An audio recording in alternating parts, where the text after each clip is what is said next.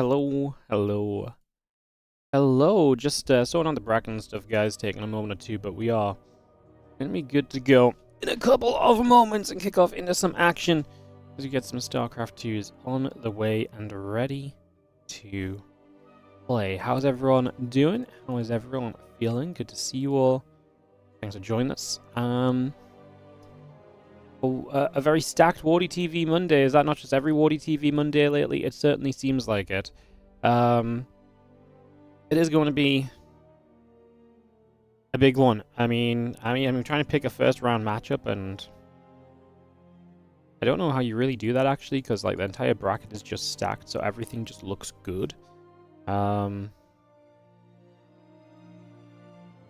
Maybe Beyond Nice, because the winner of that plays Solar, probably. Solar playing against Rebellion. I mean, that seems like maybe an interesting match to go into. There's just a lot of fun stuff that can be picked today. I think we're gonna go. I think we're gonna go for Beyond Nice because I kind of want to watch the Beyond Solar round next round if that's what happens. We'll catch up with some of the other favorites a bit further down the line. But I mean, round of 8s are gonna be stacked today for sure as well. It's just gonna be hecking crazy.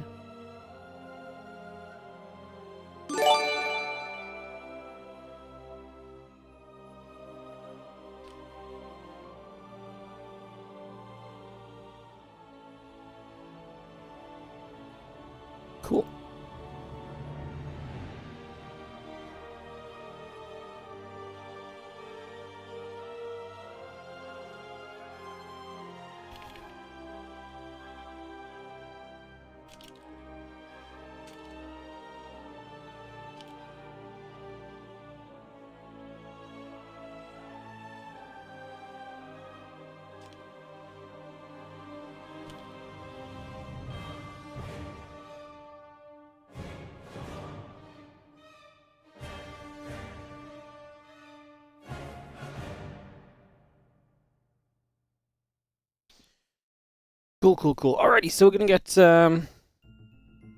ready to party and roll, and we're gonna go into some action here, guys. Yeah, I think we'll go do the Beyond Nice matchup, but it didn't start. I do have to hop to career, which I just realized for that, so let's try and do that.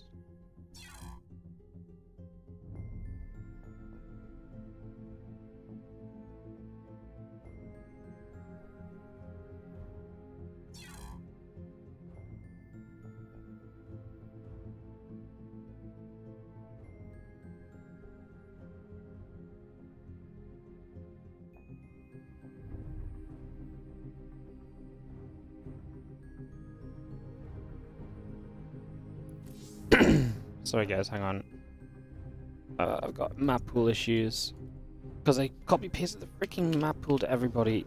I copy-pasted our map pool in. And then it's all wrong. Pain.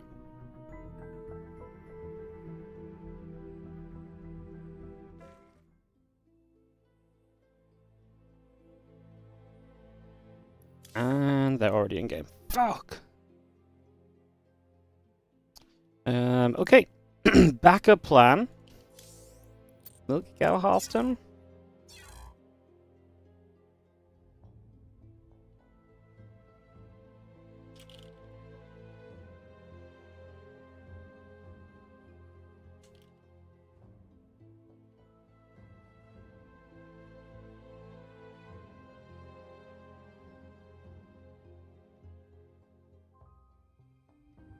Look, Cal's not here. Love it. Alright, this is going great, isn't it? What a great start. Cool.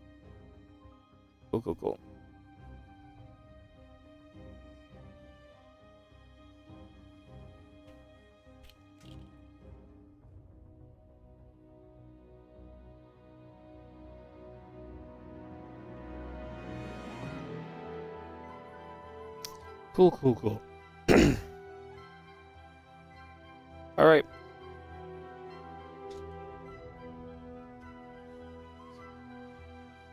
I've got no idea what we're going to go into then, because my entire plan just got scuppered. Garrett Lambo? Sure. Just because it's ready to go. And I like that. I like anything that's ready to start. Alright.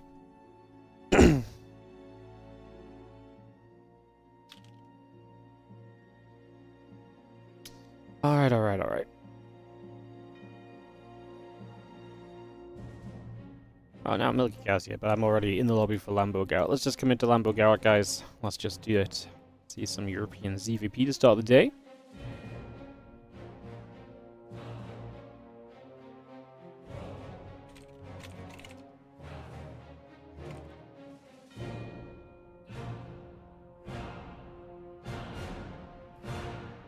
Cool. Alright, so we'll get this ready to rumble, get this ready to go. And we'll get this ready to kickstart, guys. Thank you for your little bit of patience on the WardiTV Mondays. What's up, Jin Kamui? Thank you so much for the 7-month resub. Is that it? Is that have we officially got our first trio of the year? I think we do. Alright, I'm gonna have to make a pile of just rubbish somewhere. My desk is a mess, ready to do the tree. I remember why I don't like this part of the year, which is that I just have decoration things everywhere. And when I say everywhere, I literally mean everywhere. But it is time to add our first member of the tree for the year. Isn't that exciting? Yes. These ones actually have pre-added things, which is funny because I got other things, so I didn't have to tie knots, and now I'm going to have to tie a freaking knot anyway. Oh, how I missed this.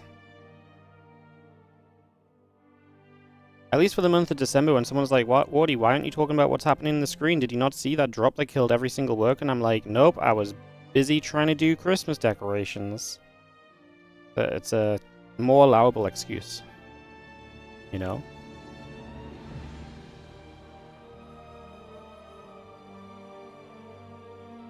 Jin Kamui, thank you so much for being our first trio of the year. Look at that. Where do you want to go? This year we actually have the tree dedicated into sections based on Pokemon decorations. We have, up in the top right, we have area Charmander. Over here is area Pikachu. Around the corner a little bit, it's near Slowpoke. This area here is Bulbasaur. Over here is Squirtle's domain. We've got Gengar down the bottom. Ditto, bottom right, bottom center Jigglypuff. So, basically where I put you on the tree this year basically denotes what kind of Pokemon I think you are, clearly. Obviously that's how it works. And Jin Kamui, you're going to go on one of the easiest branches to start us off. Right there. In kind of the crossover of a Pikachu Bulbasaur. I mean, take that for what you will. There you go, our first tree decoration. Insane! Do I have a Flygon? They don't make Flygon Christmas decorations. Apparently he's not popular enough. I can't believe it either, but apparently that's the world that we live in. Denotes no Flygon. I'm sorry.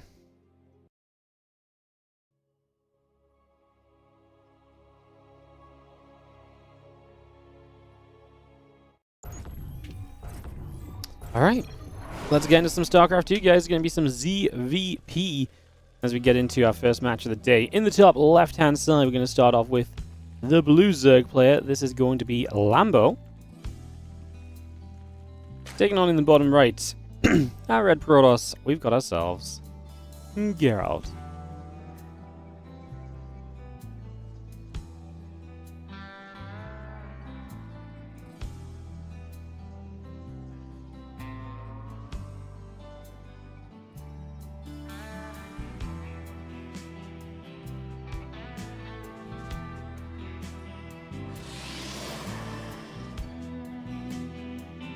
Alright, so, Geralt, Lambo, fun one. As we kick this off, we're just going to have ourselves the gateway coming down at the front and get that set up to rumble and see how things are going to go. Hatching a few drones coming about, gate and the assimilator coming up. Just going to see our probe.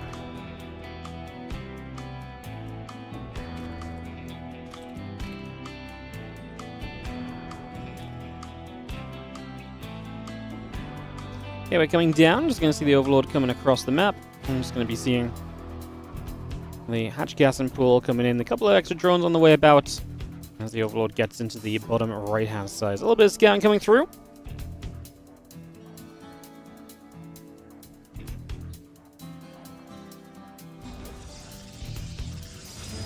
And drop a Cybercore into the front.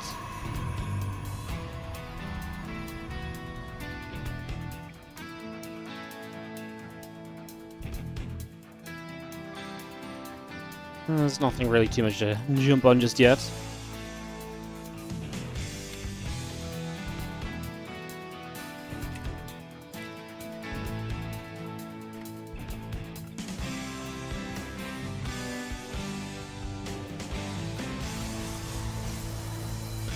The Cybercore will finish up. Next is still coming in. I'm just going to be seeing our Stargate coming down. The probe coming from the main base down to the low ground.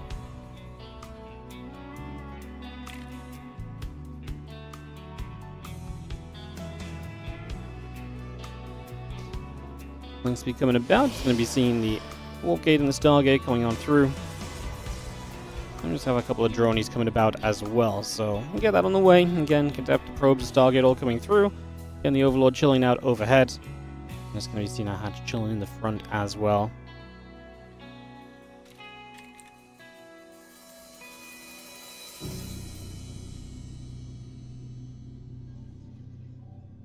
Overlord obviously just checks on by. And it's just going to be seeing what's going on. Hatchery coming up.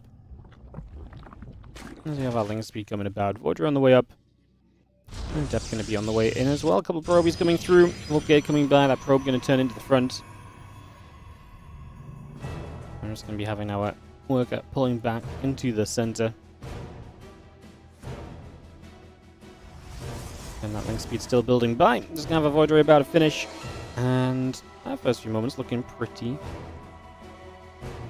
pretty chill.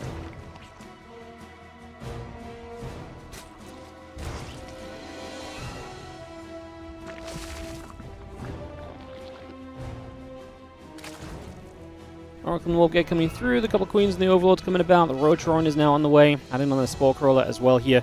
Let's get that Void Ray from Geralt going across to the other side.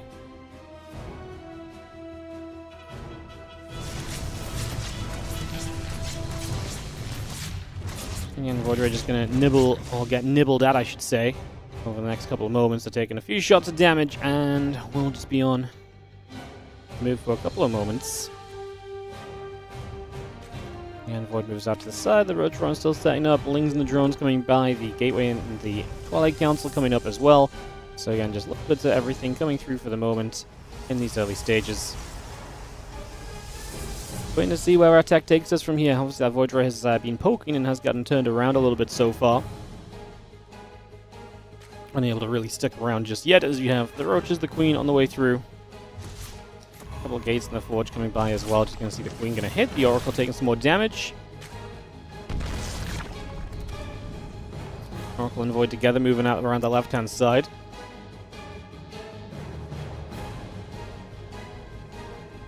The Void is back in the main base. Going to try and get a drone or two as well. And Forge and the gates. And the Temple Archive as well. Just a little bit of everything coming by for the moment. Continuing to get settled in here.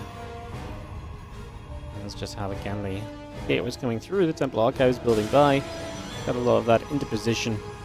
A few Roaches out from Lambo coming across the map, and I say a few, but it's definitely looking to be pretty aggressive here as we go straight down to the bottom of the map right now. Let's just bring that straight about with the Roach Queen push. Stasis catches a single Lynx. That's not going to do too much defensively just yet. We'll see if we can keep on top of that.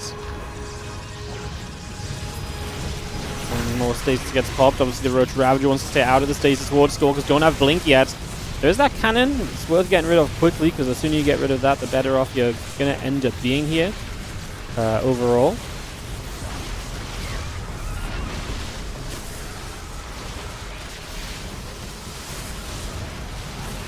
I mean, at this point, there's a lot of Lings. The Stalker's in trouble because they can't blink away. And I mean, that's really the issue. Is I think the biggest thing is that there's just no wall off to protect this third with. This is such an early shove from Lambo that I think Geralt probably needs to kind of defend the natural here and just give up the third in some ways, because you just don't have enough. You have no tools to help you play defense. So it kind of keeps you in a bit of a rough position as you're going to get ready to roll into another game in a couple moments. Wait for game 2 of this series to kick off, and we'll get our WardiTV Mondays continuing on through. Nobody needed an admin as well, which is always nice to see. Big fan of that. Winter Madness going to be our second map. We'll get that started. Get this underway, guys. Mana 2-0 in his first round. The opening score for him. Pretty much the only result on the bracket so far, as Lambo asked us to go. We will be going as soon as Geralt is ready. Get this ready to go. Beautiful, beautiful, beautiful. All right, a little bit of a busy start, but we're getting on track. We're getting ready. We are getting rolling. I love it. Very, very exciting.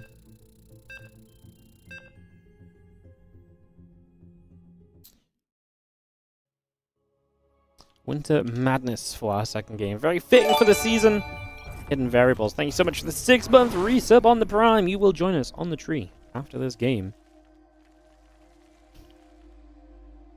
I love how Geralt's telling me the score, but I was already here. Just reaffirm what we already know. He obviously didn't see me in the first lobby. As we get into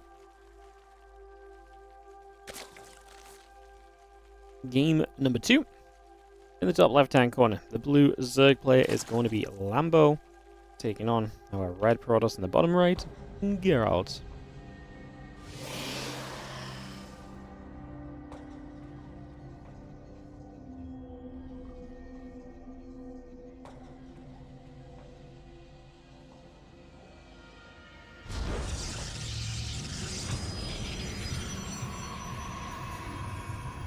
Yeah, thank you so much for the 6-month resub on the Prime. I'm just writing your name down to say, add you to the holiday tree.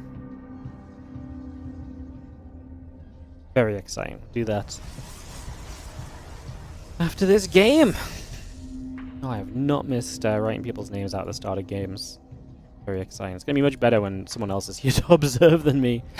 I can spend more time putting stuff on the tree if we want to.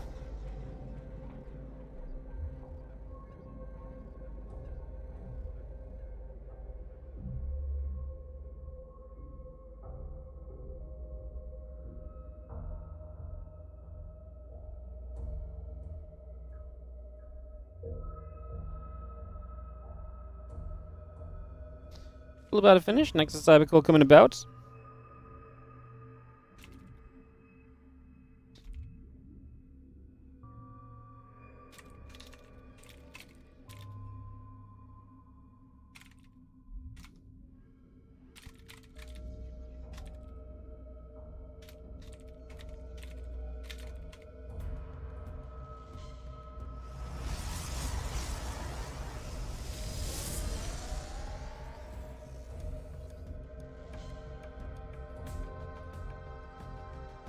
Things coming up, Link Speed coming about. This is going to be seeing how Stargate and the Nexus continue to come through. As we're just going to see our Stalker coming about on that gateway. It's going to be the drones pulling Zalambo with a very early aggression. Interesting, he's got Link Speed behind this, and he's going for the drone pull as well. I actually haven't really seen this variation of the build before, so you get Link Speed, you pull the drones along with this. Heading straight into the natural expansion, a few drones and Lings. It's going to get straight onto that pylon. We are going to get the Stalker out, but that's going to mean you lose the gateway 100%. The thing here is Link Speed obviously gives you a lot of mobility. The Stalker gets caught. Can we save that with the recall? No, recall is wasted, unfortunately. So that is not going to be great. The Ling's coming down, a couple of probes fall. The drone Ling moving into the main base, going after a couple more probes as well. I'm just going to get by there. Battery's obviously going to play defense in the main. I'm not sure where we aim to go here as Lambo right now. He's going to send the drones home. I mean, do you just... Is killing the Nexus on the natural not a good enough option? We're building a Void Ray, funnily enough, from Geralt, which is going to be very slow DPS against these Zerglings, so that part I actually don't know if I love that much. Let's get through. We are going to depower the Stargate from anything else. Now we'll go to the low ground.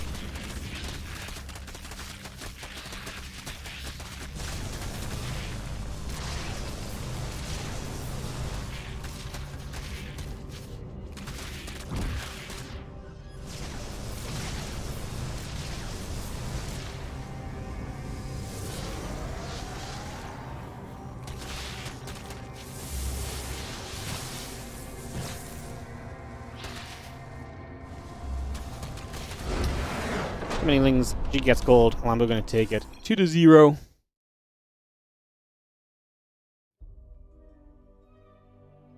And that will be that. Alrighty.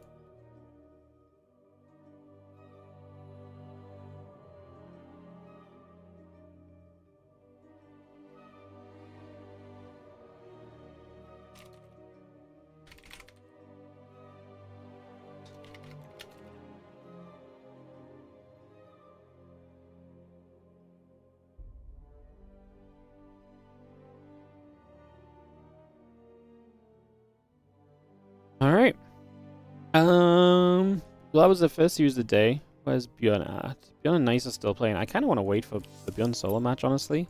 It's kind of what I'm thinking. Lambo with the convincing dub.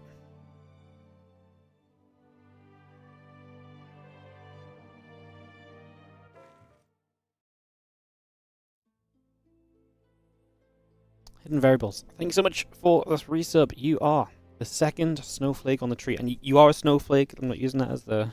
you gotta be careful calling people a snowflake in this day and age, don't you? Because that can be really misconstrued. You can go over here. You can go in the sub-Bulbasaur domain. Beautiful. You'd love to see it. What's up, Pranix? Thank you so much for the 32-month resub. Tree! Yes, it is. It's tree time.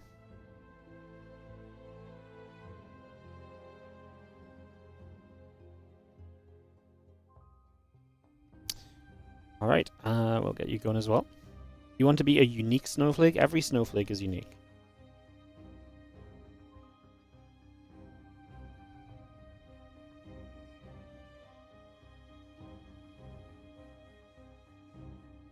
$32-month resub. Appreciate you. Thank you, thank you, thank you. I just need to tie the knot on your snowflake. This year I actually have just bauble hooks instead of doing the knots all the time, but these strings are already attached, so it makes it a little bit more reasonable that I actually have to... I can't apart, goddammit.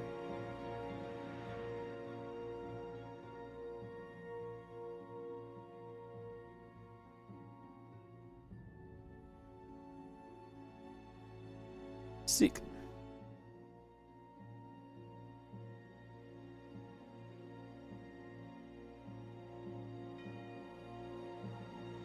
Very next, Jin community, did you get yours? Yes, yours is this one right here that I'm pointing at in the lower Pikachu, upper left Squirtle area. Like I say, we've got places on the tree based on the Pokemon baubles that are on. So this year we can really describe where people are at, or you can remember where you're at. Very next, thank you so much. How about you are the first person in the Gengar neighborhood? How about that? Right there next to Gengar. Beautiful. Yeah, we have the, hang on, let's make sure I'm not missing games. No, Beyond's still in game. We can get an Ellie cam close-up. So as you can see up here is the Pikachu in the upper left. This is Bulbasaur. There's Squirtle. There's Gengar down there, who we've just added one to. Ditto. Jigglypuff's down here. As you can see, it's very, it's very exciting because we've got places, and we even this year we even have the star on the top of the tree. And did I add that to the tree command? I can't even remember if I added that to the tree command. No, I only added. Usually the star on the top of the tree is for the biggest donations of the month. We haven't done that for a while, but we need to name that star, otherwise StarCraft is not. It'll just be craft, you know. So, yeah. Dude 215p, how you doing? Tired Universe 29-month resub as well. Thank you so much. The most exciting thing about StarCraft is getting my name tag on Morty's Christmas tree. Yeah, I do think a lot of people share that sentiment, to be honest. It is the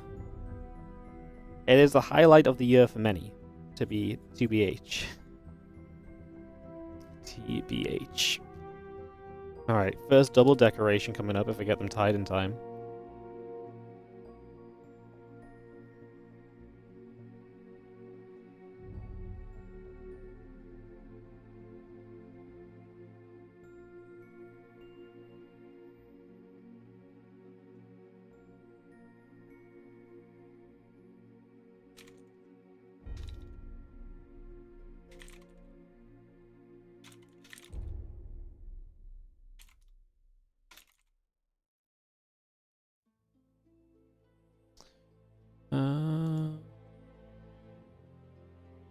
Cool.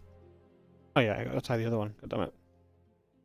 Wardy, Rogue versus Shin, or MaxPax versus Lambo. I want to go Beyond Solar, but they're just all in game still. I don't really want to do a ZVZ. Is it really Rogue versus Shin already?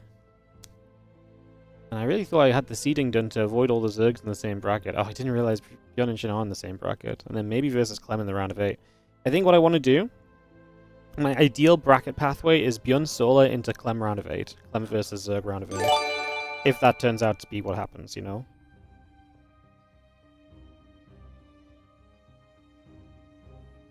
Oh my god, the Ice of 9 with the 20 gifted subs. The lucky dip bag. Alright.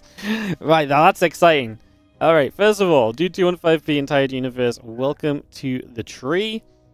As you've come in together, you're both going to take up residence in the Jigglypuff branches. Yes. Kind of nearby Ditto as well. I know what you guys are thinking, that may not be the most... It's actually a pretty good place to be. The lower portion needs to be fleshed out, otherwise it looks very empty, so... You guys are doing a great job.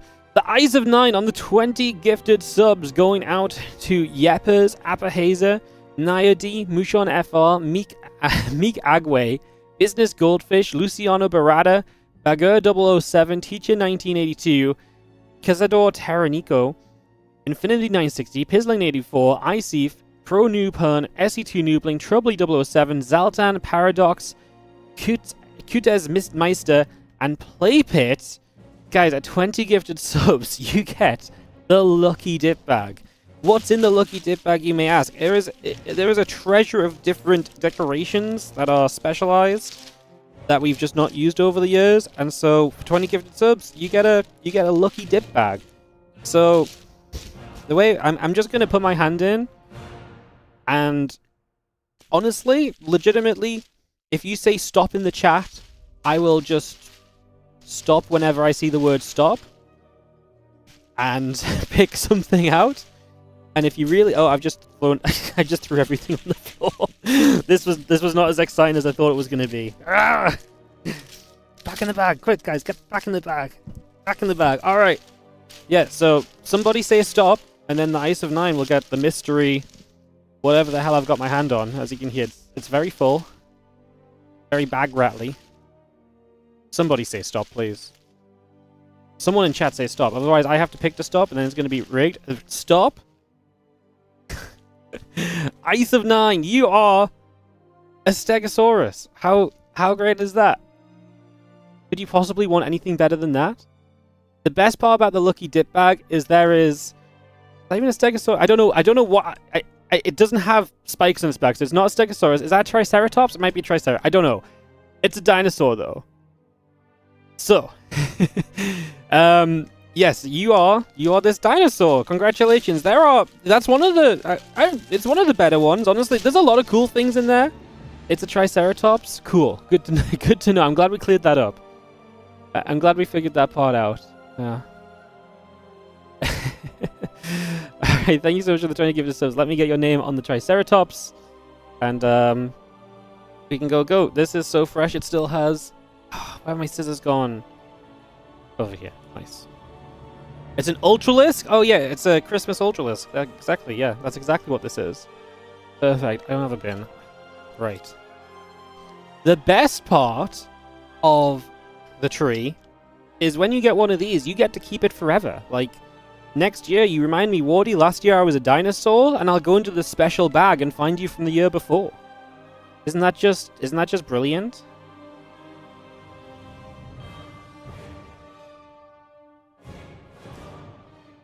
Forever, ever? I mean, some people have decorations in there from like 7 years ago, so...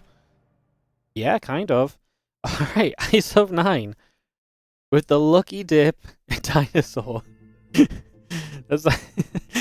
You know, I thought this would be fun. It genuinely was fun. Let me go put you somewhere fun. Hang on.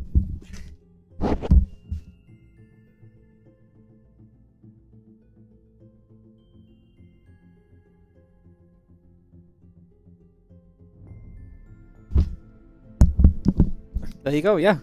Yeah, guys, when I say forever, I mean I literally have a bag down here that has all of the, previous years' kind of big gift ones on and stuff. Like, that bag gets kept every single year.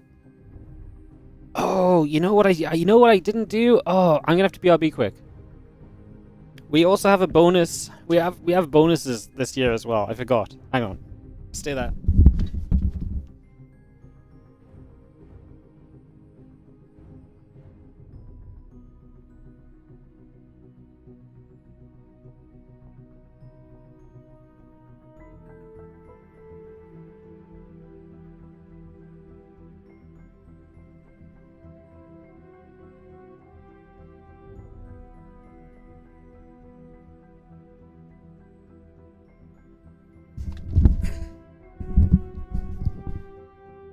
Alright, guys.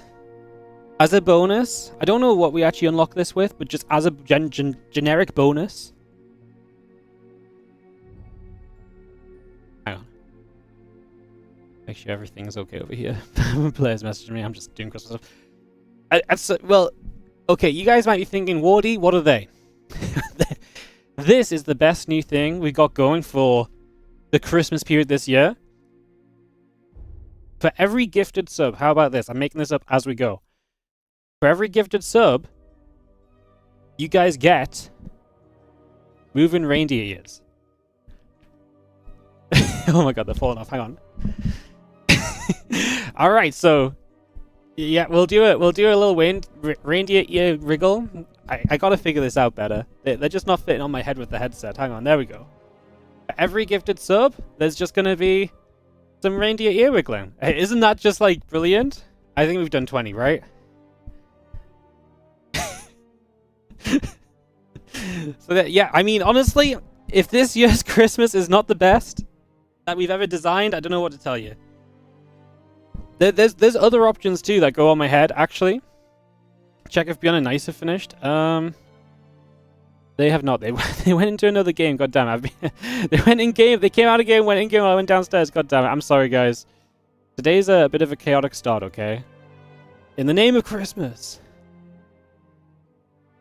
Are those Zerg antlers? Yes, they're Zergling antenna. They actually do look a bit like Zergling antenna. So yeah, guys. I mean, at this point, if you're not convinced to subscribe and support the channel, I don't know what else I can do. Like. Not only are we going to give loads of this money to StarCraft, but... Kel is God with the 25 gifted subs. Is it still 35% off subs, by the way? Is it still 35% off gifted subs? Kel is God with the 25! Going out to Vishan7, Silverclaw 2X, Wes4455, Mike with Love, Joker36JW, Pericles, Mnemotic, X Maximilian X89, Hudgens FR, Isti 1985, Gold Income, Demi SE2, Yaman 87, Johnny L91, Mulu, Vectorman, Barracks, Maya Gimli, Poo Kuch, Char 289, Blind 1811, Dr. Lapos Tattoo, Lano War 1, Max Flax, and Moon Ryong 12. You can't subscribe because you're already subscribed. I know. Alright. Kettle, you get the lucky dip bag. Whenever you say stop, you will get whatever my hand is on. So, say stop whenever you feel lucky. Stop. That's a banger. You get a freaking fuzzy Christmas stocking. How great is that? That my fingertip was on this. I actually don't know what I actually had a hold of, but my fingertip was on this, and I was like, this feels like way more fun. If you guys really heavily dislike the Lucky Dip prize, you can have one veto. So if you want to try your luck a second time, you can veto the fuzzy Christmas stocking and go for something different. But honestly, I think this is a pretty high tier. I think this is a pretty high tier decoration. How is your name going to go on that? That's a fantastic question. I can already hear you asking. We're just going to assign you a name tag with it because I don't think I can write on this one. That is all good. Poggers, yes. Poggers. All right, I'll put a little note in here. Kettle is God.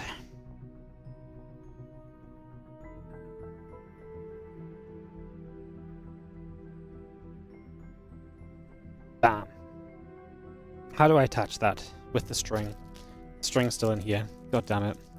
It's not easy being a Christmas streamer, man. It's not easy being a Christmas streamer. I'm glad Bjorn and Nice are playing a hell of a series right now so that we are completely paying attention to the most important thing on the stream, which is not StarCraft, but clearly decorating the tree. Alright, Just loop you through there. And here.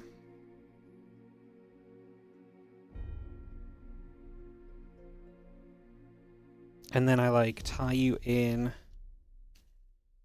Ah, no, oh my god. I just pulled out the... Oh, it has a hook. Oh my god.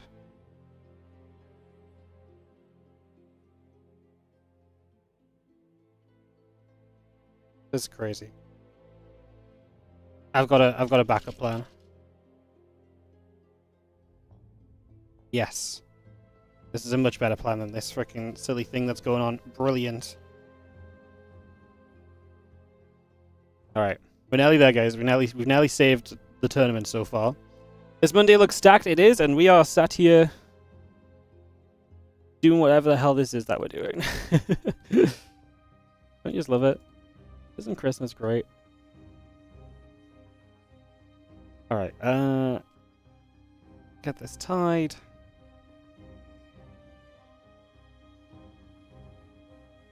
Hang it on there with you. Amazing. The final result. Kettle is God. On the Christmas stocking. Get you on the tree.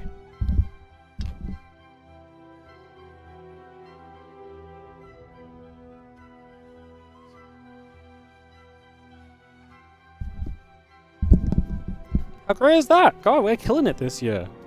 Tree is looking fantastic. Amazing. Beautiful. How are we doing, guys? Bausch OSRS. What are you up to in OSRS is my question. Have you been selling? I always love when people talk about StarCraft and they have RuneScape in the name. I'm like, immediately interested. Hitting the crab with your pure. Beautiful. We're waiting for Beyond to come out of freaking game with nice guys is what we're doing. I've dedicated myself to going into that series. And that might have been a mistake because it's taken forever, but I will get there.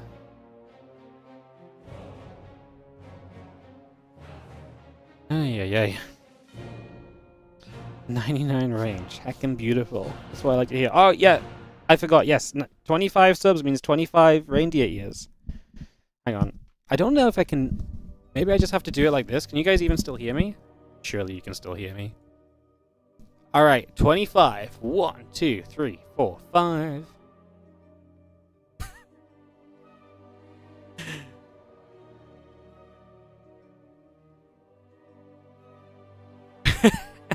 This is so fun. Honestly, I'm just sad I can't get them to work with my headphones on still. I will create a solution. I will create a solution. You guys are laughing. I think you guys are having a great time. I think you guys don't realize just how much fun this is compared to usual. You guys don't realize how much of a good time we're having over here.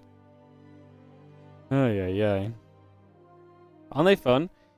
Me and Helen saw these in the store we were in, and we were just like, Helen was like, you need those for the stream. And I was like, you know what? I probably do.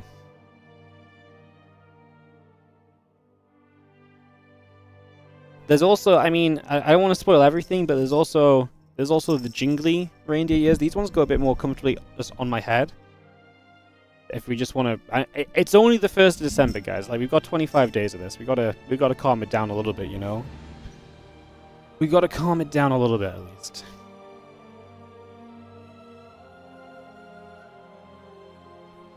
Ay.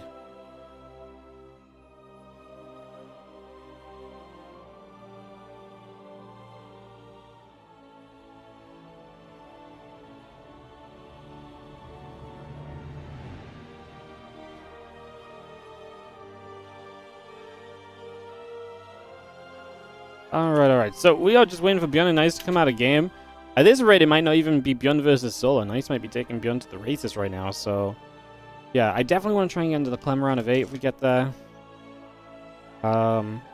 Just hoping that Beyond doesn't take too much longer. Ay. Alright, how's everyone doing? Thanks for joining us. Thanks for sticking around while we mess around and don't actually cast StarCraft games. In my defense... Okay, Beyond just came out of game. What's the result? Beyond Nice. Who won? Drum roll, please. I think it might be Nice, because Beyond usually instantly inputs his score, and he has not done so. Drama.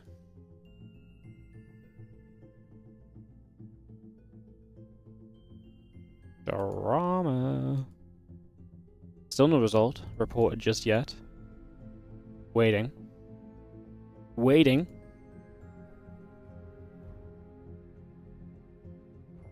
Solar just made a lobby. With Bjorn.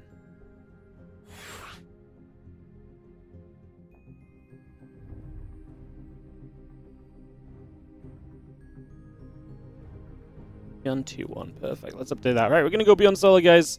Great second round match for us. A little bit of patience. We get an awesome matchup. Let's see what's going to happen. Reynor's lost a game playing Terran versus Shameless. Sounds like a very Reynor thing to do.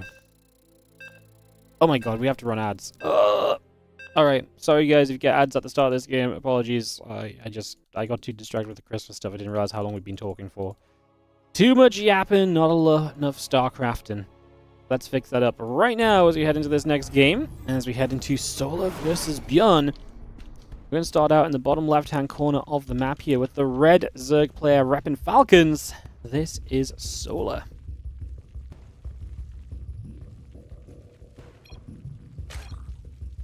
They're already yapping at each other. They were yapping in the lobby. Going to continue it here as we get started. As we have, obviously, like I say, Solar in the bottom left-hand side, Bjorn in the upper right-hand side as we get everything going. Thank you so much for the generosity again. I appreciate you guys. Thank you so very much. Like I say, there are treats galore. I also have, I mean, I just found as well, okay, last thing I'm going to talk about Christmas-wise. But I also just found these mini baubles in like a bag, and I was like, you know what? That can just be like the 5 gifted sub bonus. Nope, that's me. I just found these, so like if you drop 5 gifted subs, you get a little one of these with your name tag. I mean, it's just exciting. I mean, I think the Lucky Dip bag is the most exciting because it's literally just all the stuff that I thought would be really fun in years gone by that we never used. There could be anything in there. In fact, it'll probably be more full in a couple of days when I actually go and do the shop to actually buy this year's name tags, because right now I'm running on last year's supplies. Amazing. Just thank you for the StarCraft. It's not about the StarCraft, it's about the tree. We do 11 months of the year building up the audience that when it comes around to having the tree, everyone's ready to get on the tree. You guys know this. Unbelievable. Alright, let's see how this TVZ heads into, as we do have a command center first from Bjorn, so a little bit on the greedy side of life to begin with. That's not super crazy a statement. Definitely something that Bjorn is known for, being a little bit greedier some of the time. Get this underway.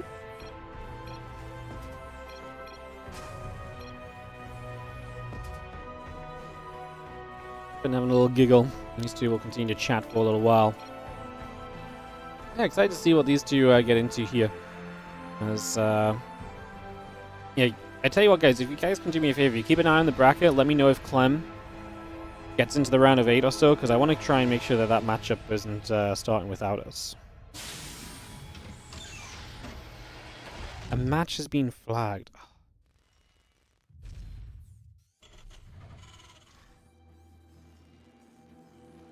Who flags matches through challenge?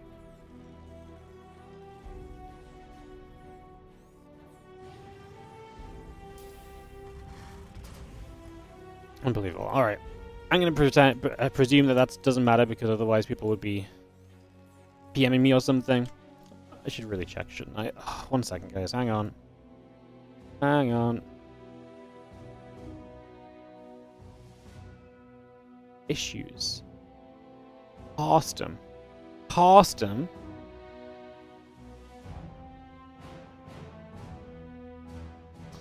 I love it. Alright. Custom making my life difficult. Getting me a freaking email. What a guy. What a guy. Unbelievable. Alright, so we get going. We kick this off, guys. Look to see just how exactly things are going to go.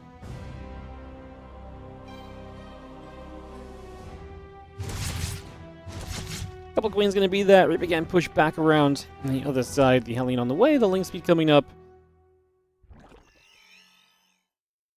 And get this ready to go. I mean, Austin literally, like, he PM'd me saying Milky Cow's not TM, like, okay, wait till walkover time, and he flagged an issue on the challenge page to ask where his opponent was, so that I got an email. This freaking guy. He needs to be careful. I just got my wedding photos back last night, and Austin is a big participant in said photos. I could release the worst of the worst if I needed to, you know? I have ammunition. I have ammunition. Yeah. I didn't think about that when he flagged the match this morning, did he? No. I don't really have much ammunition. He doesn't look very silly in any of them. But don't tell him that. You know, that's going to be my threat to him later. We'll see if we can make it hold up. A couple of Hellions coming around down the bottom left-hand side. Just going to be seeing our Liberator Hellion coming through. A couple of Engineering bays coming about. The Hellion's going to go back around the right side. The Reaper's still on the move just for a couple of moments. As you just sit and chill a little bit, the Hellions are going to fight against the Queens. So we got a little bit of damage being done there. The Reaper and the Hellions join back up, pulling back around the sides. They head straight down to the bottom, and the Queen's going to be there immediately to push the Hellions back the other way.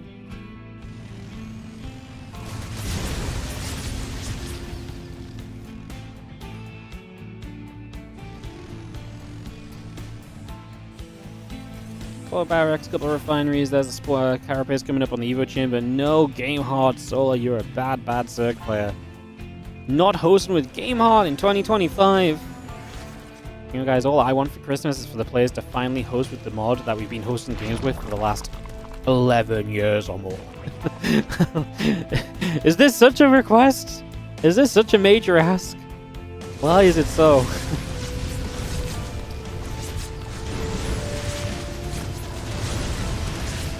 Hellions want to try and get some of these drones here. I mean, they're going to get a lot of the Lings, but they're going to be trapped in, so the Hellions will go down. I don't think Gun's happy with that. Generally, you want to get some drones if you're going to give up units like that, so that does feel like a little bit of a shame very, very quickly there.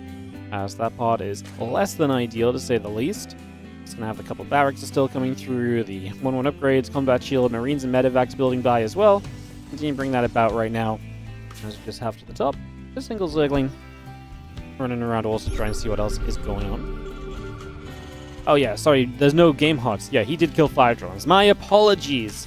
That's Solar's fault as well, because of the game hot. So, yeah, who would have thought? I forgot that I wasn't on. I mean, you don't realize how reliant you are on the worker kill tab until you see what happens. Then that's about to finish. Extra drones popping through. Evolution chamber coming up. A hatchery on the bottom side. 5th base coming into place.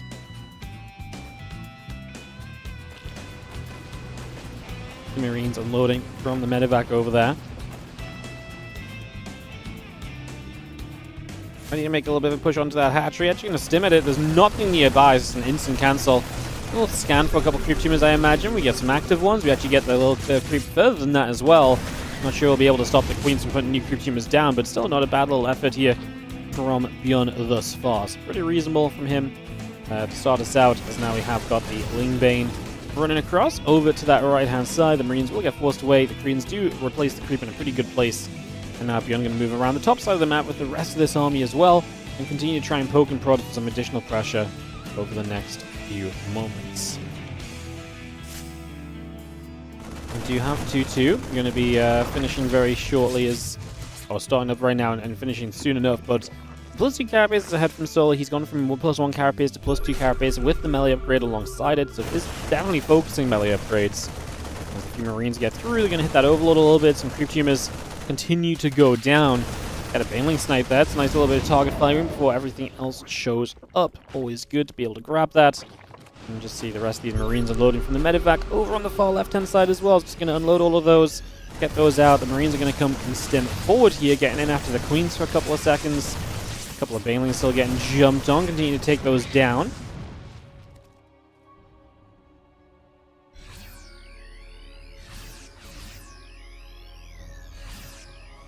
And 2-2 coming about. The Drilling Claws on the way. Medevacs and Marines all building about. The barracks and the command center coming through too.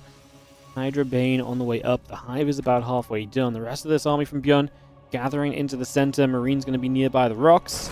On the left-hand side, a few Marines going to go after some rocks as well. Just going to pick our way through this. Take a couple of moments.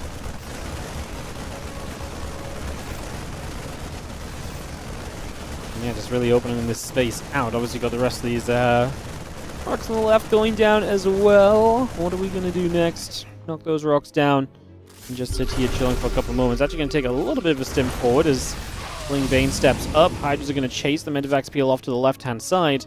Marines and the medevacs and the mines running down on the right side at the same time, so looking to see if there's anything they can do.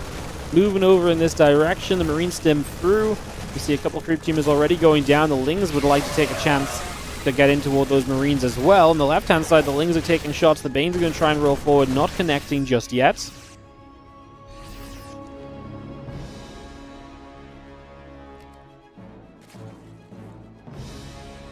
Adrenal glands, +1 missiles, +2 melee coming through.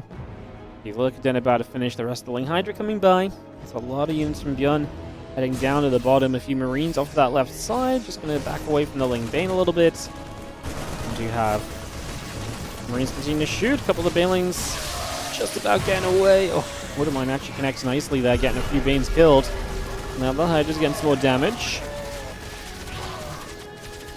Medevacs taking some shots, bottom right side. Marines pulling back, actually taking a couple of Baneling shots, but not enough to kill them. I feel like we maybe had enough to get back on the Hydras, but it's dangerous because there could be reinforcements behind this that would then make this maybe not so good of a trade. So Bjorn has to get the hell out of there. He has to work his way out. The adrenal glands coming through. The 5 additional lurkers begin to build once more. And that is going to be typically Soul again to this sort of point where... yeah.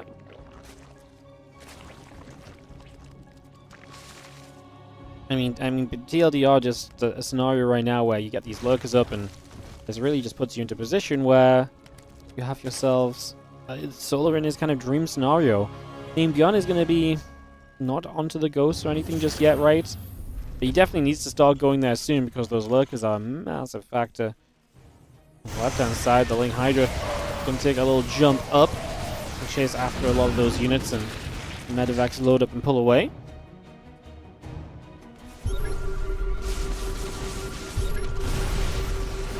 Get forward, a couple of creep teamers going down. The Lings just going to take a massive shot there. Woodermine connections are very good. The Banes crash in from the other side though, and that's going to be where Bjorn really finds himself getting cleaned up and pushed away.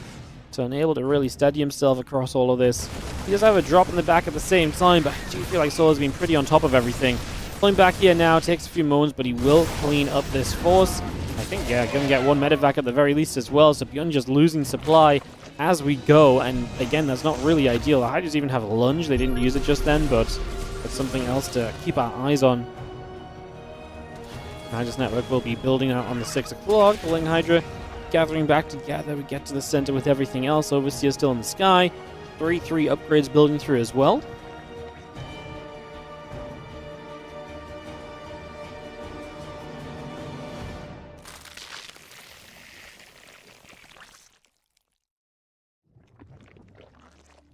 A few Banes morphing in, Bio going down the right side. You see that planetary force getting jumped on, the SCVs start to repair it, but the Banelings are going to be there. There's base going down. The best part for Solas is going to be able to turn away with the majority of this army and not really lose a lot of it, so that actually works out very well for him overall. Sola just going to take this first game as Bjorn decides that that was enough. Didn't need to see more, didn't like where he was at, just types GG. Had a Nidus on the way up in the natural. I think he typed GG as it was starting, so... GG's. And we are going to get ourselves ready for Game 2 here. Bjorn and Solar heading to a second map here in WardiTV Mondays edition 63. For some reason, I've lost my bracket because I imagine I closed it in anger when Hearthstone flagged the thing.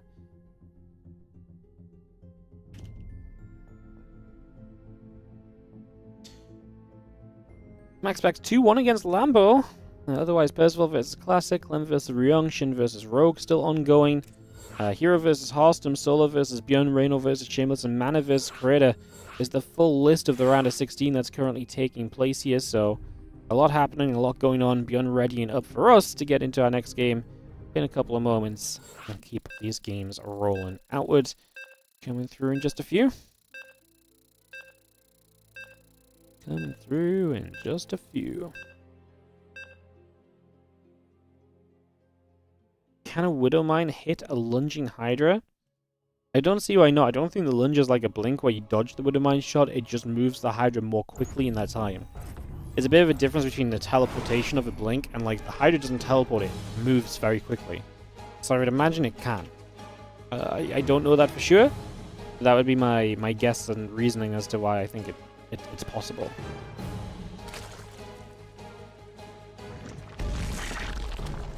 top left up in game. He's been playing great lately. Has won 2 of the recent WardiTV Mondays, considering he didn't have a Zerg winner for so long in this tournament series. Amazing to see him playing so well and consistently. It is Solar. Now red Zerg in the upper left corner of Winter Madness.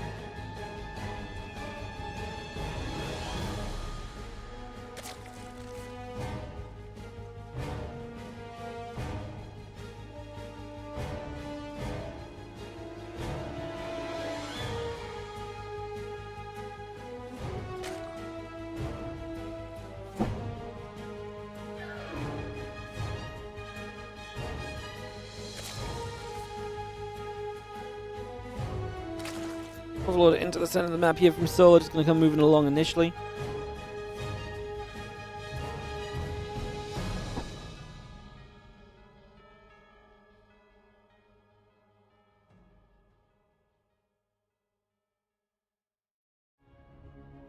I'll fly Overlord for the moment, but nothing really crazy from Bjorn, just a barracks to start us off in the base. No proxy.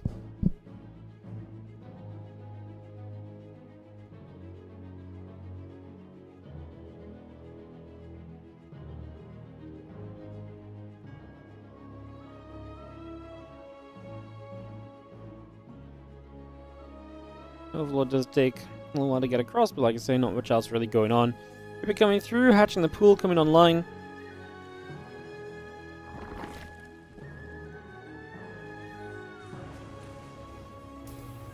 And the Reaper will begin to make a little bit of a move around as well. It's just going to take a journey out over to the sides. Yo, Mango Rock SC2, thank you so much for the 10 gifted subs. Super appreciated. How you doing? Thanks so much for the 10 gifted, going out to the Zyva, Hightower BK666, always Madman, Crouch Goes Wild, Blackway, Bow 1 Razor 2, Identity, Tribo 370, Florgic, and Wiener Bruger. Love it. Thank you so much for the 10 gifted subs. Appreciate you, and we'll get you on the tree as well. Thank you so much for the generosity. It is a very heavy gifted sub kind of day, huh? It is a heavy gifted sub kind of day. Crazy business. Crazy business. Thank you very much. Don't mind the tearing of things. I'm just opening Christmas decorations. It's fine. Don't mind me. Cyber Monday? Hell yeah. What color? You get a bonus decoration for the tree as well because of the 5+ gifted subs. What color would you like? But pretty much any color in the rainbow. Red, gold, orange, green, blue, violet, pink. You can take your pick. There's also glittery versus non-glittery. Or you can let me just randomize for you. If you so wish. It's exciting because it's our first little bauble on the tree. An aqua. I can do a blue. That's close stack. I don't know if I have like a light aqua, but like, because I would imagine aqua's like light, but I have blue.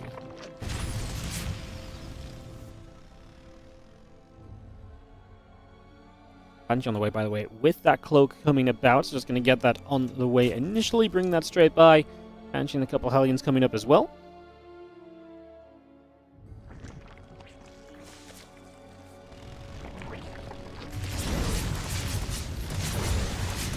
As we come along, just going to be seeing the Banshee and a couple Hellions coming on by then. Nice and steady for the early few moments, nothing too crazy. And yeah, the Hellions end up turning away. Getting themselves out of there for now.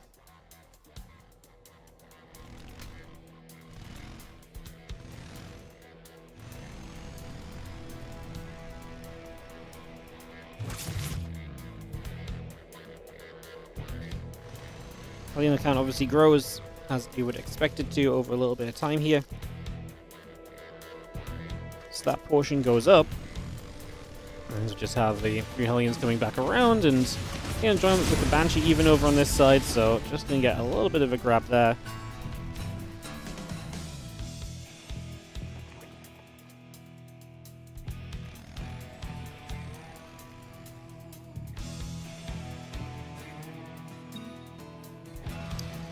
Hellions will stick around the map. Third base going to try and move in position from beyond during this. Get all of that on the go. And just see where we can end up as we see a Zergling going down. Going to get grabbed already, so nice little jump there. 1-1 upgrades, Stimpack, all continue to come by. Campaign nest coming up, the Evolution Chamber on the way, Hatch in the lair building, drones in the Carapace upgrade coming online. And the 3 Queens at the front from solo are going to step through for a moment or so. 3 Tumors pushing out in the center as well. Again, both of those ready to roll.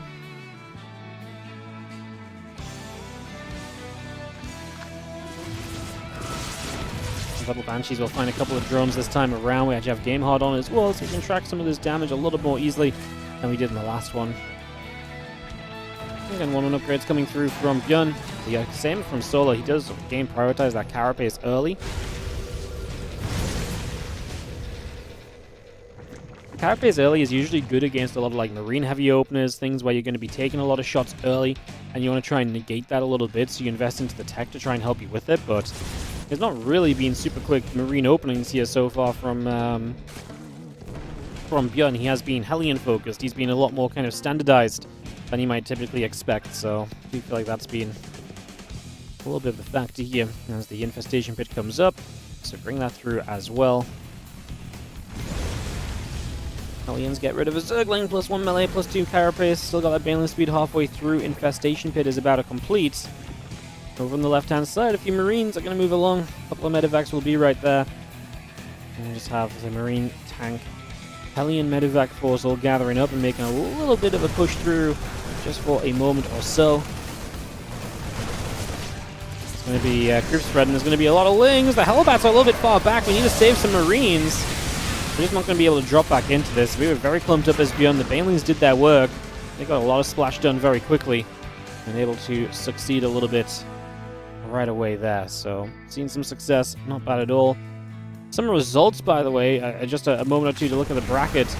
Percival 2-1 over Classic, moves into the round of 8 against MaxPax. herO 2-0 Harstem moves into the round of 8 as well. But Percival over Classic, man, Classic is having a rough time lately. I really feel like he's unfortunately dropped off a little bit as of late, which is kind of wild because Classic had been dominating for a long time after EWC, so kind of crazy that is going to be the circumstance here.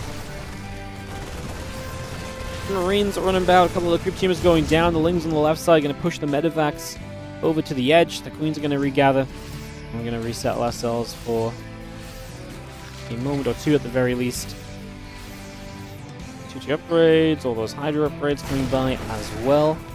Still just seeing the cluster shells coming about, Drone Claws on the way.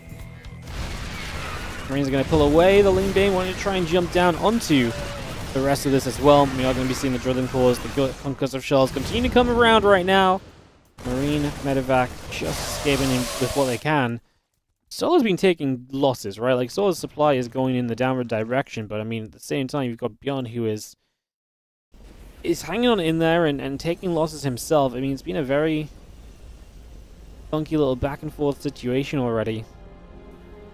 I see that Lurgaden coming through, the Hydra's coming up, Adrenal Glands and 2-2 upgrades all on the way by as well.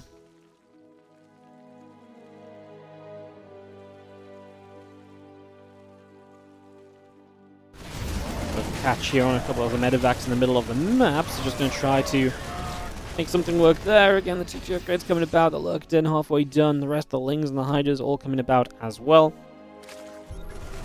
2-2 in the vehicle weapons, plating coming about, the Marine Marauder, the Widow Mines continue to come through also. A bit more creep going to set out into the center of the map, so we'll get that going straight away. Over on the right side, the Marines get rid of a few more Crypt Tumors already, so just going to continue through this.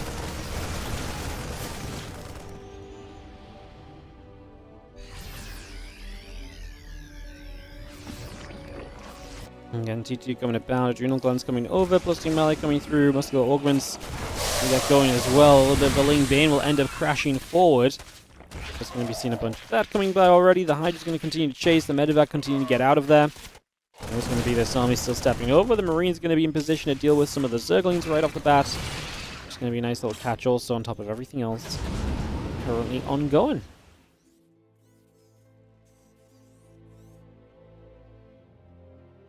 Medivacs peel all the way over to that left-hand side, so We're going to move straight over here. Again, the Seismic Spines coming up on the lurker down. A bunch more Banelings morphing currently. Creep Tumors on the way out. We do see the Ling Bane taking a step up. That's a massive Widow Miner. Solar just not paying attention. Comes in, kills it, but just clumped up in the process, and that is going to be absolutely nasty. Let's just have the rest of this bio coming about. Scout 2 coming down as well.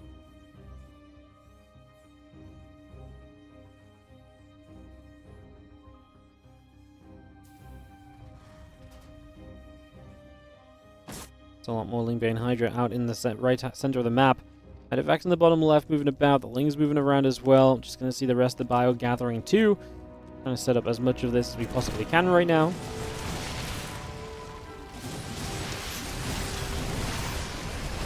Fire steps across. We are going to be seeing some of that Hydra Bane taking a little bit of extra damage here already. So a lot of damage being done. Hydra's being stomped out of existence. We're going to get a pretty good catch on a few of those units. Night is coming up as we look to add some harassment in here on the side of Solar. They continue through with that.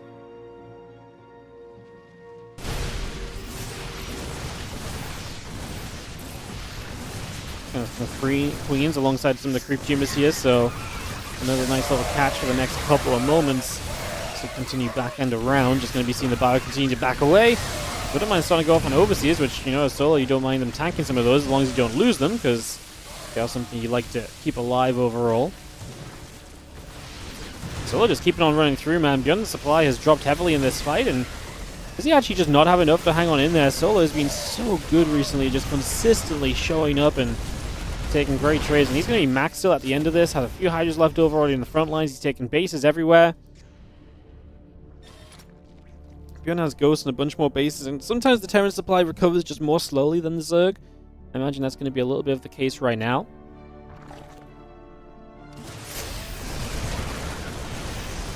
Fire steps up, Hatchery takes damage, couple Zerglings already going down.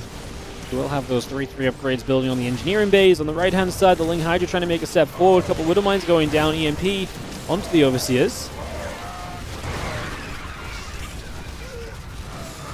Factory full, still got that reactor going down as well. I mean, this army of Solar is just putting in work, and the rebuild so far is not even that much. 26 Lings on the way. So it's not even like he lost that much in doing this. He kills 23 SCVs. The economy of Gun in trouble. Solar actually has 100 workers of his own, so he's working off of a mega economy here in this game. And it does look like that's going to continue to be very, very beneficial for him, as the Hydra's still stepping up. A couple of Medivacs are very much so still going down. And even more value for Solar as Beyond sits at 130 supply.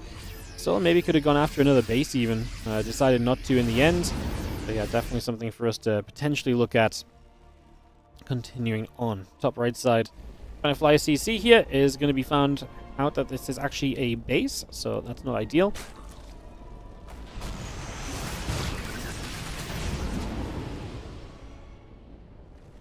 Not ideal at all.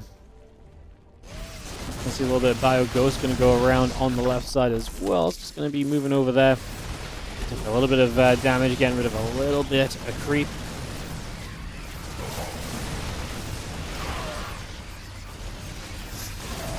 Ling Bane wanting to try and jump in toward the rest of the Bio army. Just going to be having the army still settling down. A couple of Banes wanting to get in after those SCVs. The Planetary Fortress goes down. I mean, Gun just keeps losing bases. And like I said, I don't think that's something you can really defend for much longer. Like, you keep losing bases like this, you're going to end up in a very, very horrible position sooner rather than later. Is the reality of things. I mean, now you've got Lurkers in position as well, so there's once again that is kind of real strength in this matchup.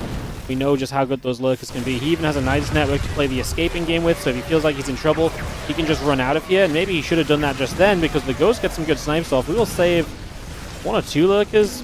A couple of them didn't even jump in the Nidus when they should have done there, so a little bit of a missed opportunity for Solar to just actually make the most of that, but Gun just sees that he's too far behind, types GG. Solar takes the 2-0 on this one, and we're going to go back into a little bit of waiting mode, guys. As results by today are crazy. Mana 2-0 Creator moves into the round of 8. We're probably going to wait for Shin and Rogue to finish up. They're 6 minutes in game right now. Winner of that plays Clem, so I think we're going to go for the Clem round of 8 matchup. MaxPax and Percival already playing in the top side. Solar is going to play herO, also a great round of 8 matchup, but we'll wait for Shin and Rogue to finish, and the winner of that taking on Clem will be our next series. Thank you so much, Tobacco Air, for the 21-month resub on the Prime. I'm going to put you on the tree first because I got you right here. Come on, camera. There we go. That's the magic distance to get to focus. Tobacco Tree, I think you might be the first resident of the Pikachu neighborhood. Up in this sort of general area. Near the Pikachu bauble. Beautiful. Also, with the 10 gifted subs, I've got Mango Rock SC2 coming with a little bauble because that's what we're doing for 5 or more gifted subs. Bang. How about that? Thanks so much for the gifteds. It's been a very generous day sub-wise so far. Appreciate you guys. Let me hang this up somewhere.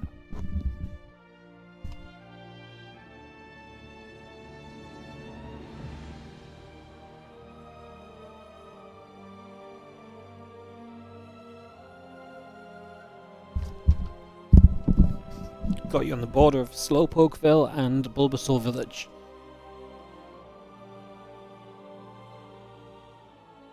Beautiful. Matt Helm 13, thank you so much for the 6-month resub on the Prime as well. Appreciate you. Just put up your tree yesterday. Cat's already destroyed it. It's a tough life. It's a tough life. Matt Helm 13. Thanks so much for the 6-month resub on the Prime.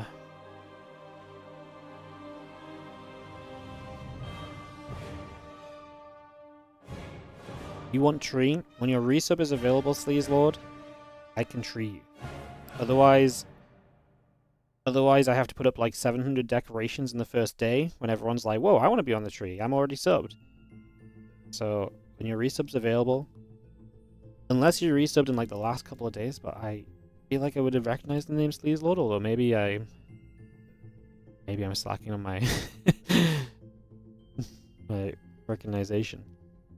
Matt Helm 13. Where do you want to go? What part of the tree looks good right now?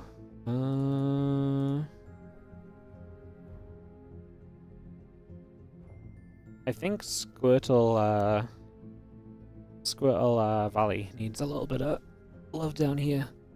There we go. Beautiful.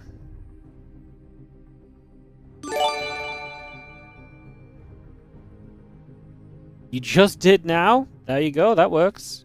Yep, just need to see it share. Beautiful. Tiggerman, I don't know what's up, buddy, but I hope you feel better in this holiday season. Hopefully you find someone to have a good Christmas with instead of just being a dick on Twitch.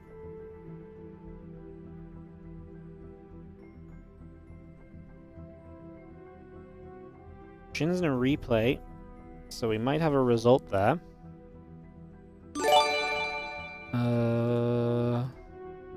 Yep, Shin Clem coming up, so we're gonna hop down and get that ready to go.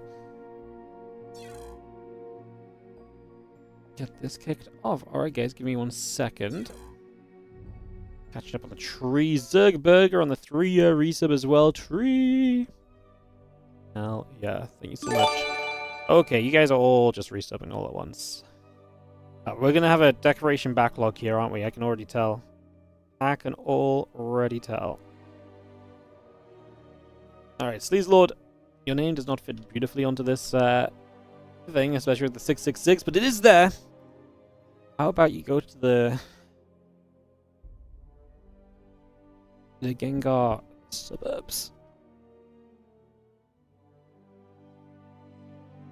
I love that we have different parts of the tree. So. Oh my god, you guys are just subbing.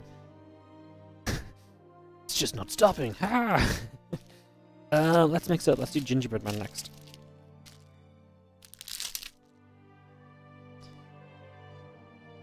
AJ Smithy, thank you so much for the 2-month resub on the Prime.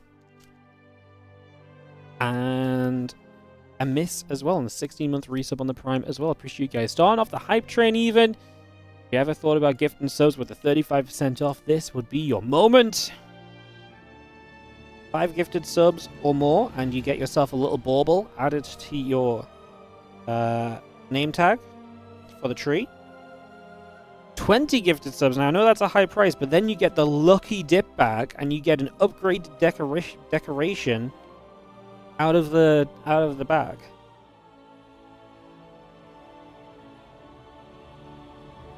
How exciting is that? I know what you guys are thinking. Wow, how does it get better than this? It probably doesn't. This is probably one of the best deals you're going to see. So, do you want to support StarCraft while also being put on a tree via name tags?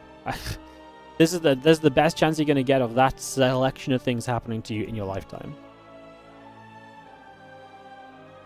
Subbar on screen shows 766. Subbar on Wardy's goal shows 718. Is there a glitch? Yeah, I don't know. The subs have been kind of weird lately, honestly. I think the one below might just be delayed from the gifted subs. Like, the gifted subs might not have been added to it yet. I actually think we are at 766, because that's what my dashboard is saying. As yo, thank you so much, Calor, for the 5 gifted subs. I just thought I was about to catch up, and apparently not. All right. Make sure Clem knows I want an invite. All right, we just streaking, are we? We are just streaking. Unbelievable. YouTube subs are too expensive for you guys. I mean, I can't help that. All right, we got a miss. AJ Smithy and Zergberger. You guys are all joining the tree as gingerbread men and snowflakes, and then I'm gonna continue. Give me a sec.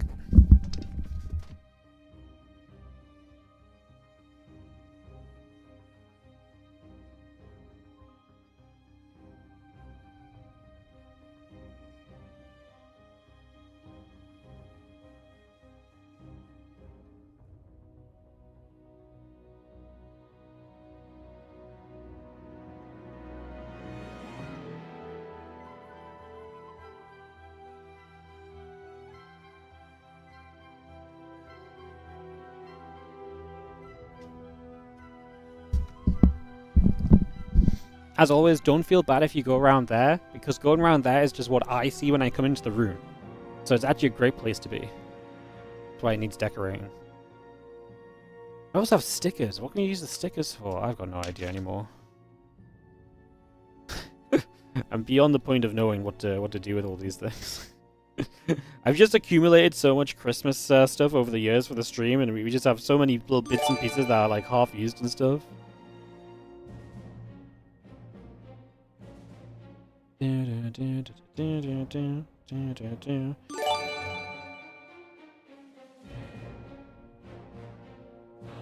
Thank you so much, Black Bear, on the YouTube as well. I'm just tying these up as we're waiting for Clem. Throw us an invite as a shin. We are on the hype train on Twitch as well. If you've ever wanted to be a part of the hype train, guys, what a great opportunity. Gifted subs are money off right now for another few hours on Twitch. I mean, it just doesn't really get better than this. Love the Christmas tree? Hell yeah.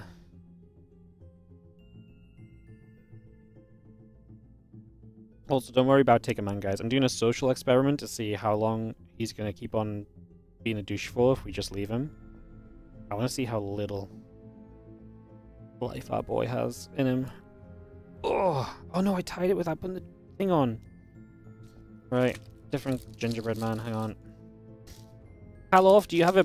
Okay, Kalof, do you have a preference for your color of bauble?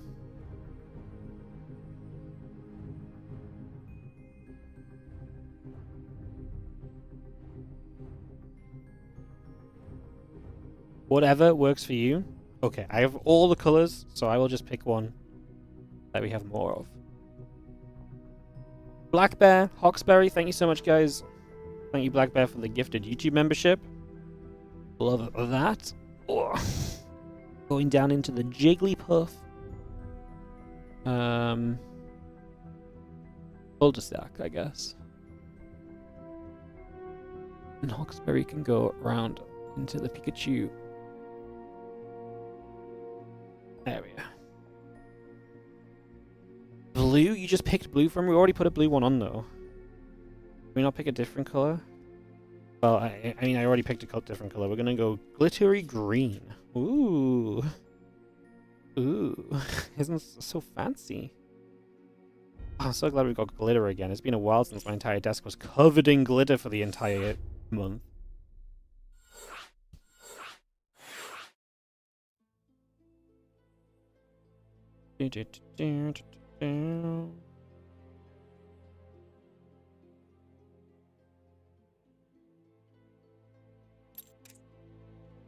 Alright. I'm nearly caught up. I'm so nearly there. Green's your favorite? Wow, I actually picked green. I didn't even read that. Zergburger! Oh my god.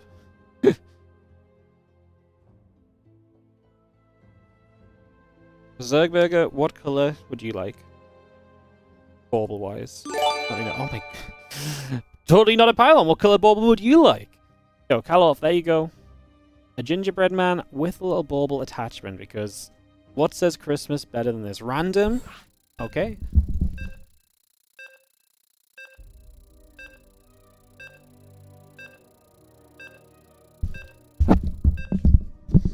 Random on both of you guys. Totally. Oh, Zergburger, where did I put your...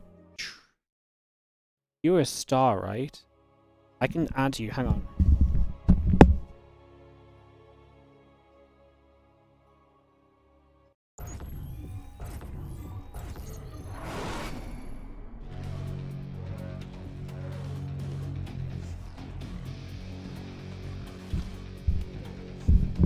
Making a bauble edition. Alright, I'll get you guys sorted after the game, guys.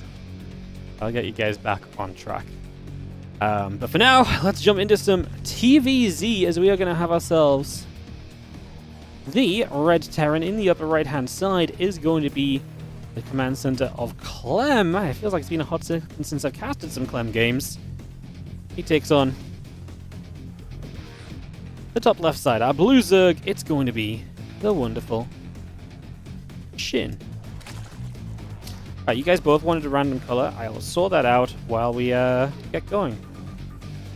I remember yesterday I was like, can we get 700 subs? And now we're like 18 away from 800. That's cool. I like that. That's awesome. Who knew we just once again needed the... Well, it's not a sellout tree. We're going to stop using the word sellout. It's the advertisement tree. Alright, what color can I give you guys? When you guys say random, I'm going to give you guys one of the colors I've got more of, in case other people pick some later. But I will mix it up. Dave, Testament Man as well, thank you so much for re-subbing up. Appreciate you. I'm so glad we're at the point where we've got other people in the game with us as well, because I don't have to observe every second while trying to do the tree. That's a major improvement as well, and as we'll see. Shin and Clem on Mothership has got the potential to be quite a hefty matchup as well, so excited to see how that goes and what that turns into to get this rolling. Very, very exciting. Yeah, it really has. When was the last time I casted Clem? I feel like he's been getting knocked out early the last couple of weeks, so he's been getting knocked out before I jump into his games, because typically we kind of try and catch Clem later on, because that's usually more exciting, but that's just not been the case recently. It's been kind of wild to be a Clem fan lately, because like I said, I feel like it's been... It's only lackluster because it's Clem, and you really expect Clem to be at the top of everything. Obviously, we've been doing the Korean Royale as well, so we've not really seen a lot more of the European competition outside of the weekly events, so that's also a factor. Some good, fun questions to be asked, for sure.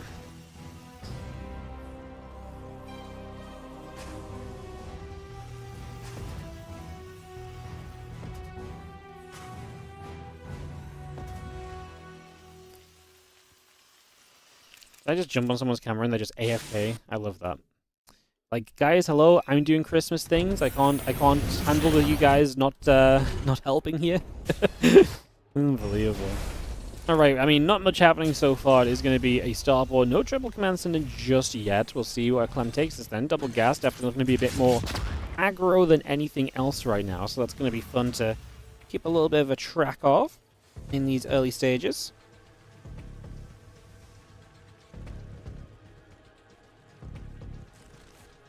Reaper hopping up to the high ground. The future round's going about. The Ling Speed finishing up in the next few moments. Drone very nearly going down, but does get to build the Spore Crawl already. Extractor goes down over on the sides. Actually get a chance to settle in this game for a few moments. And yeah, lag coming up. I'm finished with Christmas decorations too. I'm caught up. I get to sit back and enjoy the StarCraft. How great is that? Almost unheard of. This stream doing actual StarCraft content? Surely not. Surely not. Alrighty. Real talk though, it is going to be interesting to see what the leg turns out to be from Shin. Clem going into that Banshee, into that Cloak. Remember, not a fast triple CC, so he wants to get some damage done with this early pressure. Otherwise, he's definitely, investing into a scenario which is not going to be ideal for him overall. So that's one thing for us to think on for sure. We see a couple of Hellions moving back around over to the left-hand side to start us off as well, trying to get a move along over there just to begin with.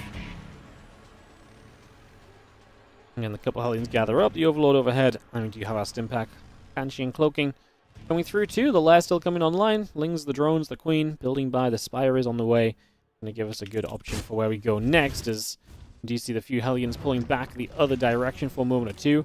So yeah, Shin going to go for that fast Spire, and that's kind of what I wanted to see. Big map like Mothership, Spire on the way, tons of potential for, Mutalisk harassment on this map, so definitely feeling that that may be kind of a big factor here, maybe something we see a lot of in the coming moments. So yeah, I think that's actually going to be a lot of possible fun. As that Banshee closes up, the few Hellions continue by, and they're going to get going as well.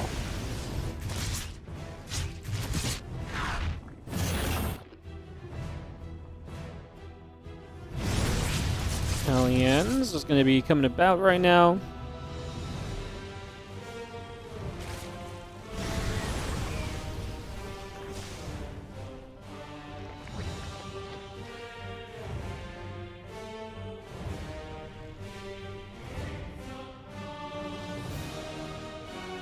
Hellions will come about. Just going to be seeing the 1-1 upgrade, the Stim, the Siege Tank, and the Marines continue to come about for the moment.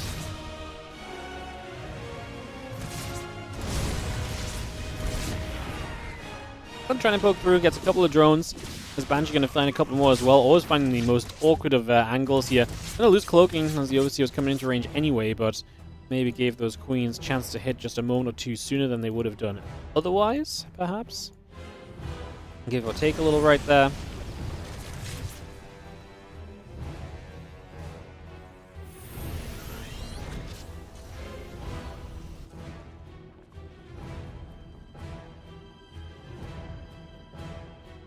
Then this week coming up, the flyer attack coming up as well. I'm going to see those Mutalisks, and so preparations can begin. He has already got missile turrets underway here, so prepping up with that initially. Getting that on the go. As you have our, again, +1 flyer attack coming through. The Baneling speed coming about as well. The Mutalisks will get in, and they will get after the Hellions. We'll continue to make some attempted plays there.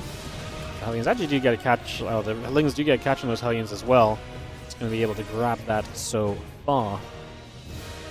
Marines gathering on the front doorstep, so they're going to chill out over in the front.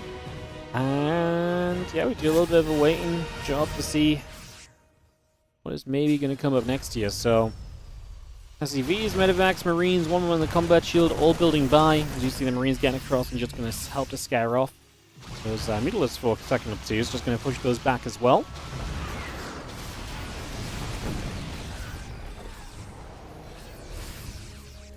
And that factory's still gathering up as well, so a bit of everything joining together for the moment. The armory is about to complete, so we'll get that armory completed. Again, the next factory coming up as well. You imagine Thors are going to be a major part of this from Clem. You do want something that can be a bit more reliable against the Mutalisk, and Thors are pretty much just exactly that. Something that can really stand and just punish the Mutas if they try and get a little bit too aggro and fly into the armies a little bit too much. It's definitely going to be a possible issue, so something we can definitely watch for there immediately as well. Let's just see our Hellion checking around on that bottom side. Is this live or replay? It is live. Always presume it is live unless the stream title says so. Mondays are always live though. This turn is being played as we speak. 2 upgrades and the Drilling Claws coming about. And you have the Thor on the way. And the additional Marines coming over from Clem. So a lot of units coming out there. We'll see. Yeah, I mean, honestly, Shin's been so good with the Lingbane meter as of late. I have a lot of belief in him with this, but you're playing against Clem, and that's the reason why you're not going to have as much belief in Shin, because Clem's just freaking awesome, as we all do so know. So that's going to be the biggest question mark of all here, is figuring that part of this out and seeing how we can do overall. We got ourselves a little bit of a run-in, but so far I'd say the most important thing is that Clem is quite clearly being very consistently able to kind of keep his opponent from you know, running in with the mutas and lings and doing a bunch of damage. Like, he's zoning these units out extremely well so far. So he's doing a great job of stopping anything from happening there.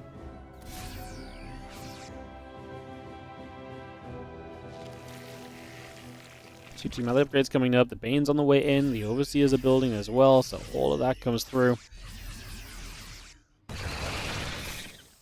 Marines want to take a jump over to the left side. The Lingbane going to come forward as well. The Marines going to have to take a step back already.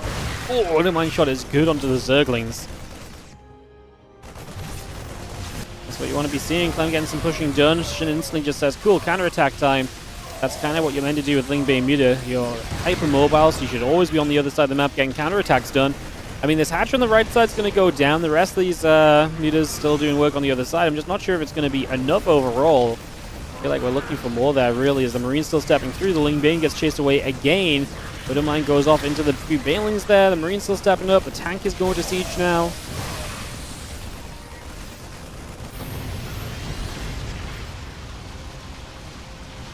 Mutas will continue onto that orbital. 17 dead SCVs, but we've got to clean up this army on the other side from Shin. The Banelings trying to get their way through right now. Clem's split very good. He does not let multiple Marines get hit by a single one of those Banes. That was a fantastic split away from Clem. That's what you love to see. Just a good old Marine split. None of this new funky stuff of stutter stepping and target firing. Just good, straight up splitting, then getting caught in the moment and actually taking a little bit of damage, but does still get a pretty good lift off to minimize the damage that he's taking there. Does a great job on that. As we have the +2 cap base coming about, +3 attack away from Clem as well, though. I mean, the most important thing here, I think, is the fact that Clem is clearly ahead in supply. Have to step back with these Marines. He will lift the Thor and just drop it to the other side. That's smart because it forces the Mutas to play cleanup, which just means that the Mutas have to go running after that, which obviously becomes a little bit more expensive again, because the last thing you really want to be doing is running your Mutas into these fights, but you're making it so that there's no choice. Supplies even out, as Clem I still think is in good control, especially because I just don't think Shin is going to have that kind of freedom to run around like crazy.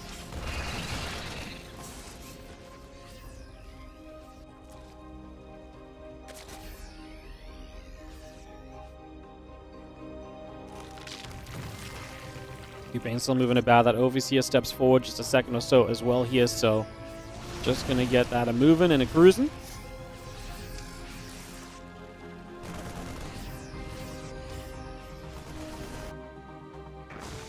Overload speed on the way up. Most important thing for here from Clem, I think, is to try and deny another base. If you can stop your opponent from becoming a 5-base Zerg, then great. Especially as you're just a 3-base Terran, he is going to move forward to become a 4-base Terran, but the more bases you take, the more open you are to some of these counterattacks and these middleless moves and so on, so that definitely becomes a factor a little bit here over time as well, so it's one more thing that we're kind of keeping track on a little bit, for sure. He's still stepping forward, and again, a couple more creep teamers continue to go down, so the creep's still being cleaned out. The 3-3 upgrades are very much so on their way as well. Clem really getting comfortable in that regard. This game as well. Pulling back up that right side. The Mutas, for a second there, thinking about turning around, but nothing really for them to do, so they decide just to leave that for the moment and not to try and push too hard. Try and protect themselves and preserve themselves a little bit over the next few moments, I'd imagine, is kind of the game plan. Hive on the way. Obviously, that's one of the issues with Lingbane Muta is you get stuck on non-Hive tech for a long time, on lair tech. So you get stuck on lair tech a long time, so you get stuck on 2-2 upgrades, you get stuck on Lingbane Muta. It's just a composition that's very difficult to expand or tech out of because you're so focused on dealing damage and being the aggressor. It's a nice catch. These drops could have absolutely gone elsewhere and unloaded, but the distraction's amazing. We kill the base on the top side of the map, and we run into the natural. These Banelings are going to try and get up close and personal in a scenario where maybe there was a little bit more of an opportunity for that. But yeah, I think overall this is quite clearly still being a very positive experience for Clem. He will kill the natural expansion as well. Mutas are the ones that fly in to set off the Widow Mines, which is hardly ideal, because then your Mutas are taking big connections that they don't really want to be taking. And I think, again, through and through, this one is absolutely just turned into a little bit of a disaster. And, yeah, I mean, at this point, Shin just kind of continues to drop down. He had another run by, he got another few SCVs, but it's just not enough at the end of the day. Not with the damage that Clem is dealing, not with how persistent Clem has been on those bases. He has been fantastic, and he does find himself the 1-0 lead in this best of 3.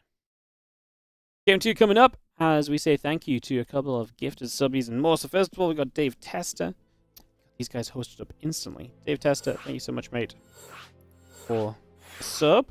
You're going on as well as Totally Not a Pylon with the 5 gifted subs as well. Thank you so much. And Zergburger with the addition of your bauble. Go put you guys on the tree as we are in this lobby already. Perfecto.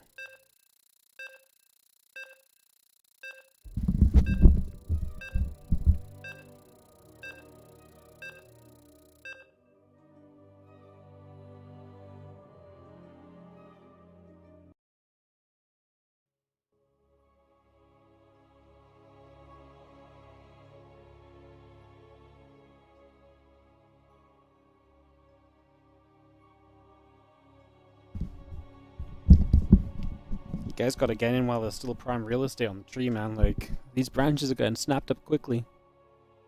They are getting snapped up quickly today, I tell you. Alrighty, we are, going into game number 2. Clem leads the series 1-0. In the bottom right side, he is our red Terran player, representing Team Liquid, of course. As we have got in the top left, the blue Zerg player, Shin.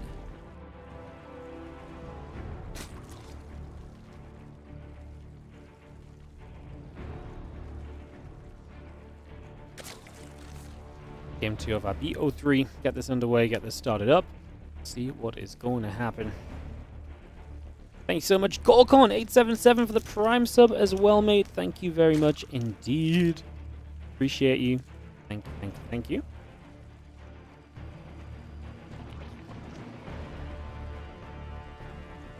Appreciate the support, guys. Like I say, any sort of sub, etc., as usual, gets you on the tree. If you gift 5 subs, you get a little bonus decoration. 20 gifted subs or more, and you get to go into the lucky dip bag for a special decoration. Oh, you know what I didn't do? I didn't do the reindeer ears yet. I probably owe like 30 reindeer ears or something. What do we have? 5, 10, 20? We owe 20 reindeer ear wiggles. Okay, hang on. Clearly this is important enough to do at the start of a ZVT between Clem and Shin. I do have my cam here, right? Yes. Alright. Very important, guys, that we do the reindeer ear wiggles. 1, 2, 3, 4, 5, 6, 7, 8, 9, 10. They keep falling off my head, man. Honestly, it's tough. I need to, like, properly, like, get them in between my headphones or something. This is the silliest thing. But you guys get the excited reindeer ears because, you know, did you guys know? Christmas fact. Reindeers love Twitch subs. What? I know. You think they love carrots? You leave a carrot out for Rudolph on Christmas Eve? Yeah, he's okay with it, but you know what he really loves? He really loves a Twitch sub. This is his true motivation on Christmas night. One of the perks for subscribing 100 subs is meeting Wardy at Home Story Cup. Surely that's one of the perks of going to Home Story Cup and buying a Home Story Cup ticket, question mark. I feel like something's not adding up over there. I feel like we're missing a little bit of explanation on how that whole thing works. Link speed, Queen. Coming through, we get ourselves the Orbital and the Command Center coming up as well. SCV still building. The Reaper will nibble at a couple of those drones. So some damage being dealt. We do see the Queen going to get bopped off over to the side by the grenade on the Reaper. Done some good work in there. Again, Link speed finishing up soon. Link's still on the way. Getting ourselves the... Yeah, Link speed coming up. Barracks and the Command Center coming through as well. So a lot of that coming online right now. And a lot of those little things ready.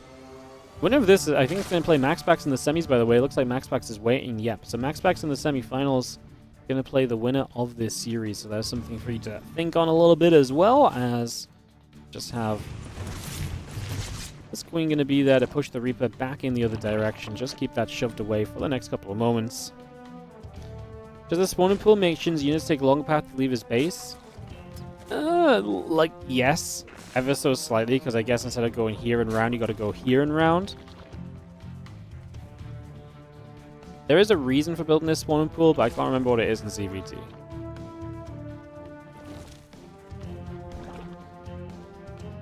I don't know if it's just like, just make Reapers getting into the main more difficult if they come up the ramp, but it feels very non-issue-ish in this matchup. Drone's coming about, Lyra's on the way, we get the Queen coming through as well, so a bit of all that coming by right now.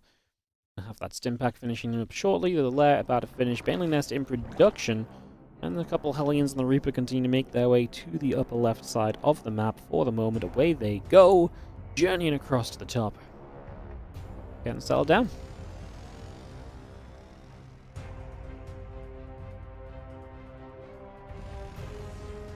Spy building through, Baneling Nest in production. Again, a little bit of everything coming through right now. The Lings and the drones building through as well. Stim about to finish. The Marines and the Hellion on the way out as well.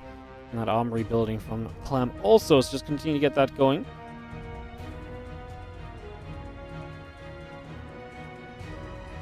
It spreads the creep a little bit, filling the gap where creep is not.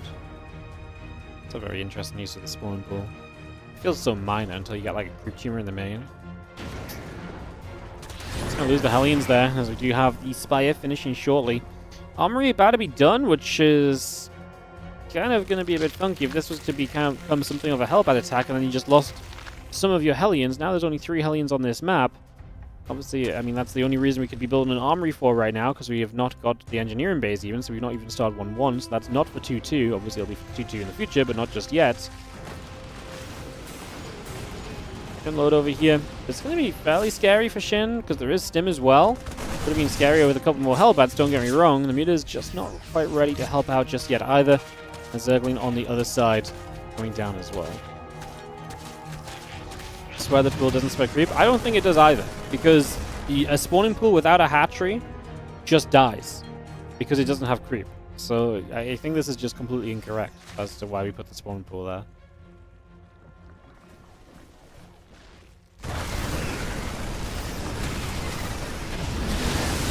Loading up into the medevacs, leaving one Hellbat behind. Obviously, all he has to try and unload and to take a trade against the Mutas a little bit. One medevac left, not going to really have the healing to sustain against the Lings on the surround. The Mutas are good enough to get rid of the medevac, and that's a cleanup, but it was still not, not exactly cheap. Shen finds Clem about to move out onto the map. Clem needs to be very careful about how he moves here. Doesn't want to get too aggressive against the Mutas, especially. Can be used for extra vision. Auto wall.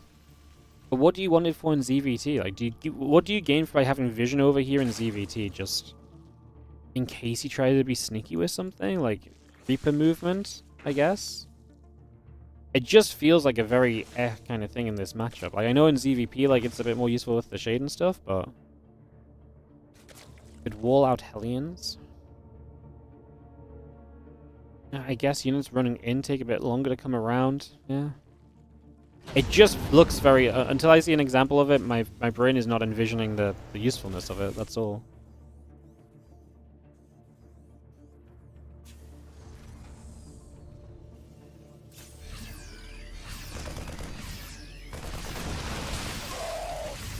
Marine's going to be there. Here's get turned around. Just going to be seeing the medevac will be there to heal up it. We got 1-1 upgrades, drilling claws coming by. Here's have ourselves the... a little bit of movement coming through. Obviously, get those upgrades up. And otherwise, these Mutas still trying to find a way in to get some damage done over the next few moments, as we just have the Marines going to try and chase out onto those Mutas as well. Just a little bit of a push over there for the moment.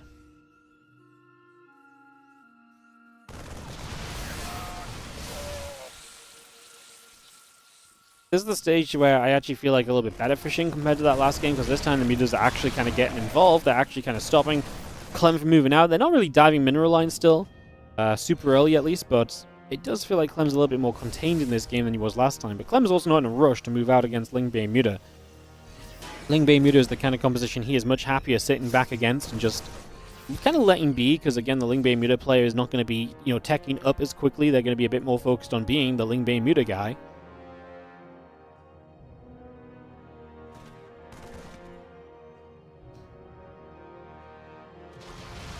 Just want to step down. A couple of Marines stepping over to the left. The Marine's going to come back around.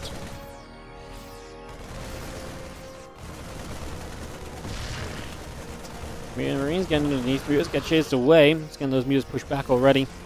10 more Marines coming through. The 2-2 upgrades coming about. Thor is about to finish. The missile turret still building. The additional barracks coming up.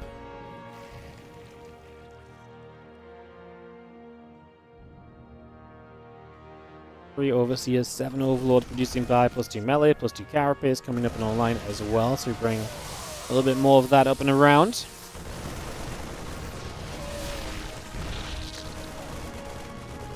Those Marines just push up again. The Mutilas get chased away. The extra Marines all building. Bane gathering up. The Mutilas still building as well. I mean, this is just, again, more and more of the same. Question of when Clem moves out. Now Max, does he want to go out on the map? We saw last game the examples of the counterattacks and how effective they could be.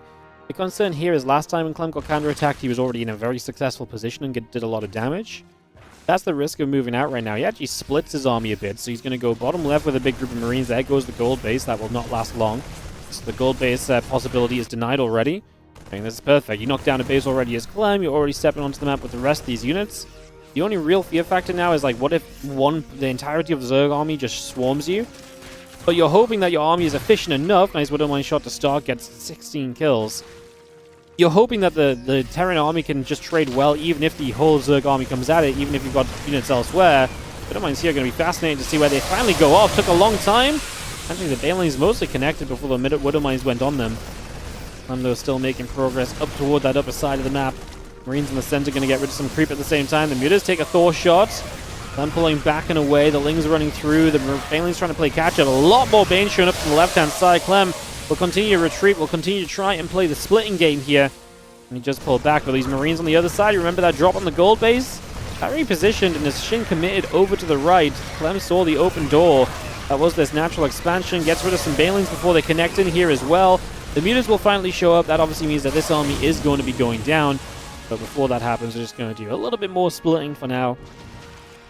Medevac comes over to the left, gets taken down by the Mutas. A few other Marines still trading. A couple more drones are dropping. The Mutilas still taking damage as well. 3-3 continuing to bow. Bio to the top side going in after the hatchery.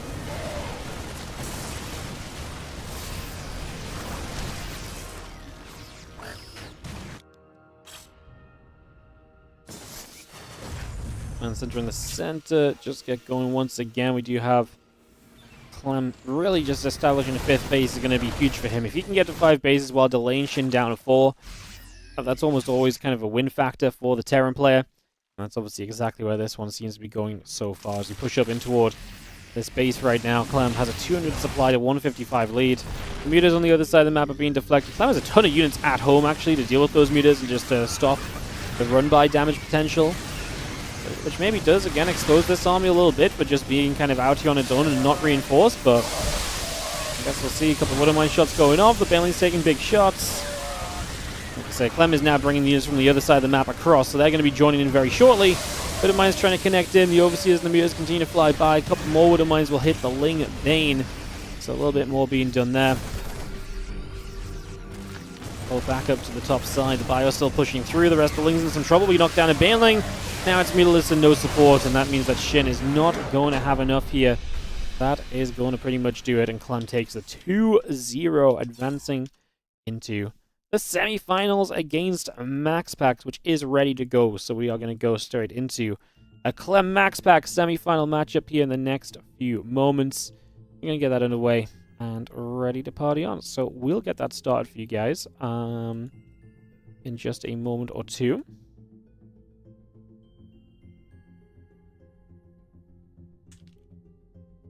Cool. So yeah, we'll get that started. I'm just going to BRB a second, guys.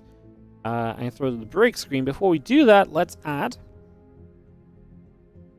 Gorkon 877 to the tree as a lovely Intelligence Bread Man. Where the candy game?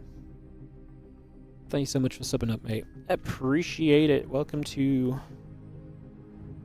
We can start filling out the bottom of the tree. We need to fill out the bottom a little bit and get some decorations down there early. Otherwise I forget to put them on the bottom and then it doesn't look very good. I'll start filling a few of those out down there. Alright, guys. Like I said, I'm going to throw a break screen up, but we'll get Clem MaxPax coming next as we start the semi-finals. I'll see you guys in just a few. Yuppie.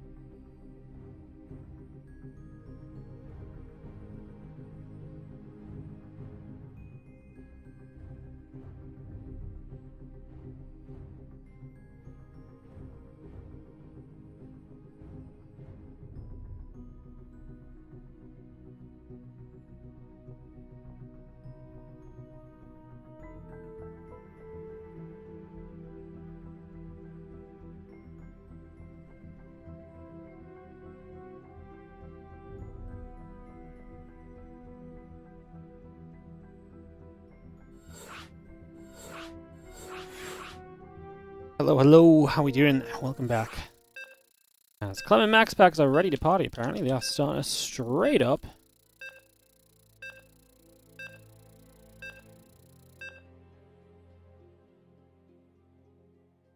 Cool. What's up, Vizkachu? Thank you so much for the 11-month resub. I'll work on getting you on the tree.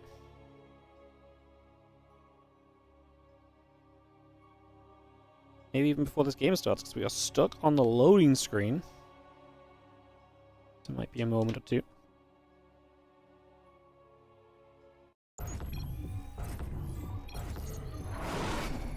We easily got this. Vizkachu, thank you so much for subbing, and welcome to the tree.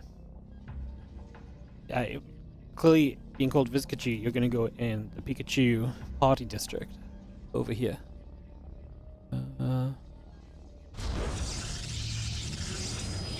Beautiful. I love that for you.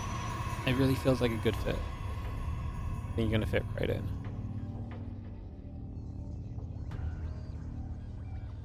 Make sure you go on all the way. Beautiful. Alright, let's get in game, guys. Semi-final time today.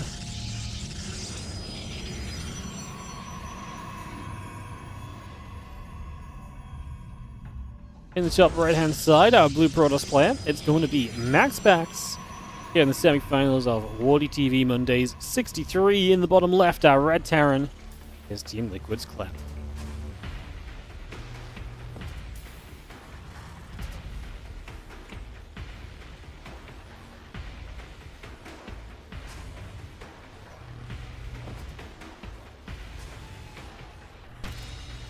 I got Inu here as well, so man can observe. Definitely need that this month with all the Christmas tree doings that we're doing, so get that sorted out, get that started up, and get this ready to go. Nice Christmas with the family, hell yeah. The tree is looking great, guys, for day one. It's looking... I always feel like the first few days of the tree is sometimes when it looks the best, like once we start getting a few people on it, and before just everyone is on the tree, and then it's utter chaos. There's definitely a point where the tree gets a little too full, maybe you could say. So yeah, it's always a funny one when the tree just gets so packed and you're like, is there any space left? Everyone's sharing branches and all sorts.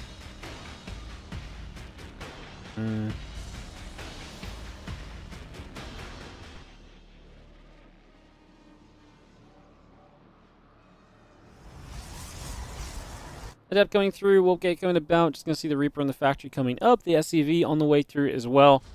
Just going to get ourselves ready to roll as we have that Reaper. Going to be done in a few moments' time. The factory about to finish up. Again, a lot of that coming by for the moment here as we just get things settled down for the next few moments. So all of that coming through, getting, like I say, settled for a little bit. The gateway and the Nexus coming about. The Adept and the Warp Gate continuing through as well.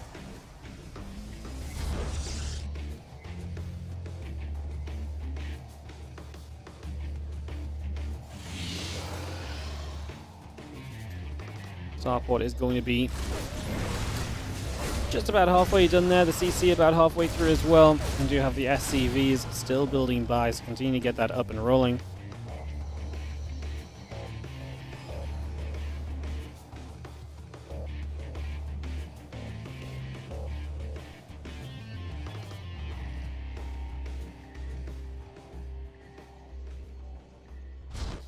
Twilight Council will build from MaxPax. No surprises there. Obviously, a Twilight Council upgrade, a Blink to start us off is a pretty typical way of going about things. So, getting that rolling. How do we get to the very top of the tree? Tell us the secret. If you want your name on the star, we usually do names on the star. When we did in the past, the names on the star were for top donations in the month of December. Now, obviously, we got the 2025 championship coming through, so I think what we're probably going to do is quite literally just make it whoever, like the top donators for the 2025 championship, whoever supports that prize pool. If I had to make a guess, that's probably what we're going to do for names on the star. I don't know, I feel like people will just know. I feel like when someone donates, we'll be just like, you know what? Yes, that's a name on the star level, act of support. That makes sense? Like, I'm not going to make a hard and fast rule, but there's going to be a donation, and I'll be like, yep, that's a name on the star kind of level donation, you know? As this is an SCV's going down kind of scenario. 4 workers dead. Now these stalkers getting kind of attacked from the other side. So we try and come through with that for a moment or so. I mean, these stalkers, how many of them will we get away? We've lost 4 stalkers, 3 adepts this game so far, which is kind of a pretty hefty number. Obviously, we're not close to being at the point of... we're not really close to the point of Blink just yet. It's only halfway done, so we've got a little ways to go in that regard too. Liberator coming about, siege tank coming by. There's a couple of tanks going to be firing through for a little bit as well, so just bringing that straight up into play already. We're going to be seeing the couple of cleanups going down. We lost 6 SCVs or so far. Not too crazy overall, though, I guess. Just going to see the 2 Reapers and the Hellion. Going to get rid of a probe on the natural. The Stalkers keep building. Hellion and the Reaper's going to get through into that mineral line for a couple of workers already. So a few workers going down. He's dropping. Stalker's taking a hit. The blink is going to be done very shortly as well. So that will finally give us that option. But we kind of make the most of it, honestly, here as Clem. Like, you know, before blink is done, he gets in. He gets some probe kills. He does some real damage. He really does do a lot to slow his opponent down there. So able to get some work done there.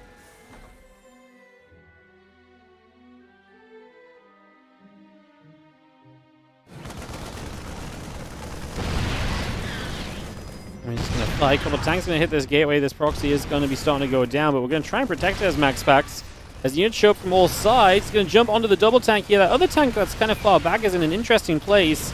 It's not going to be able to join this fight the whole way through. We actually get rid of quite a few of the Stalkers, as I imagine Blink will be available against soon for MaxPax, but this was not cheap.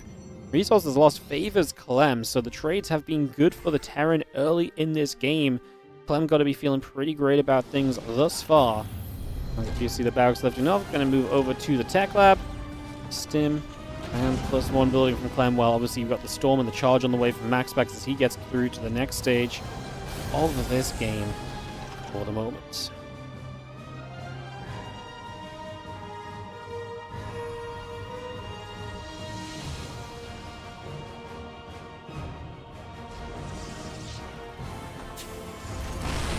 Storm Charge still coming by. Observer coming up. Gates in the Nexus coming through.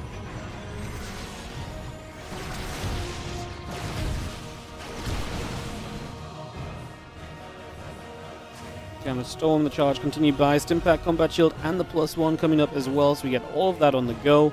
All of this coming through. Just going to drop a couple mules into place. The gateways continuing about.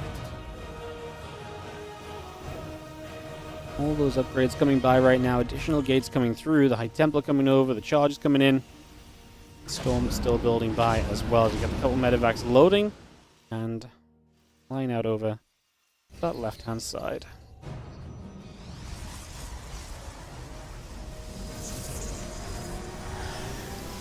It's a big drop from Clem. Definitely has the army supply right now to kind of move around the map, and MaxPax is obviously not in position at all to defend this third base. He has no idea Clem's heading in this direction, and that kind of means he's screwed, because unfortunately for him, he's just not going to have enough to hold on for dear life right now. If you lose this third base, you're in trouble. High Templars are going to show up. We do have Storm available. A few Marines forward. That's becoming the play lately. Force the High Templar to drop the Storms early. We're going to kill both those High Templar. Another one warping in gets killed off as well. Good target firing from Clem. MaxPax will save the base, though, which is maybe more than he was really looking for. I mean, I'm impressed with the base save, because I thought he was in a lot of trouble. Those SCVs in trouble as well from the Storm drop. As we do kill 9 SCVs, Storm drop is good to get that damage done. They're flicking around all over the place, man. Busy game. It's because I'm Ryung's camera. Oh my god. I was going to say, it doesn't feel like Inu's camera. I'm on the freaking wrong camera. I'm somehow ended up on Ryung's camera, and he's flicking around everywhere watching. Sorry, guys. That was a dizzying observing experience as Clem takes game 1. Man, it's been a hot second since Clem was in the top of this tournament. The last few times he played, he missed some, and then he didn't play in some, and he's been eliminated early a few times over. Like, it has been a hot second since Clem showed up and really performed on the Monday as we expect him to. He has not won this tournament since October 27th, and he has not been in the finals since that last win of his, so now a map away from a finals appearance. Meanwhile, Sola, revenge for yesterday's Korean Royale, 2-0 herO, and Sola goes into the semi-finals to play Reynor or Mana. Waiting on that result, obviously, that's still coming through as we speak, so Reynor Mana in play. And we'll have some updates. That's setting up to be a great final, perhaps, as well. So, rest of the bracket looking great as we get ready for Game 2 of MaxPax versus Clem. Ready to go on this in just a couple moments and kick off into this Terran versus Protoss experience. Gonna be fun. I do think. Gonna be fun. Beautiful.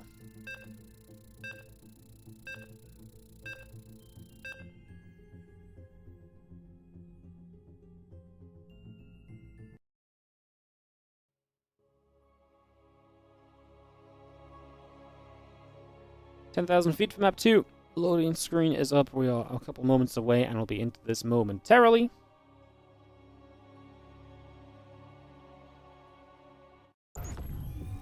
It's a Paul, thank you so much for 7 days watched on the 7th day rest. 7 stream watch streak. Love the watch streaks, guys. Appreciate them. Thanks so much for watching all the streams. It's always great to see. Since when do adepts take 3 shots to kill SCVs? A long time ago. They patched that ages back when they realized that adepts were freaking overpowered in PvT. It was like adepts only 2-shot SCVs in the very, very early days of adepts being a thing.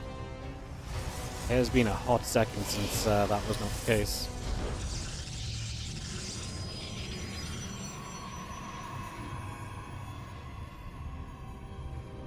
If you get +1 on the adepts, they'll go back to 2-shotting. But yeah, it's been a long time. The problem, so I think the problem with adepts 2-shotting SCVs is more that it also meant that they 2-shot Marines. So it's not necessarily just the SCVs, but 2-shotting Marines was very rough for the Marines, and way back when, that's why they changed the adept damage to be just less than a 2-shot on Marines, and hence SCVs as well.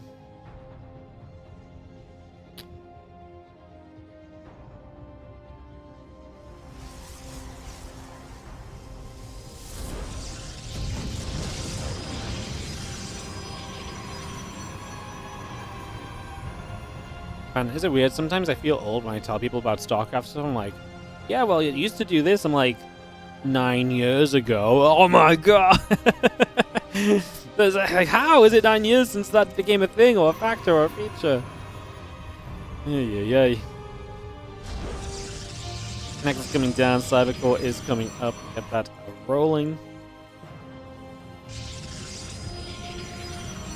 Remember the Playhem tournaments? The Playhem dailies? Absolutely. They're cool, man.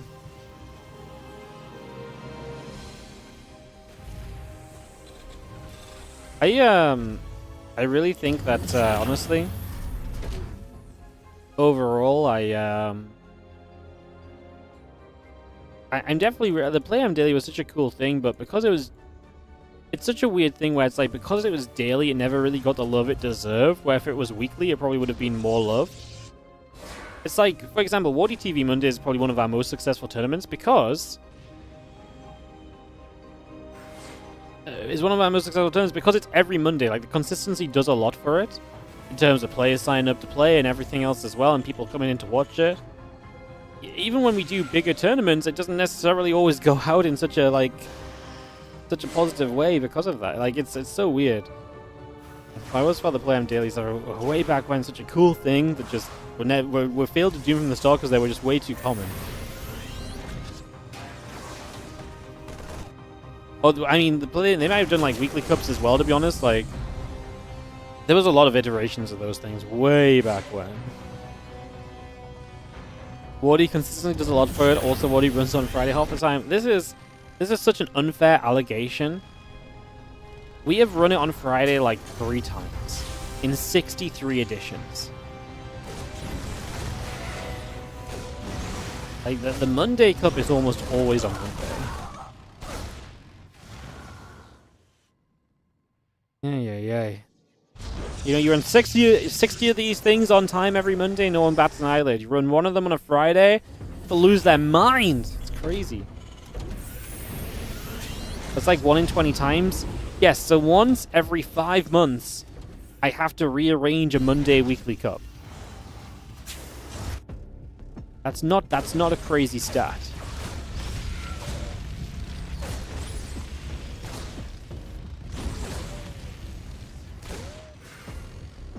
Like, on average, that's about twice a year. But that ain't bad. That could be significantly worse, I'm pretty sure. You know what? Next time, I'm just not gonna run the. I'm just not gonna run it. I'm just gonna cancel it altogether, and we'll see who's laughing. You guys won't have StarCraft on the Monday or the Friday. Yeah. See who's laughing then. Clem's laughing right now. MaxPax definitely isn't. 6 workers going down. This is annoying. You don't have blink for another second or so. Finally gets it just in time to set that Widow Mine off and blink onto this army. So we get that blink as we needed it to be there, and that was what was delaying MaxPax just kind of running in.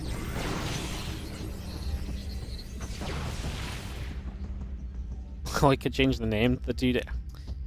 Fine. Next time it won't be WardiTV Mondays. The WardiTV Mondays will be renamed.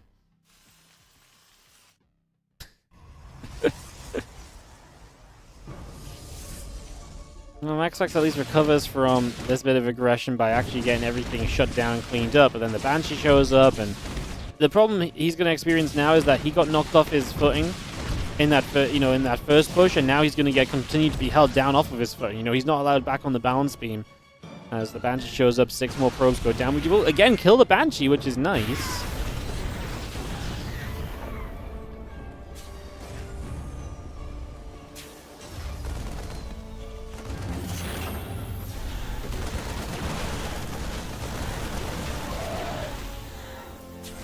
Stalker's blinging around over the edges. He's going to try and get a few more SCVs. The Stalker's take a few more shots. Impact, Marine Marauder coming about. Engineering Bay and Depots coming through as well. So we bring a lot of that up into play. Charge will be starting. Stalkers reducing. A couple of probes being added on as well. So we continue to get that on the go.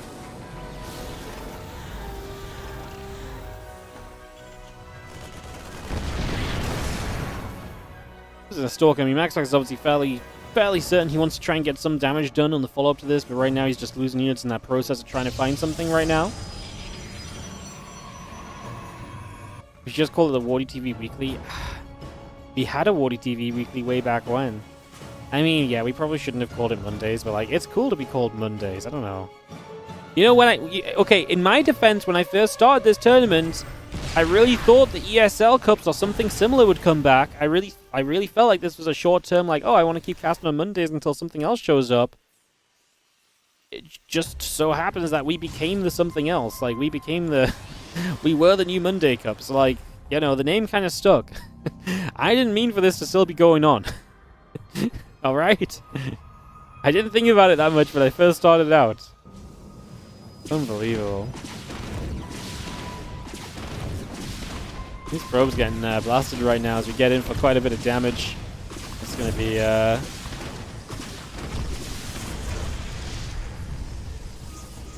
I mean, the Banshees have been great. The harassment in general from Clem in this game has been great. MaxPax is in a world of trouble. 30 army supply down. He doesn't even have anything good. Like, he's Stalker Zealot. No Storm. He's going to add an Immortal on. Like he has no splash damage specifically. Is going to be one of the bigger problems for him here. It's going to be very, very tough to manage that. Very, very tough indeed. +1, concussive shells, all coming up.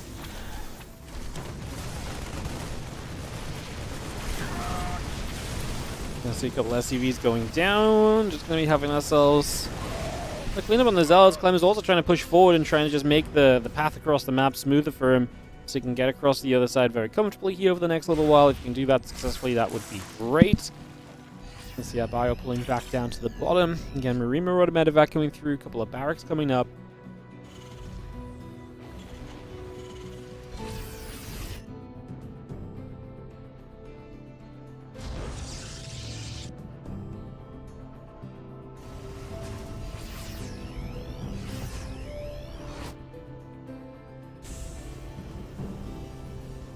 The Immortal and the +1 coming through. That Robo Bay is a few moments from being wrapped up as well, so we get that finished very shortly here as we actually do dive in to try and save this bunker, and it looks as though we're going to be able to get the repair on it to keep it alive. Clem goes across the map. This is kind of what we've been waiting for, because MaxPax has been horribly behind from the start, and he's been doing a lot of things to try and delay Clem, but Clem just too good today. MaxPax will get knocked down. It's kind of a big deal because MaxPax was trying to build up a bit of a winning streak. Every time he won a Monday Cup, he went on like a 4-map or 3 Monday winning streak, but not this time. This time he gets stopped semi-finals, and he will not go back-to-back, as Clem will become the finalist for the first time since October. He just took November off. He did no Monday finals November, clearly. As that's going to lead us into our other semi-final, which will be Solar versus Reynor or Mana. Mana and Reynor are still apparently playing. Why are you guys still playing? Let's see what's up with Reynor. Acceptable. Alright, so Reynor and Mana are still in-game. I don't know if this is game 2 or 3. But fortunately for us, Reynor is streaming, which means we got the chance to have a peek.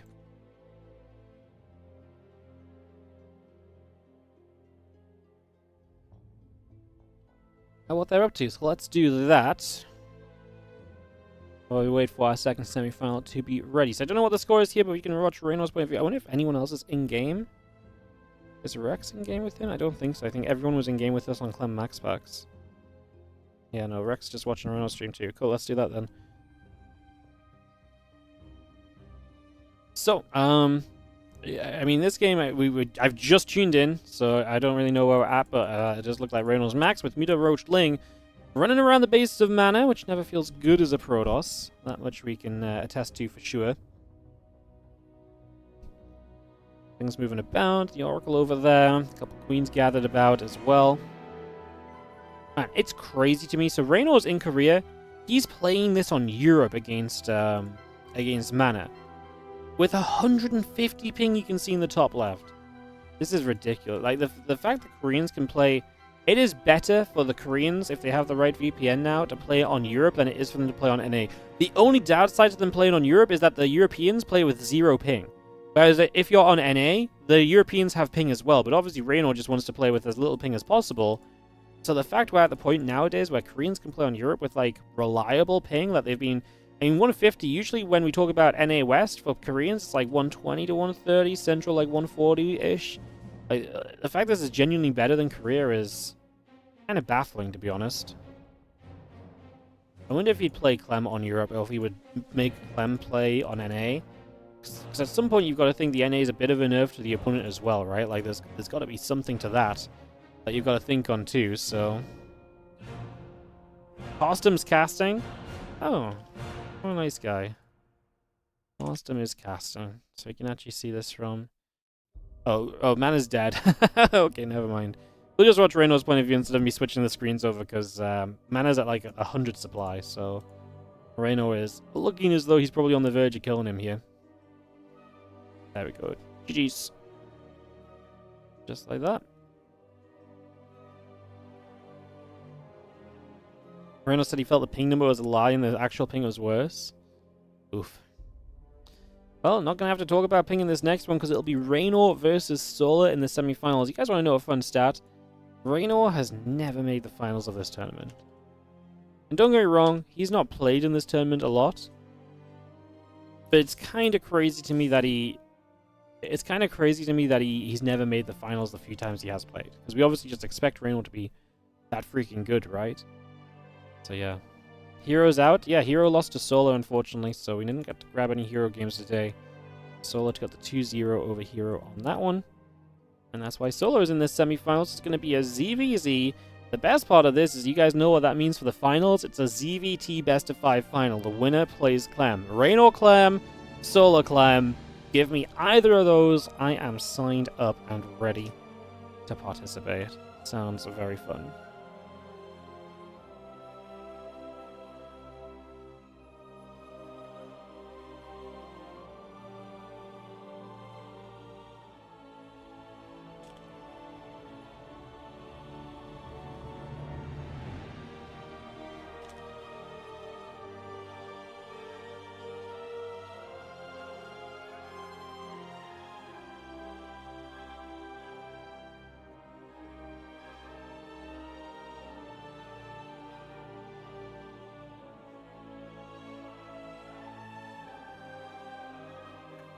Hello? Hello. Redcast. Oh, you listened in? I watched at least a couple seconds, yeah. I mean, I didn't need to listen. I just knew you were doing a great job. You had an email about a match issue on challenge, Yeah, and it was you. no, Yeah, I alerted the admin. I didn't know there was a button to bother you, but I can just click it apparently. Yeah, I saw a match has been flagged, and usually when this happens, it's like someone who actually doesn't know how challenge works, and so like they can't find the channel or something, and they're like, "Help! Why have I lost?" So I click on it, and it's like you, and you're like, "Where are you?" And on my challenge page, there's like a massive red exclamation mark, like warning, warning. Yeah, great. Fantastic. Okay, so the people couldn't hear you first. That's you want to okay. redo the entire conversation, or you just tell them it was a good joke and they should laugh? Well, I mean, they're not going to believe it was a good joke, but I'm not going to redo the conversation either, so... Okay, fair play. Hey, what the hell is going on? Why did we play the first semifinals already? Because it was ready to play? Yeah, but surely we should have just waited for the lower part to finish first. That's what we usually do, no? No, we only do that when we're already... It's based on where if I'm in game, and I was in game on Clem Shin. So when that finished, Clem MaxPax was ready. Was it good? It probably sucked, didn't it? Clem Shin? Yeah, it was, yeah. it was Clem Shin looked good. I saw the Muta game. That looked intense. Oh, yeah. The Clem MaxPax, it sucked, didn't it? Clem kind of killed him. Yeah. Like, not even... Yeah, I mean, there's some cool micro. But, yeah, Clem kind of just killed him, to be honest. Yeah, Clem's too good right now. I feel like Clem's struggled against What is your MaxPax dream last much. finals? My dream finals? Your dream finals. I don't really have a dream finals. I just said either of these is good. I think... When is the last time we had a TVZ final in a Wardy Monday? In a Wardy Monday TVZ final? Is this the first? Wow, you know what? That's a great question. No, because we had Clem solo before. We casted that together. Solo was up 2-1 and Clem brought it back. Game 5, solo cheesed. Epic. Was it like 47? A good guess, but it was 40. Okay, I mean, it's a long time ago. If solo's been the only Zerg we've had in the finals, then I'm pretty sure, like, yeah, I'm pretty sure this is the first ever CVT outside of that solo Clem. I mean, Reynor's never been in the finals himself. I was just talking about that, so... He's never been in the finals? Never been in the finals, no. I'll tell him that.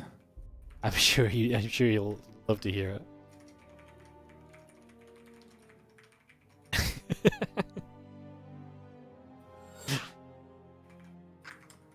I bet he has it on his wall. When he wakes up every day, he wakes up and he sees, I've never been in WardiTV Monday finals, and that's his motivation, you know? Like, that's his spur to go on. He has, like, you know how people write, like, goals on, like, these pieces of paper and then they put the big check mark next to it, or they, like, cross it out? Yeah. He already has, like, the World Championship, you know, Katowice win, second in BlizzCon, but the WardiTV Monday final appearance isn't there. It's like circle and red marker, like this is the goal. I like it. Are they playing on Taiwanese server? Why is this? Is this new meta? Oh. I think this is Reynor just struggling to host games meta. Yeah, that's fine. Happens to the best. Happens to the best. Have you ever been in the finals? I don't think you have you? You've been close. Have I been close though? Oh, you know what it is? I used to be able to control F for top 4s, but now I can't do that because they changed the format, and apparently that's not something we can fix anymore. So when I control F Hearthstone, it just shows up as commentator.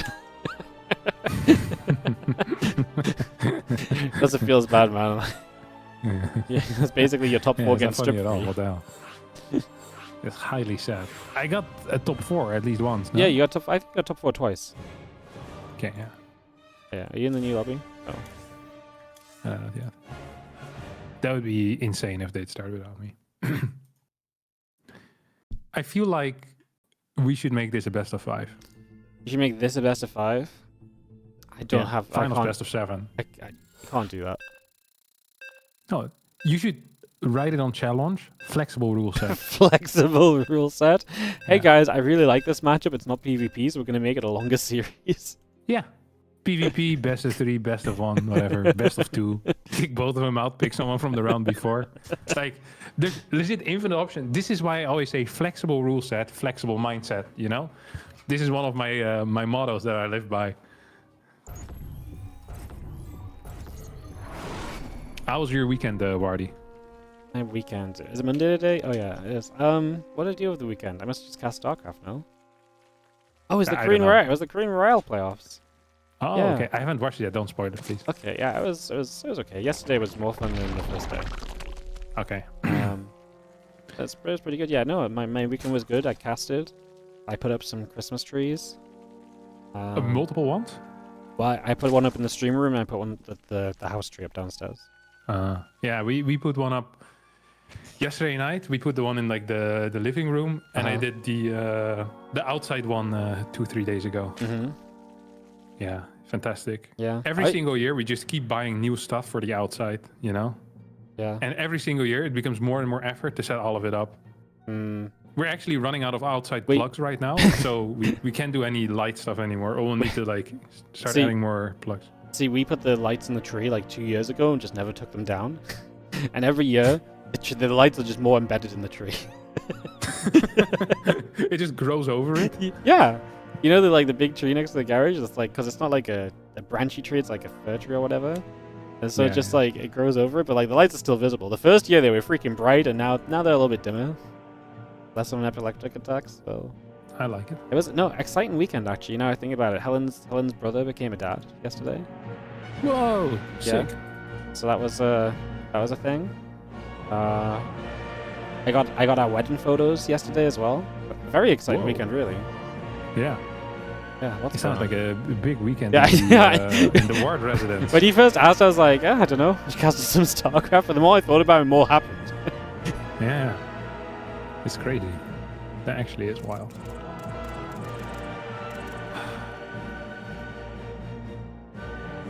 What do you foresee in some ZVZ here? What the hell? ZVZ? Like Linkbane stuff, I think. Bling stuff. Just some aggression. So, you remember there was this tournament. I can't remember what it was. Was it Dallas, maybe? Where Solar went something like 15 games without playing a single macro game in ZVZ. I And he just kept winning. Was that the tournament where he beat Cyril? I don't remember. He beat Cyril in Game is 8 now. 3-0. I think he beat Cyril in Dallas as well. And I think that was the tournament where people kept saying, oh, Solar, like all he does in ZVZ is all in. But then he also kept winning every single time. And ever since then, I've actually just been looking at Solar through like a different lens, pretty much. I always thought of Solar as like this super macro beast, you know, like mechanically strong, just not quite the strongest. But I realized that he only does that in ZVT. In both ZVP and ZVZ, like 95% of his games, he does not play a freaking macro game. Like an Evo chamber gets built as a fake. Like it's not actually a building that he uses for upgrades. This guy just runs across the map and then tries to kill you. But I remember asking Lambo, being like, hey, if he all-ins every single game, why don't you just play safe, you know? It's a good question. And then Lambo explained that you have different types of all-ins and you need slightly different responses, and ZVZ is very tight, blah-de-blah-de-blah. So it's pretty tough, actually, to play against someone that, even if you know they're gonna all-in, like playing like generally safe is really difficult. I can't remember the reasons, but there were reasons as to why it was. Well, because in ZVZ, if they're playing safe, you just take advantage of it and then you all in them later. Yeah. That was pretty much the gist of it. It's like if they play too safe and you all in them later, then it's good for you too. This actually feels like an almost scary attack. Like if I'm the one controlling the Ling Banes, both of my Banes would explode into the air, and then my third hatch would die, and I lose both queens. But luckily, when Solar defense is actually kind of fine. I have a natural talent for making the worst case scenario happen. Yeah, ZVZ is freaking tough, man. Like these Ling Bane micro wars are not fun if you're not good at them. So 2 defensive Banes for Reynor, actually a little bit delayed, almost gets the surround here. Solar is on those Lings, couple of roaches coming out defensively as well. Lings are actually doing a good job here in Reynor's natural double Bane explode onto double Bane. Reynor's gonna lose a couple of drones here, isn't he? Behind this, Solar is building 8 roaches, as we're gonna lose a second queen here as well. This is a very awkward game so far for Reynor. Yeah, losing the queens, that's your production, that's your injects, right? So now if you don't have lava, you're going to be in a big problem. So yeah, you got to be careful at this stage. I mean, I like where Reynor's at overall. He gets the missile upgrade started, for example. I think it's tough for Solo because he's like, he will know that went well for him. I don't know if it went well enough for him to like run across the map, especially because Reynor's not like teching all the way to Lair and so on. Like right now, Solar's ahead like 10 army supply. By the time you get across the map on slow roaches, I just don't think that's good enough. So it feels like you want to do more about this. I just don't know if he's able to yet. But I mean, he's going to try and send something. More Overlords, roaches only in production. He's going to try and open up more of a gap. But I get the feeling that Reynor might just be farming roaches as soon as he gets out of this supply block. Yeah, I mean, this is the timing where you have to make decisions, right? And the funny thing is Reynor scouted everything, and he's like, you know what? There's no way that Solar's going to commit after I saw the 3 gas, the lack of an Evo chamber, the lack of Lair.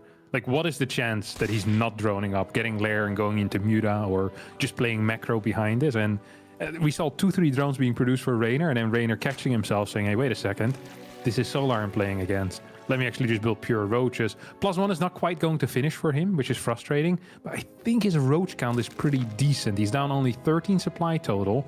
He has a 3rd queen coming out as well. Like, this should be doable for Reynor, right?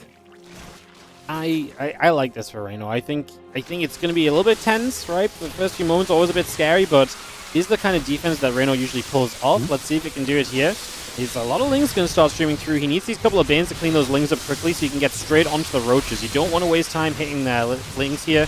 You want to be always knocking that roach count of your opponent down, because if you're not doing that, that's where you run into issue.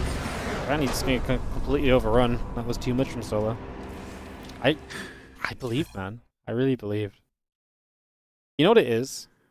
Is that I've seen so many ZVZs where Reynor and herO pull off these sick defenses with nowhere near enough. So I look at like 25 army supply down, I'm like, seen it, been there, done that before, no problem. And then he just dies. Yeah. It's, I mean, this is really Solar in a nutshell. It's like he gets... It's so scary as well to play against it, because you're not, you know, you can't really completely commit to a defense in case there's like a layer behind it or something else, and yeah, it just becomes tough. Yeah, it's really difficult. It's very, very tough. There's not, it's like there's just not really a good answer, right? And I think Reynor is definitely struggling with this right now, because ZVZ has been very shaky recently and just does not seem to be able to find consistency. And even sometimes I feel like he doesn't get the scout, but even when he gets the scout, I feel like he's second guessing because he's almost overthinking it. Like you say, like you're like, surely he can't be then. And it's like, it's so hard though. Like, because it's just like, is it like a toss up, right? Like, is he gonna commit to it? So he kind of like, and it wasn't even like he didn't commit to roach. Like he built 2 drones and then the rest was roaches.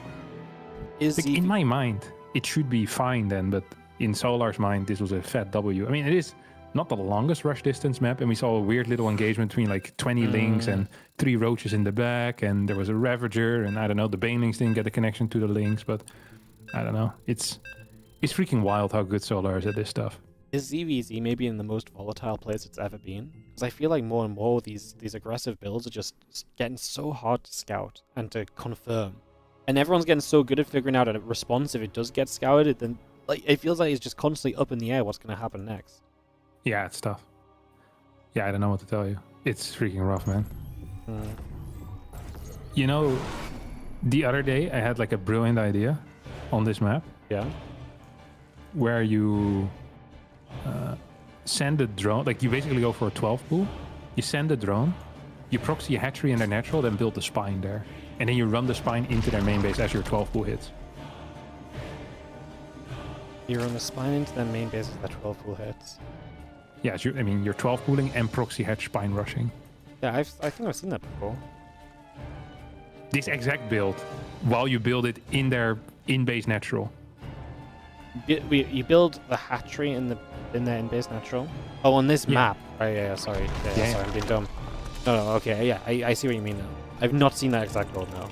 I have seen the typical spine crawler on the edge of their creep where they don't have vision. Yeah. Bly used to do this a lot. Yeah, he loved that one. Yeah, I miss Bly. These cheeky build orders. Ooh, there's a Tasty Lope on this map. I don't know if there's also an Artosi Lope on this map, but these maps are bringing critters back. I saw someone complain about critters. I think it was Reynor complained about critters the other day. Yeah, I don't really care. They can complain all they want. We're keeping them. He blocked his hatchery. We're here to stay. Yeah. Yeah, skill issue. It actually is a skill issue. Critters. complaining the entire day. So it was a weak generation. Only a week. Oh, look at this, Wardy. What the hell are we seeing here? This is a 15 hatch, which actually makes a lot of sense because there is an in-base possibility here. So he can play 3 hatch without gas.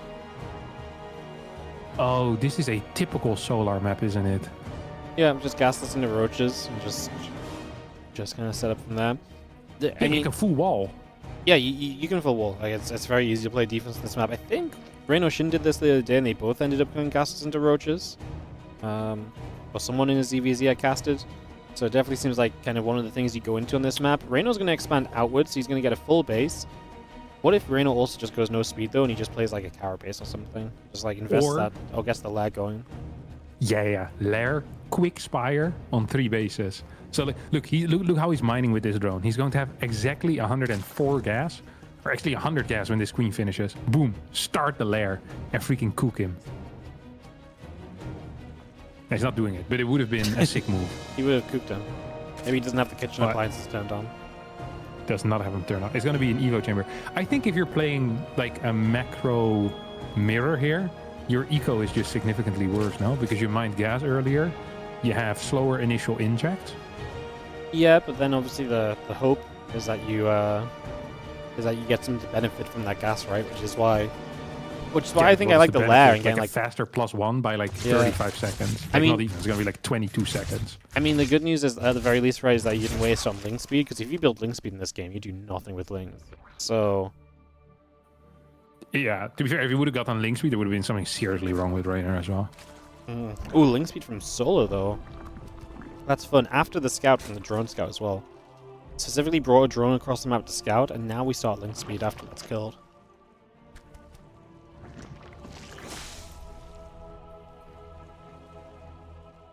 I have no thoughts on this right now, to be honest. I like nice or not nice. We're also saving quite some larva here. Yeah, it's gonna be Ling. I mean, it's Ling Rochel then. So he's hoping that Reynor sees his greed and overgreeds himself, and then punishes that greed because it's actually just a 3 base. You know, this is scoutable by Reynor because the Evo chamber doesn't have money to research. There's nothing nearby. So then Reynor would either put this onto an all-in or onto fast lair, into like quick spire. That would be the 2 options. The issue Solar is even has. Look at this, the drone scout. Drone scout. This is the second drone scout, by the way. Really? Yeah, he already did this once. Oh my god. So he's really desperate to make sure he sees what's going on. He realizes what's up. I mean, obviously now roaches are running across the map, so he starts up a spine, he retreats from the 3rd base that's out on the map, and we try and play a bit of defense here. Full wall, surely an actual full wall is correct, right? Yeah, anything to buy you time to get more units up, I would imagine it's good. Just keep these lings away for a while, even if it's just a few seconds. Lose that Evo chamber, what are we going to do? What's our approach on this? Going to start pulling a few drones in. He's super far ahead on workers, so you can pull a few drones in, obviously. He's about to have +1 missiles in 5 seconds. That will help with this fight, but is it going to be enough to overturn this fight? Oh, it's definitely a challenge. More drones getting pulled in. Work counts have already equalized here. As the +4 missiles is here, but just not enough roaches to really capitalize. And so Solar comes swinging through. Army supply looking good for him at the moment. And unless Reynor's reinforcements start doing some serious work right now, he is in trouble. Yeah, serious trouble. This is not good. He's dead. Like Reynor's dead. Yeah. He's not gonna get to the WardiTV finals. Again. Yeah, again. Because he's been here many times before, but the WardiTV Mondays remains this mythical creature. His unicorn. His unicorn. That he just can't catch. Yeah. His black swan that he doesn't find. How frustrating.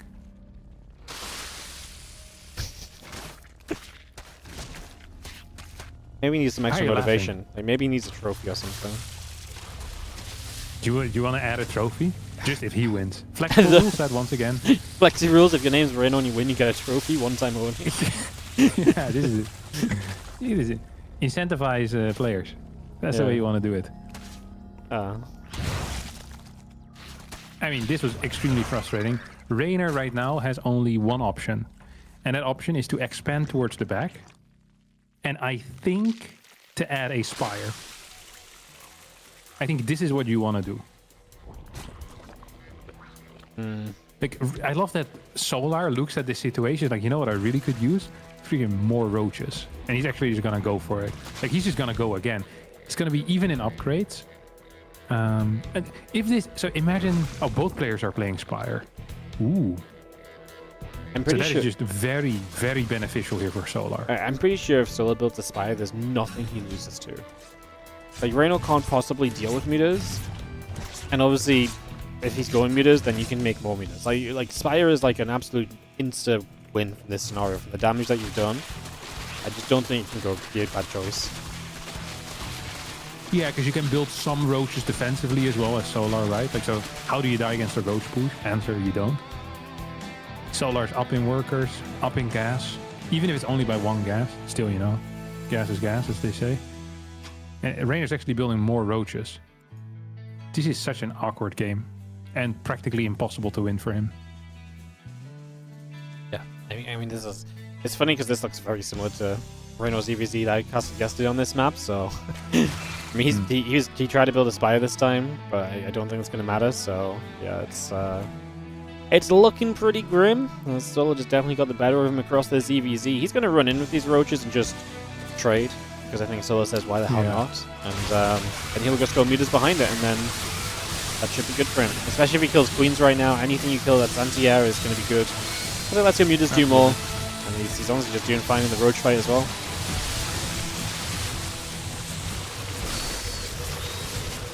Yeah, I mean, this game is extremely over. GG. Wow. Extra tough, man. over. Solar's good, man. He's back in the Solar is finals. good. Talking about things that are good, Wardy, I'm about to do a very good ad read. Do you want me to mute real fast? You're going to do a very good ad read? I want to hear it. Yeah. Yeah, well, it's kind of ruined the bridge now, because I was going to say, you know what else is good? And then I walk over to my back. You can't see it on your stream, but I will do it on mine. Uh-huh.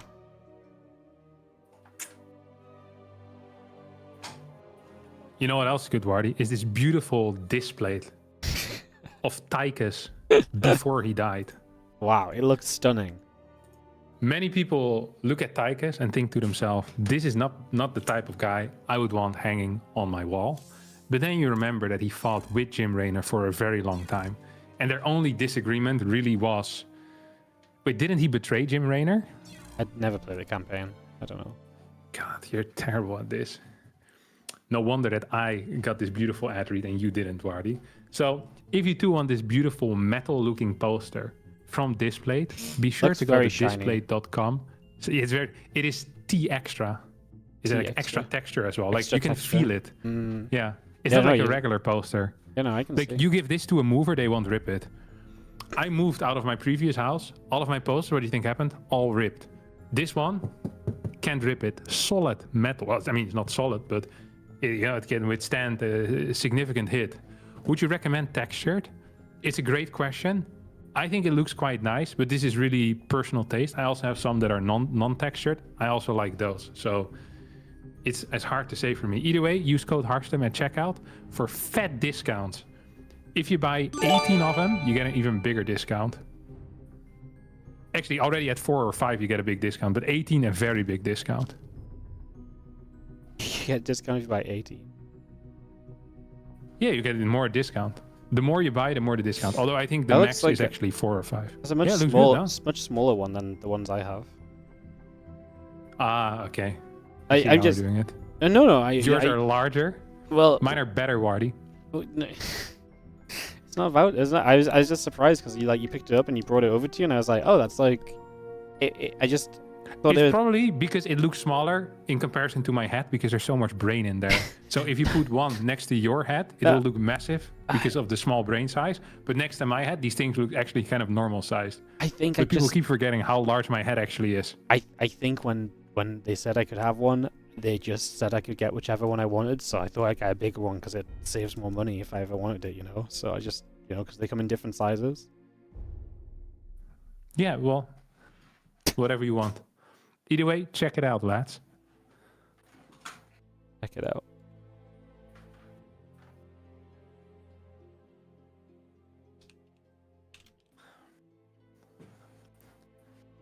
Also, a fat tip: if you ever hit a hole in your wall, you can just put one of these on top of it. Perfect if you get can rushed and throw a glass at the wall and make a hole in it. Actually, Exactly. I wish I had this when I was In still uni? laddering. Yeah. Yeah. I'm putting people on the Christmas tree, so thank you, Parabytes. Sorry? I'm putting people on my tree. It's that time of year, you What do know. you mean? Oh, within the balls? Well, we don't do balls anymore. That's actually only for like a higher pledge. We do Really? we do paper gift tags because it's more environmentally friendly. Paper? What? Like, you know, like name tags, like gift tags. Like you put a tag on a gift and you like write your name on it, like to thingy from Austin. Oh, not bad. So we do that because it's more environmentally friendly. But this year on the tree, I also have Pokemon baubles on it. So there's like different regions, so people can like, you know, you either get put next to Pikachu or like Gengar or something. So I mean the tree's kind of cool. there's also a lucky dip bag. So if you give 20 subs, you get to pick from the lucky gift bag, and you can get an even better decoration on the tree. It's honestly Like it's wild this time. I mean, there's a stocking that got up on the tree earlier. I can't reveal what else there is because that would take away from the lucky dip part, you know? Yeah, that's true. It looks cool. Oh, you even have snow in your room. Is that an effect or is it really snowing? Oh, it's snowing. I decided to say, I'm gonna be screwed by the 25th, man. It's gonna be like knee deep. That's crazy. Crazy. Wait, when are we playing the finals, by the way? What server is that? In America, we're Okay, just talk. Clem's being called out by Solar. I called Clem out as well. Are being slow at vetoing? Well, no. So I actually called Clem out because I was like, it's funny because Solar's like he's so slow, and I'm like, it's funny because he actually signed in or checked in so early today, and Clem said I actually woke up to check in and then went back to bed because he's sick of missing the tournament because he always sleeps in. Yeah. That's nearly a 10-year resub. Isn't that a bit crazy? What, my resub? Yeah. 120 months, yeah. 10 Where's years. my resub? In 17 days. Unbelievable. How many if I type something in your chat, can I see how many days I have? I'm only a 60-month sub to you? That's a scam. There's no way. Yeah, it's crazy. Yeah, I only have. I thought that I also subbed relatively late to you already. Like, you know, it felt like I remember when I subbed to you, I was like, oh, I could have probably done it earlier. Well, 10 years I ago... remember debating about it for a while mentally if I should. 10 years ago was like full-time WardiTV. You just went in when I committed, you know? Yeah. Yeah, no, I mean, it's fair. Yeah. It's just, in my mind, I thought I was late with it. Probably because you're already playing in all the team leagues and stuff. Yeah, it might be. It's hard to say. You are the first gnome on the tree. How does that feel? Sorry? You're the first gnome on the tree. Gnome? Oh, Yeah. yeah, I like that. Yeah. First gnome. Congrats. I'm not a gnelf. I'm not a gnoblin. Do you know the you've been gnomed? Yeah, I do.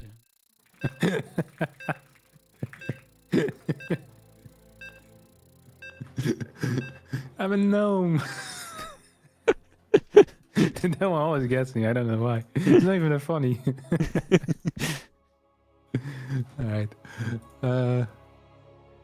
Shout out to Reynor for the raid, by the way. All right, that's it.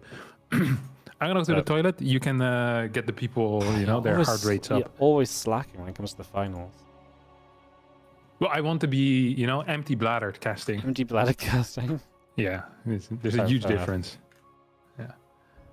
Fair enough. All right. I guess I will get the blood pumping then, as they say. In this epic final of the WardiTV Mondays, edition 63. That means there's been 62 before these, not counting additional extra cups, which is coming up to almost 15 months of Monday Cups. But enough facts about the number of Mondays, and more facts about the players you'll be seeing in this game. In the bottom side of the map, from France, from Team Liquid, waking up early to make sure he got checked in today so he could guarantee some prize money, because the last few times it's not gone well for him. The Red Terran is Clem, and he is going to get the December buff because he has actually got Polar Bear on his icon, on his command center, which means that he is going to play better throughout the month of December. Now, you have Clem, who's already very good. You add the Polar Bear buff. This man might be unstoppable right now, as he saw 2-0 MaxPax in the semi-finals. Polar Bear buff has already been very real. He took the full entirety of November off from the top 4 of the WardiTV Mondays as well, so he's ready to go. He's full power to go and win this thing. As in the top right, since Clem last won, this guy has won it twice, which is impressive because a Zerg hadn't won since Edition 2 until Solar did. He's the blue Zerg in the top right from Falcons. And, yeah, what else do I have to say about Solar? One of the times he lost in the finals before he managed to win this tournament, one of the few Zerg final appearances was Solar against Clem. That was a 3-2 for Clem back then.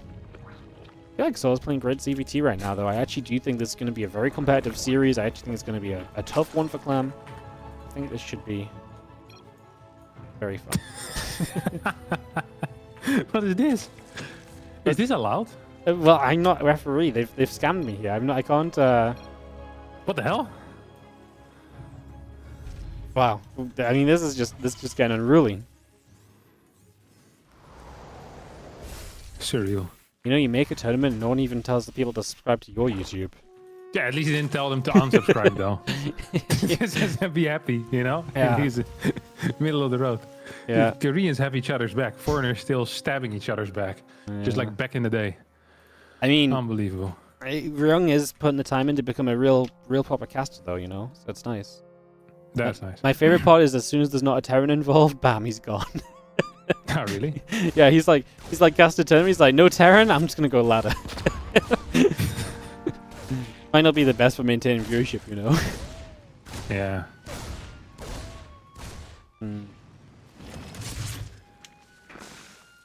All right, what do you have over here? Reaper.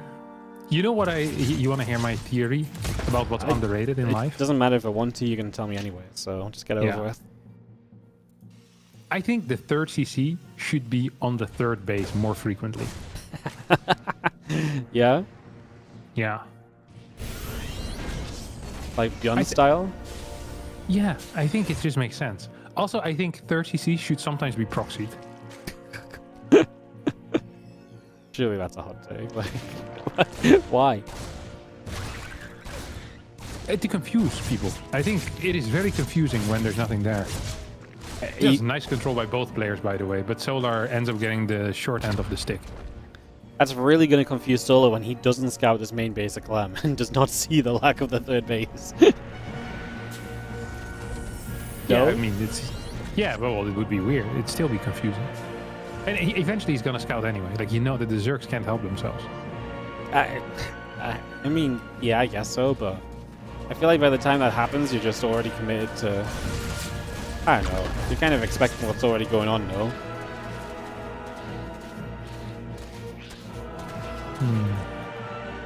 I don't know. Yeah, It's one of those ideas that sounds ridiculous. Maybe it would be better than it. Who am I to say? Who am I to tell you no? Who are you? Have you tried it out? Ooh. No. Listen to this though. This time. Solar opening up with the Reynor build here. The fast Reynor Evo build. chamber, probably into Carapace. Meanwhile, Clem is opening up with... Is this a 2-base only? No. How many helis? No. He just... Okay, 6 helis is actually not a... He's going. He's gonna add the CC in the wall. Okay, there we go. He's just going late at third base, which is something he did against Shin earlier as well. So, not kind of going for the super fast 3-base, but still having that 3-base setup without the need to kind of like do a lot. Like if you go, you know, sometimes you see that like 5-6 minute third base, and it's like, well, then you've kind of committed to a point where you need to do some damage, but this is still kind of fine. It's just a little bit more aggro, a little bit more aggression potential. It's not the end of the world. It's not like you need to kill like 10 drones here to be okay.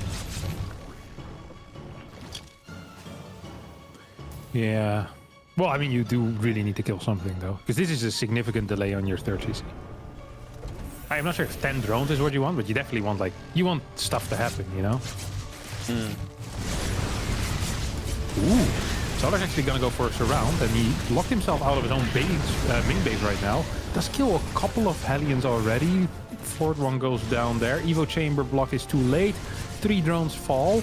But I think all of these Hellions are going to go down as well. And I believe that Solar did a very reasonable job of not dying. I really feel like Solar's playing the long con, man. I watched Solar die to Hellion run-bys for like months. And now I feel like every time Clem plays him, he's like, I'm going to kill him with the Hellion run-by. And he just gets in and does like 3 works of damage, loses all the Hellions. And he's like, huh, that usually goes better. I think Solar just set us up. I think he's But been built the on long this. con was losing a lot of tournaments so that now he can win some tournaments. Yeah. Master plan, right? It is very smart. Yeah, look, you're only sounding, you're trying to make it not sound good because that's clearly your plan as well. You're losing a lot now, but eventually... I've been sandbagging for 10 years straight, mate. I'm gonna come out swinging soon. You won't believe it. This actually was a pretty fast layer tech coming out of Solar as well. I was almost like expecting Aspire, but we're not seeing it. We have a very high worker count. This double drop is coming pretty quick as well. Are there going to be enough links to deal with this? The answer should be yes.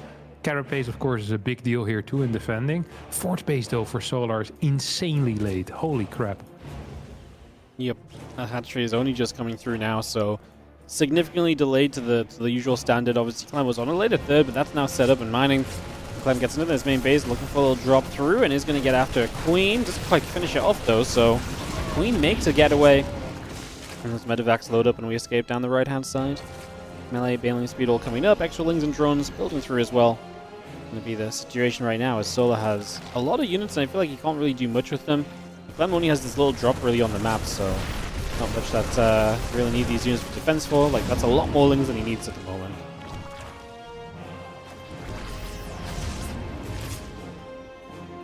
Yeah, infestation pits coming in behind this. This felt weird. It felt like there was a very long break in Solar doing something to kind of progress this game. You know what I mean? Like, what really has he done in the past minute? Like, he skipped the infestation pit for a very long time. There was no extra tech coming in. His upgrades aren't necessarily super fast. His economy isn't crazy good either. It felt like he had a pretty good spot, and he was ready for whatever like Clem was throwing at him. But now it feels like, despite nothing really happening, Clem's position is significantly better just due to Solar not progressing into a longer game. That's what it feels like to me, at least. Like this is not a fast hive. This is not going to be a fast hive. He doesn't have any extra tech. He doesn't have a very high worker count. Like, what did we really get here? Not a whole lot. No, not really. I mean, you're absolutely right, basically. Just like, he got halted, and he did a good job of holding things off, but he actually got held up a lot himself. So it's really one of those times where you actually see Clem able to kind of really come out of this and say, hey, look, this really, went well for me. Like, I didn't kill a lot of stuff, but the reality is he's in a good position. Equal supplies at this stage of the game. Solar is a mile away from where he wants to be, which is lurkers, That's Solar's dream position to be in these ZVTs usually. He loves getting there. He doesn't use them all game, but he definitely uses them to stabilize and to set up onto more bases. But right now, it feels like he couldn't be further away from that, as maybe this game he might even just get the hive and try an Ultra Cavern or something, maybe. I mean, I feel like he's in the middle of nowhere with a game plan. Like, I think even right now he doesn't quite know where to go to. Yeah, it is really awkward. His pre-split is also bad. This base is just gonna go die. Like, that's a 5th base down the drain, right? It's not quite what you want. It's not like his supply sucks and he doesn't have the units. Like, he actually has a decent army. It's just not there when it needs to be. Like, this fort base on the left side has been under a lot of pressure as well. We're gonna get a lurker then, but that's relatively slow as well. Mines are getting some fantastic hits, and honestly, without doing anything super special, Clem is just kind of winning the game by not making any huge errors. Yeah, no, I mean, he's just been doing things step by step and keeping in a good place. Solar is going to get to the lurker down. Obviously, they will not have upgrades for a little while either. But this is the stage where sometimes we think Solar's in trouble and then he hangs on by a thread and progresses it to a later stage game. So it's a big map as well. So if there's a chance for Solar, it's this chance coming up right now. Like, this is going to be his moment in the next few minutes here to maybe turn this around and give himself a little bit of a better shot at things. Yeah, I'm not super feeling it right now, but maybe after this fight, that mine shot was disgusting. 7-8 Banelings on the right side going down at the same time. Left side does feel like a minor win for Solar, but without any Banes available, how the hell is he going to stop this Marine force? I think the answer is just, he won't. There's too many Marines. There's no Banelings available. GG gets caught. Clem's going to take map number 1 here in a very, very decisive fashion. Very, very decisive fashion. You are not wrong. No, that was convincing through and through, really, wasn't it? And it wasn't like... This wasn't convincing like, oh, he killed like 15 workers, so the game was just done already. Like, he was just in such a good spot. Like, I think what you said, like, it's kind of because of what Clem did, but it's more than what Solar didn't do.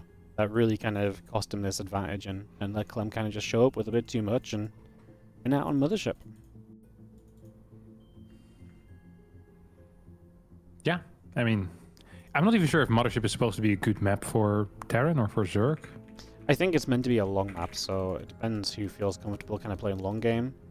It's very hard Usually to... long is good for Zerg though, isn't it? Because the initial Yeah, assets I later. think the initial base are very easy to hold on to as well, and like it's very difficult because the map is very spread out because it's 3-player essentially.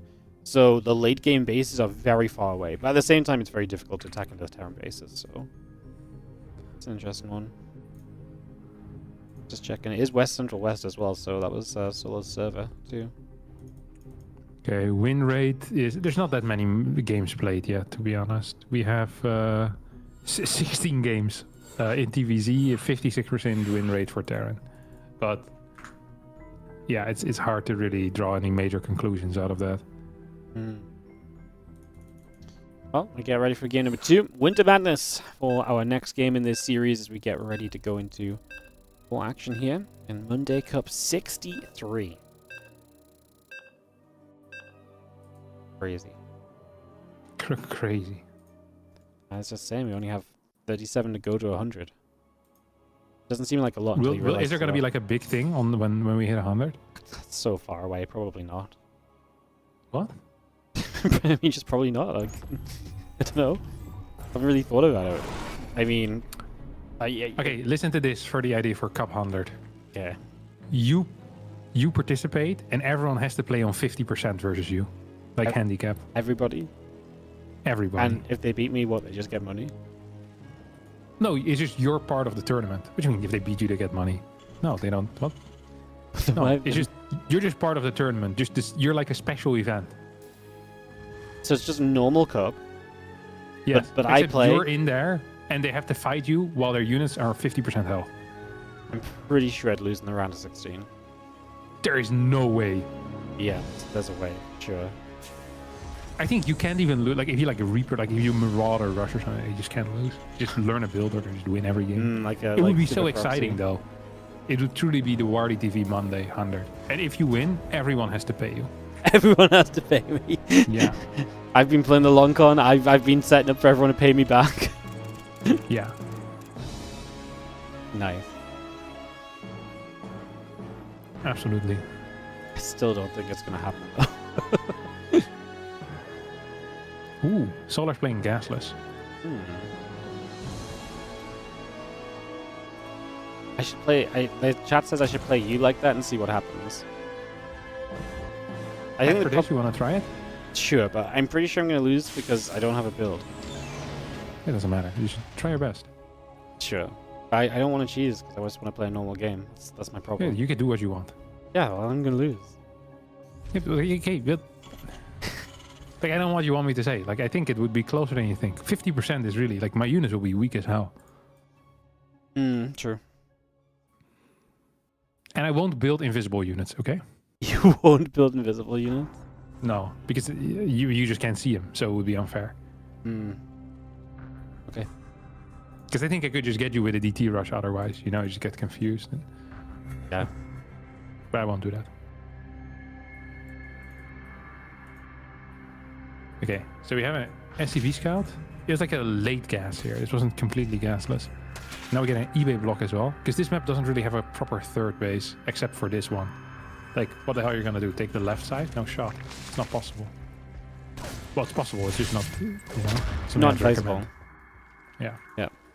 No, I was thinking about this yesterday. I was like, that forward base, that's what we'd call like the triangle usually is, not the triangle, like the linear third is not really a linear third. It's like a, it's a very weird angled kind of base. So it's not a pretty one to take at all. Very the actual linear third is even further to the left. Yeah. It's way off. Yeah. Okay, this eBay is well, like, this is a sturdy one, you know? It's no half measure. Nope, what's the health on it? And Solo not doing anything about it just yet. I mean, what's a man supposed to do? Like, actually, what are you supposed to do? It's gonna go for 2 base, lair, second gas. So, potentially 2 base spire. I mean, there's 2 options here, 2 base fire or 2 base roach.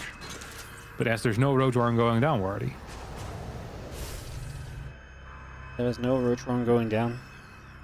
It is beginning to look a lot like Christmas. Mutas. Oh. Also like Christmas, but also like Mutalisk. Why not both? Although there's no... Oh, it could also be like a... No, okay, we get the extra gas now. Yeah, this is Muta. This is Muar. Uh-oh. Ooh, Yeah. yeah. That's fun. Very fast meters as well. So that's going to be the goal, and I'm intrigued. Genuinely kind of intrigued. I mean, you see meters a lot right now, but I wouldn't say you see meters as quick as this very often. It obviously feels somewhat forced into it and so on, so away we go and see what we can do. Spire drops down. I'm going Banshee, cloaking, triple CC on the way up. Getting that ready for the next couple moments. Would one say that this is the fastest Mutalisk rush you've ever seen?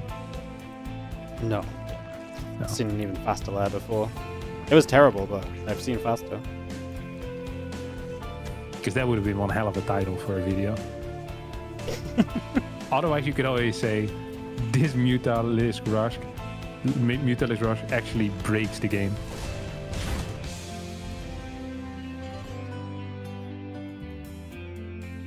Just This Muta rush is actually imbalanced.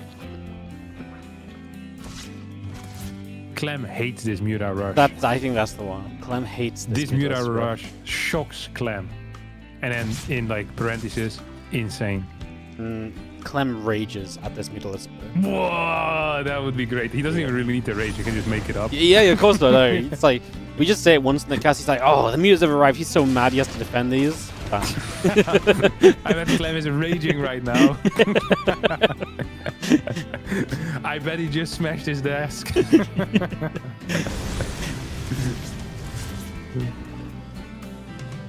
Yeah, 7 mutas coming out. Clem should be aware of this, right? Like there's not that many options, but he's just building tanks. Doesn't have any turrets out. I mean, the moment you see 6 gas like this, like I don't think there's anything that is more suspicious. And now, I mean, the mutas attacking the Hellions is a huge tell as well that this is most likely a muta build. Yeah,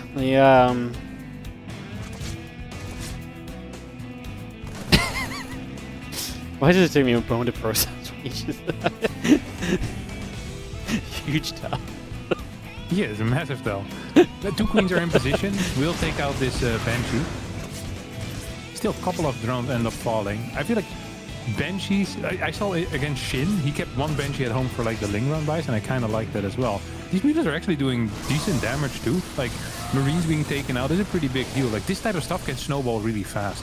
Like with 2-base muta, like snowballing is a serious issue. There's a turret, but it's not really defending the top side of the mineral line, nor is it defending these 2 barracks that are being built, and auto workers actually going down. I am liking what I'm seeing out of Solar here. 68 workers to 54. The only thing we're missing is a fort base and 2 Evo chambers. Everything else, like Solar, is well set up into a mid-game Muta Lingbane. Yeah, he's got the 2 Evo chambers, he just needs to get them started and yeah. upgrading, so he's on his way to those melee upgrades now, and at the same time we've got the, obviously, fly attack coming through, and the 4th base did finally start, so he gets a good amount out of this, puts himself in a position to play from. I'm still going to have advantages, right, in the timings, for example, like he's still going to have 1-1 significantly sooner than his opponent, so that will be one thing for us to watch for here as we continue by. So we're seeing more mutas, more drones. Couple of links maybe being added in. I'm expecting Clem to be relatively defensive for the next few minutes. So we have 8 Marines in the main. We have a bunch of Marines in the natural. 3rd base is actually without... No, actually also has a few Marines. What is that, like 7? 6, 7 Marines. Hellbat's morphing over there as well instantly. And this is just going to be a defense of playing Mutalisk Whack-A-Mole. Solar's actually going to commit into this. Clem too late with the stim. Almost loses the medevac, but not quite. Dude, that's scary, because if you lose your Marines on one side, you're going to need to start moving. And that means that the ping-ponging of the mutas is becoming much harder to deal with. In leaving space open in the natural for potential Ling run buys, or at the 3rd base for Ling run buys, is also scary. 8 gas already up for our muta player at the moment, who started +1 carapace. 6 more drones on the way, as well as an infestation pit. So it's not going to be a forever lair type of game, which is what we saw, I think, in Shin versus Clem, right? You had this did this game on Mothership where it felt like Shin was too late of going into Hive, and then once 3-3 upgrades finish, Muta kind of sucks. But here, it feels like, you know, it's actually Solar that's in a good spot tech-wise. He's now attacking this eBay as well. If he gets it, that would be huge. Yeah, he's gonna get it. SCV's got choked up on the minerals, so they couldn't get around for the surround and repair there. So that's unfortunately not going to be great, and that is going to be one eBay down. And plus 2 armor denied for the moment, which helps Solar a lot, because obviously he's behind on upgrades, so this helps him to play catch-up a little bit there. At least one of those upgrades for the Terran on 2-2 will be a little bit later than they would have been otherwise. Big push from Clem, though, into the center as he starts to get across the map. Doesn't have Thors yet, which is going to be one of the main deterrents for the Mutas, kind of coming into bigger fights overall usually, so it's one thing to be working on soon. There's a couple Banes, take a couple of shots to continue through. Marines are going to fight, the Bane's taking damage again. Hellbat is cleaned up. Clem's splits have been great today. We'll need to keep on doing that as the Mutas arrive on the other side and they start to cause some chaos.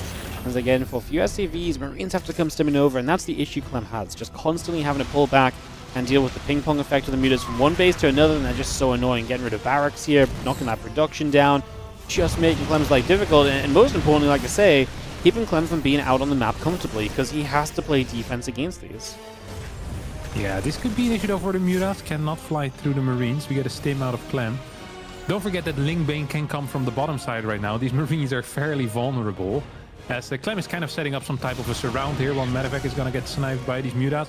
Ling Bane is starting to move into this forward base. I think this forward base is in serious trouble. Yeah, I mean, these Banes gonna get a good jump forwards. We see the Marines starting to split. The Mutas arrive as they're now protected by the Ling Bane being here as well. Clem's supply starts to go downward as he is just going to have a bad fight. The Mutas are going to help turn onto this planetary fortress. It's going to lift up, cancel the planetary, get into the CC. It doesn't go down yet. There's a couple SCVs repairing, so the base is saved. And we do see some damage on those Mutas. They really wanted that there. Now takes another loss, flying into the Marines at the end. Clem with the save on that 4th is going to keep him kind of in this game, because being reduced down to 3 bases, no other command center on the way out, would have been a massive hindrance to him. Oi, oi, oi, oi, oi. That was a very, very tight setup. We have a couple of medevacs moving towards the bottom side with the Marines as well. Might get a cancel here on this base. Clem is still alive. He's planning on moving on to the map. I'm never certain if it is correct or not to do this. It's like, you probably want to have some aggression out on the map. Does lose 2 mines here at the start of the fight. But at the same time, it feels very scary to go onto creep, and run-bys can be a serious issue as well. Like, you're sending everything out. Your third base is so vulnerable. Mutas have the ability to go for a counter-attack as well. Like, that is the beauty. As long as you have creep, like, you can't just run on creep as long as there's more than 5 banelings on the map. And right now, we have 18 banelings. Left side army is going to get taken out. At least these medevacs are in a bit of trouble. Target fire on the Mutas not quite going to be good enough as we complete our surround, and the Marines will end up falling. Just gets there, plays the defense, Clem with the 4 bases. I tell you what though, Solar's had so much map control, you can see the creep is nicely spread out. And he's just going to be able to keep on kind of threatening with those Mutas, and he's on the way to the Ultras, so he's getting a tech up that's going to help his army fight into the later stages of this game.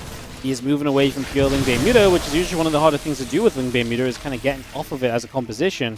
So slowly making that improvement as he actually goes to dive in over here, sees those flaws. I mean, you can save them with the medevacs though, so nothing should really get lost on this one. Lose the tank that Clem started to siege, which was probably a mistake. And yeah, I think Solar really just wants to get rid of like Ling Bane supply, so he can start adding some more ultras. And we're seeing that ultra count grow as well. The Marauder count ain't all that big quite yet. I think the last thing that Solar wants is an accidental late game, because it feels like he's been in control for so long. So losing that opportunity to kill his opponent right now might be a bit of a problem. Yeah, I'm super with you. It's definitely one of those moments where it's just like, there is a lot of there's a lot of danger of just kind of, as this goes on, Clem definitely gets into a bit of a stronger spot. And right now I feel like Clem's army is actually okay to be here and out here fighting, which is scary in itself. But it's even scarier once he starts hitting ghosts and so on. And I mean, if Solo doesn't do something right now, he is going to be in that kind of late game, despite having had such a great time up until this point. And right now he's losing supply in these fights left and right. Absolutely. Mutas are going to come back, pick off both of these medevacs on the left side, which is a very big deal, because it means all of your army can now focus on the right. Ultras, however, there are dying already. Kaiten has finished up. That is hugely beneficial for Solar, but he loses a base. Clem is already has a 5th done and is flying over with it. It's going to be capable of running all the way back. Mines coming in to assist this force as well. Another big mine shot there from very, very far away. We have one mine, 2 more mines coming in. US will need to come in and try and clean this up. Ling, Ultra, Muta is the composition. And I think denying the 5th base is going to be the name of the game. Yeah, I think so too. If you can keep him off that 5th base and you've got these bases of your own, you should be fine. This should work out for you still, but that really is the big if right now. As the IO will get rid of this hatchery bottom left, and it's going to put you back down at kind of 4 bases of your own. So not exactly ideal for Solar. He's not exactly rich at the moment either. He's got a ton of drones, but he needs locations to mine from. Has to rebuild on this right side where the mine goes for just a couple of lings. Feels like Clem is doing enough with this army and keeping momentum well enough in his favor that he's given himself a real solid chance in this game too. Yeah, he's not completely back in control. Don't forget, he's fighting against a heavy Ultra force, and his Marauder count is at 15, which is nice, but not, you know, the greatest thing ever. This 5th planetary is huge. Right now, it's really 4 base against 4 base, so any type of engagement that is favorable for Clem is probably just going to put him in an almost unlosable position. Right side base is going to get cancelled here as well, which is a very big deal. That's going to represent a large portion of Solar's mining. Left base is going to get cancelled here as well, and there's so many mines available. I think that Clem is actually just walking towards a victory right now.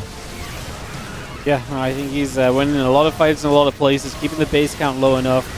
And he's getting his own 5th base up. You mentioned like this might be a case of denying the 5th, but Solar's not even glanced at that 5th base. Never mind actually denying it. This might be one of his better chances now. Mutas can intercept those medevacs a little. We don't have units on the ground just yet, but at least he forced the unload, so maybe you could jump on that. Solar doesn't seem to think he can. He's going to continue upward as we try and get a dive through. Ultras are pretty well spread out, but unfortunately, first Ultra goes down very quickly. We're now going to see Solar diving to the right side, heading into that 3rd base mineral line where, hey, at least we're going to kill a lot of SCVs. Still a lot of Ultras to get through, and Clem's supply has dropped a lot. This push from Solar is working thus far.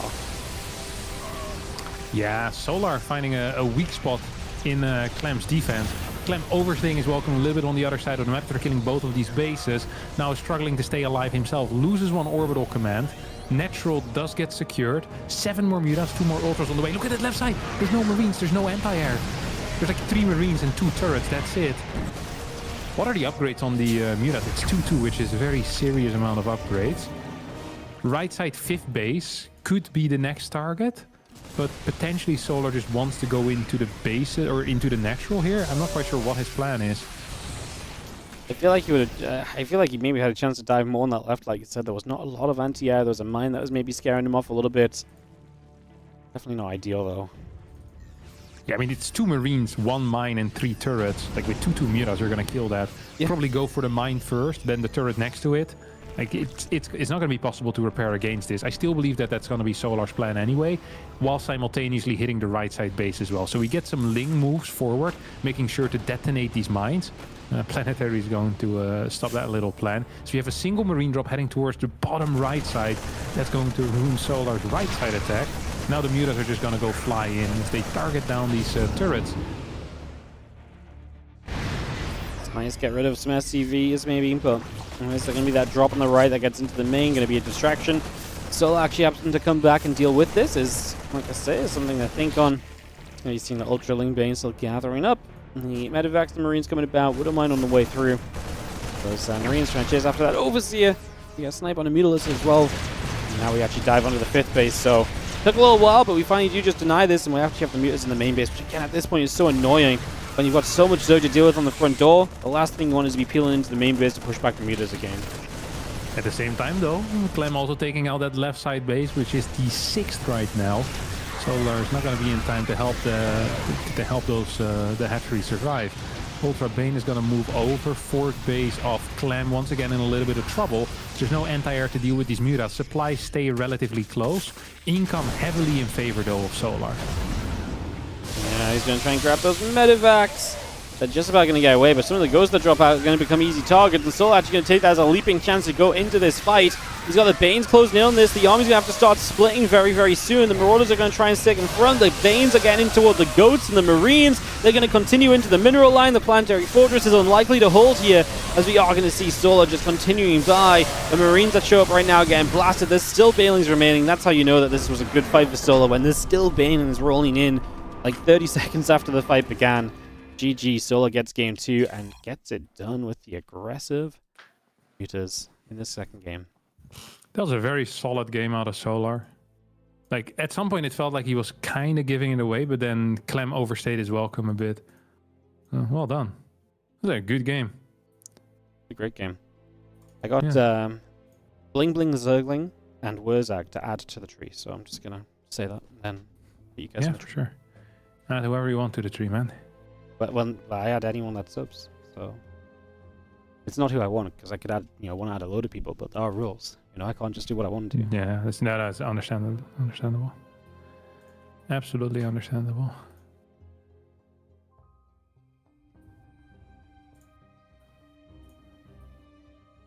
White Rabbit. White Rabbit.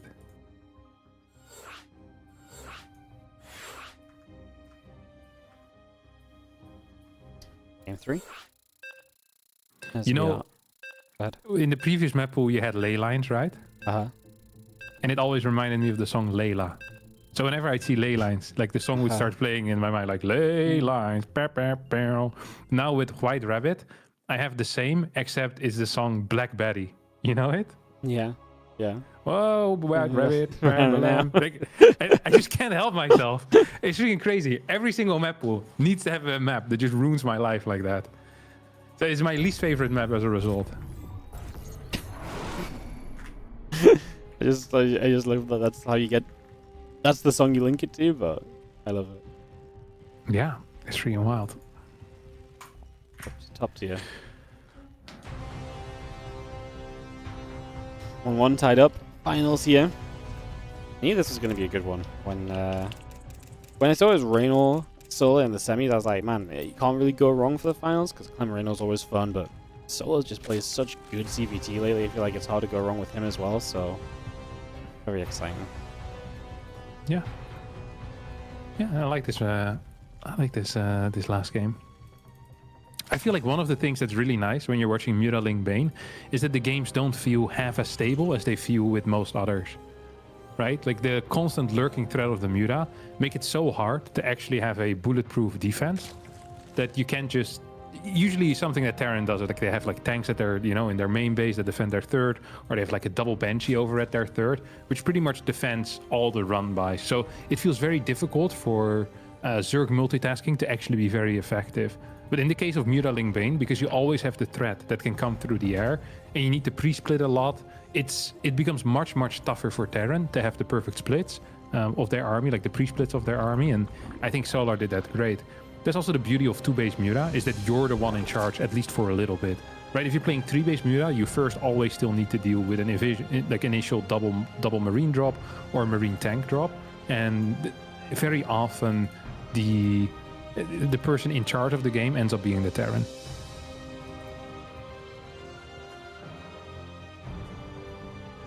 Amazing. Truly. What the hell is Solar doing? What is this? 21 hatch? So he skips the main... No, wait.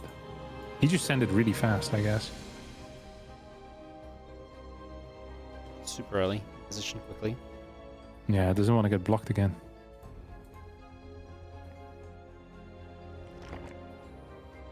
I think the most impressive thing about that last game is it started with such aggressive mutas. Like, I feel like I've been completely conditioned to just believe that mutas like that just never work.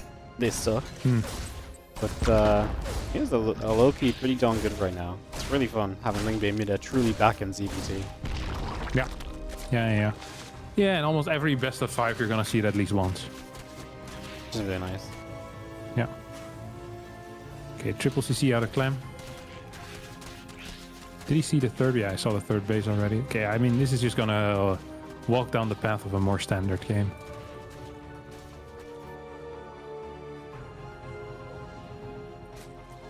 at least in my mind. Alright, looks pretty traditional so far, especially with triple CC coming up super early this time, right? So a little bit less aggro on the side of Clem than what he's been playing before, and that just means that you probably just, like you say, stepping towards the macro game. There's not as much happening on the side of Solar either, so yeah, makes sense. Double tumors coming out. We see the tech lab. Most likely there's going to be a Banshee opener. Just been the Clem golden standard for a while now. Triple CC, Heli and Banshee, 6 cars, fast follow-up drop. And is indeed what we're seeing here. So the variety of gameplay will have to come out of Solar. Exciting.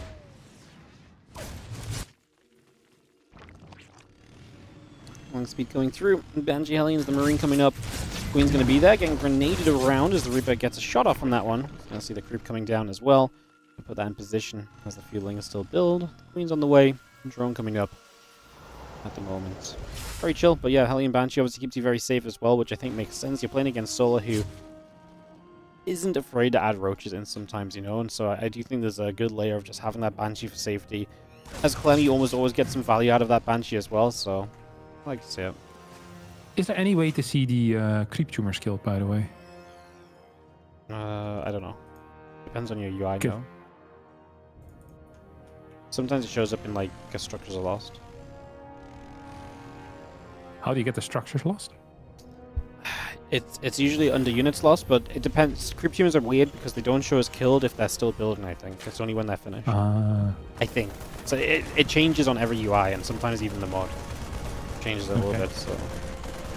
Yeah. I think 2 kills so far on the creep tumor, so it's a medium-sized deal. Like it's a good start to stopping the creep spread. It's not the end of the world, of course, for Solar. Double E-base coming in, extra barracks on the way as well. There's gonna finish up. Are we gonna see a similar build? It's gonna be Burrow? No way. Yeah, I was gonna say that feels like a misclick. I'm not buying the Burrow here, mate. Yeah, no, it does not really add into this moment of the game just yet. As the Aliens, the Banshee is going to be getting down, and Queen's going to be taking some damage. The Overseer about to finish up, and a few drones coming about as well. The next couple moments, just going to see the 1-1 upgrades and Stimpak all on the way in as well. Wardy? Hello? What the hell is this? What? Hydra then? No Evo Chamber, no Baneling Nest. I think you have Evo Chambers on the way, but... You haven't heard of the Ling Hydra style? Infestor? I mean, I guess that might be an option here. It's going to have a lot of gas. I don't really know where you go. I mean, if you get enough Hydras up quickly, you can maybe deal with the first rounds of this, but I do think overall it's not going to be great. Range. He's actually just messing Hydras. That is definitely a bit crazy. Scarlet used to play this. Oh, but there's going to be Banelings as well. Scarlet used to play this like Hydra Ling Infestor. I can't recall what the follow-up was, but it starts with Hydra Ling Infestor and then whatever happens after, I guess. But this is still going to go into Baneling, so it's not going to be full Baneling skip. There are tanks at home, and tanks usually are good against Hydra-based builds.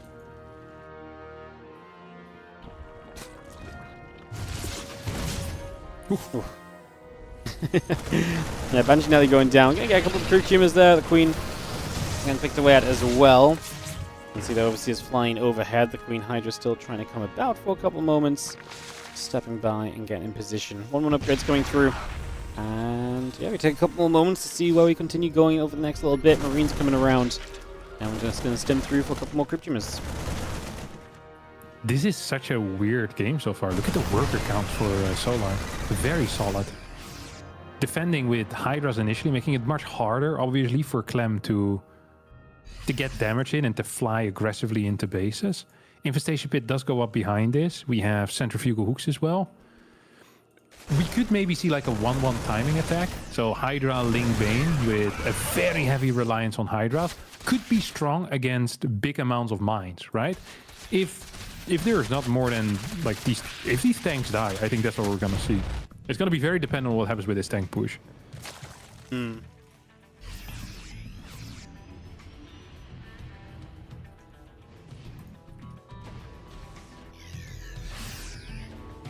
see those Marines gathering up. A couple of... excuse me, the helipad's going to be there as well. The tank sets up as well. When I first saw this map, this position was used a lot by the Terrans. That kind of push up this right side ramp. We are going to be pushing at the top at the same time. Here from Clem, the Banelings are going down very quickly. There's not a lot of them, and if both Banes all go down, that's going to be a big issue. You lose another Baneling. The Hydra's next going to be up for targets. I'm pushing in right now, so look at supply blocked as well. Really not ideal in the current state of things. So Clem getting into a better and better position at the moment. This is going to be seeing those Hydras still stepping through. Siege tank goes down. The Ling Bane Hydra still coming across. Medivacs lift up to try and get away and try to make that escape. Clem actually lost all of his Marines on the left side. He did not pick them up in the medevac in time. So although the right side battle didn't go great, I feel like the overall trade in the end might have been okay for Solar, specifically because he killed all the tanks, has a relatively high Hydra count still alive, and we have a Lurker then that's about to finish up together with a Hive. So I think Solar is about a minute and a half away from taking map control. As long as he doesn't die over the next 45 to 50 seconds, I think he's actually going to be in a pretty decent spot. Yeah, no, I think so too. Like, he's getting to that point where Solar loves to play, which is just going to be the Lurkers, the tech, you know, the late game in general is going to give him the chance, and it's definitely going to slow Clem down a little bit too. That wouldn't mind retargets onto a Hydra for a nice little grab. On the right side, we've got a bunch of mines there that we've got to be super careful about, otherwise they can obviously put in some serious work as well, so definitely expecting that to be a possible factor too. Yeah, a couple of mines in the middle are going to get cleaned up as the Overseer shows up. The anti-mine micro with the Ling Bane has not been perfect so far this series.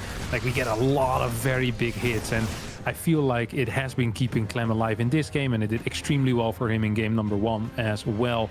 So Marines now are trying to move in, perhaps get a couple of drone kills over here on the... was that the third base? I can't even remember. Yeah, it was the third base. Ling Bane is going to try to clear those Marines. Once again, Clem not picking up in time. Uncharacteristically losing a lot of Marines in these battles so far, as the Lurkers now finish up. And I think Solar has survived to the point where he now is in control. Seismic Spines is finished up. Clem tries to push in. This is completely unrealistic against Seismic. You cannot do this against 7-8 Lurkers with Seismic Spines. No shot. No shot. As you do see the Ling Hydra gathering up, the Lurk is going to be there. Bane settling down. We do have the attempt to kind of come around Clem, trying to figure out which angle to come in from. Unable to just let a couple of Widow Mines going off. Zergling's taking some damage. Lurkers burrowing up and getting rid of a bunch of those mines. I mean, again, the mines just kind of feel less and less useful right now, but I mean, you still kind of need them against the Ling Bane surge, but against the Lurkers, obviously, they're not going to be doing much of anything. Yeah, absolutely not. Hydra Ling Bane is going to push this left side army away. Solar does realize that eventually he's going to run out of steam. Right side completely undefended, not a single Lurker there, no Ling Bane available either. This base might just get targeted down as the mines do burrow. Are Lings enough? Lings are not enough, just barely. I think some of the final shots of those Marines are what killed that hatchery. So the Lurkers are now moving forward. This is going to be an issue. What is there defensively against the Lurkers? We have a couple of ghosts. I think we have 2 Liberators out right now and 4 Ghosts, and the Lurkers are going to take the high ground in between bases. This is going to be very tough for Clem. So it's going to be very difficult, especially if he walks into the Lurkers on the front door. He steps into them. I mean, very tough for Clem. Nigh on impossible, especially with the misclicks. So that's going to be him tapping out instantly and giving Solar the 2-1 lead in the finals. Solar, a map away. Yeah. When do you think the last time is that Solar beat Clem? The last time Solar beat Clem, I feel like it probably wasn't that long ago, because I think Solar's been playing well lately, but I don't know when they've last played. Yeah, I don't know. I wouldn't be surprised if you beat him within the last month. Okay, the last time was 1103. Wait, we're Americans, aren't we? So that means last month. November 3rd, yeah. Yeah, November 3rd. Yeah, but if you take a look at the Aligalak page, Yeah, it looks he just opened it. absolutely insane. Yeah. It's like, out of the last 30 series, Solar won 2. Yes, but okay, like obviously talking about winning series, absolutely in Clem's favor. Solar takes maps all the time of Clem. Like, yeah, last time 0-3, but the time before that 2-3. He's a map taker. Yeah, like he always looks. I think that's the thing. Like, that's why I kind of believe, because it's just he takes the maps frequently enough that I can get behind him having a chance to win it all. You know. Absolutely, I can get behind it as well. Him winning it all. He's a winner. He's a born winner. Born winner. Ruby Rock from map 4. Again, the last time these two met in the finals, it was a similar scenario. Solar took a 2-1 lead. No, sorry, he was down 2-1, so it wasn't similar at all. Ignore me. It was 5 games though, so. So not similar, but it was 5 games. It was 5 games. And is that what we're hoping for here as well, Wardy? Well, unless you want to cast less games today, then yeah. Okay, and then I'm hoping for 5. Hoping yeah, I didn't for quite 5. know how the math would work out. If we'd have more or less games if we go to 5. It's okay, that's what I'm here for. I'm the math guy. Yeah, true.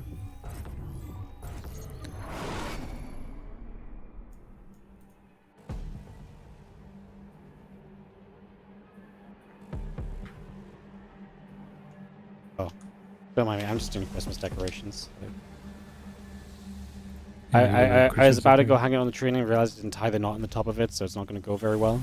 So, yeah. Hey, when that happens. It happens, yeah.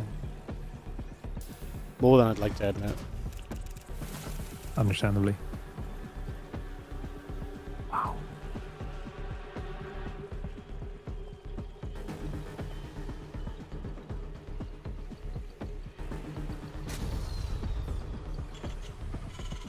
Head first. I did not see that coming.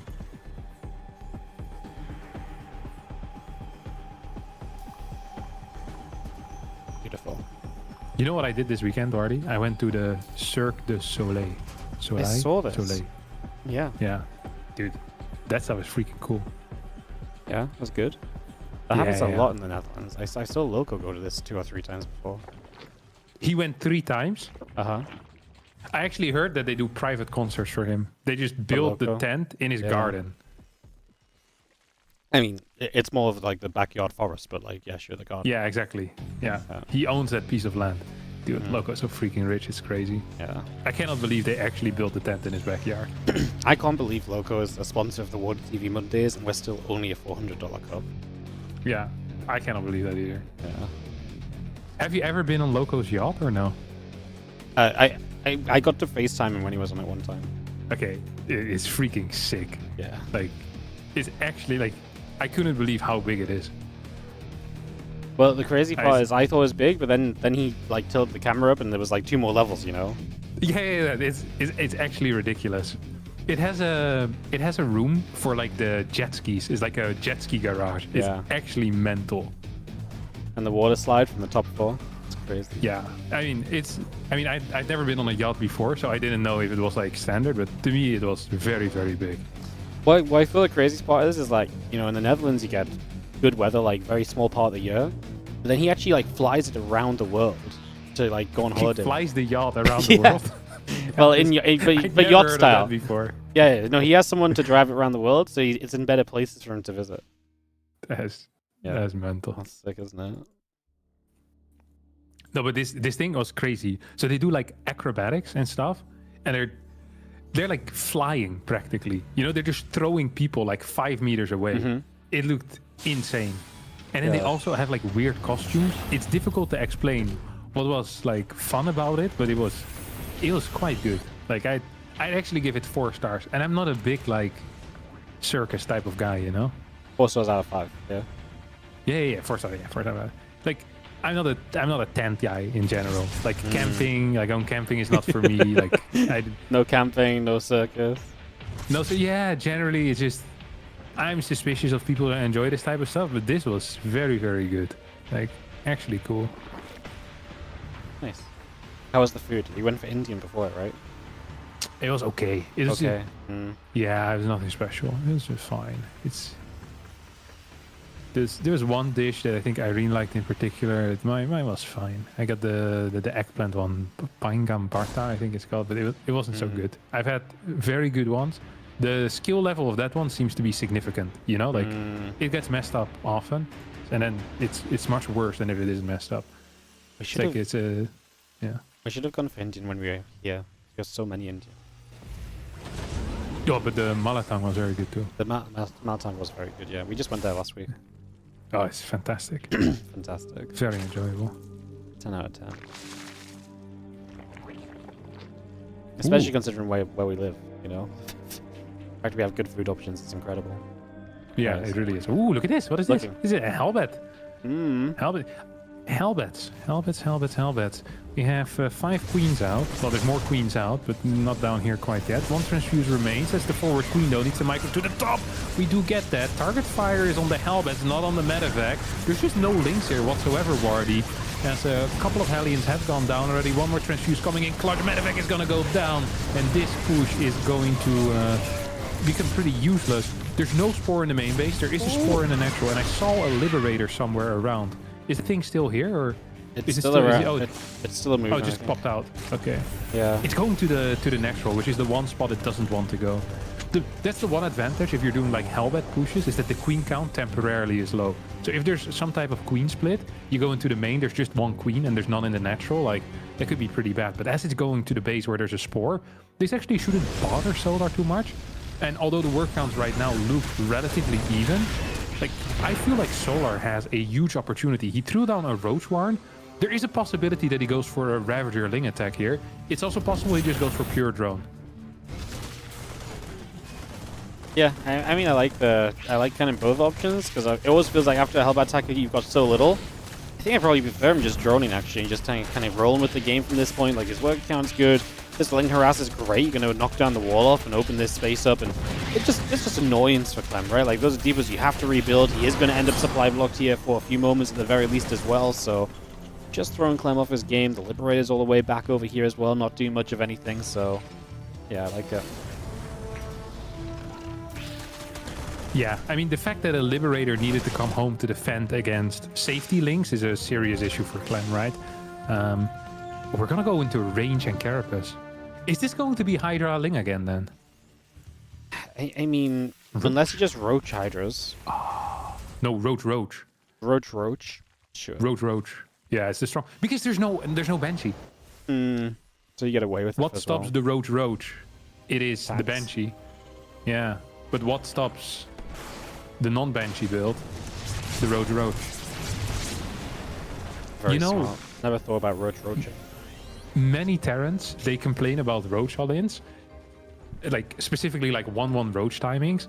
I almost never see this build work. This has to be the build that gets complained about the most, that just doesn't seem to function at all at high level.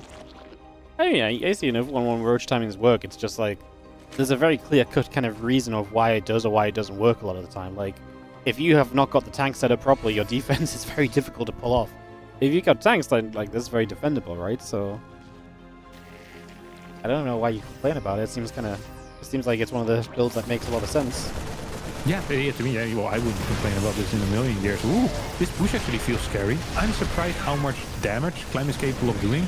Maybe we misinterpreted the position in game, but it felt to me like Solar was in a good spot. He's now losing quite a bit. We get a couple of biles down onto those tanks. 1 tank goes down. Ooh, second tank is in trouble too, but will also go down. That's a problem. I mean, pushing into someone who's setting up to 1-1 Roach you is is a choice, right? I mean, that's definitely not going to be ideal. You're meant to be like all hands on defense very soon here as Clem, so being in any sort of aggressive position that threatens your units, not great. This medevac is empty, a bait or a scout, whichever you want it to be, but realistically, Clem does not have a lot right here. Tank count at a measly 1. And a second tank on the way. But that first tank, I mean, this is awful because that first tank is all the way on the 3rd base, so we can hit into the natural where the tank is not, and then basically you're only going to fight 1 tank at a time here, I think. Yeah, and look at these depots, man. They're going to burn down. That means a supply block. That means and we have a poop on the factory. Look at that. Overseer pooping on the factory, meaning it can't produce anymore. The Contaminate actually seeing some use in high-level play. It is rare to see as Solar is marching towards a victory. Just a single tank over here on the 3rd. Freaking 12 Ravagers, or however many it is. The second tank is about to show up. Bunker is here. But workers are going down at a very high pace. As I feel like Solar, he might just be doing it. The Roach timing attack here into the Marine tank push is doing absolute wonders for our good friend Solar, as he's going to be cleaning up the French Terran player Clem here. Yep. GG's. Solar is going to take it down 3-1. And man, Solar, yeah, like, he's just playing great lately. I don't have anything else to add. Like, You know, these I do think the weekly cups though is such a great way to kind of see where someone's at, and to go from, you know, making the finals once in like 40 editions or whatever, or 50 editions, to winning 3 of these events in the last 5 weeks is really just a sign of just like, hey, dude's playing some great StarCraft 2 at the moment. Yeah, he really is. What are you counting?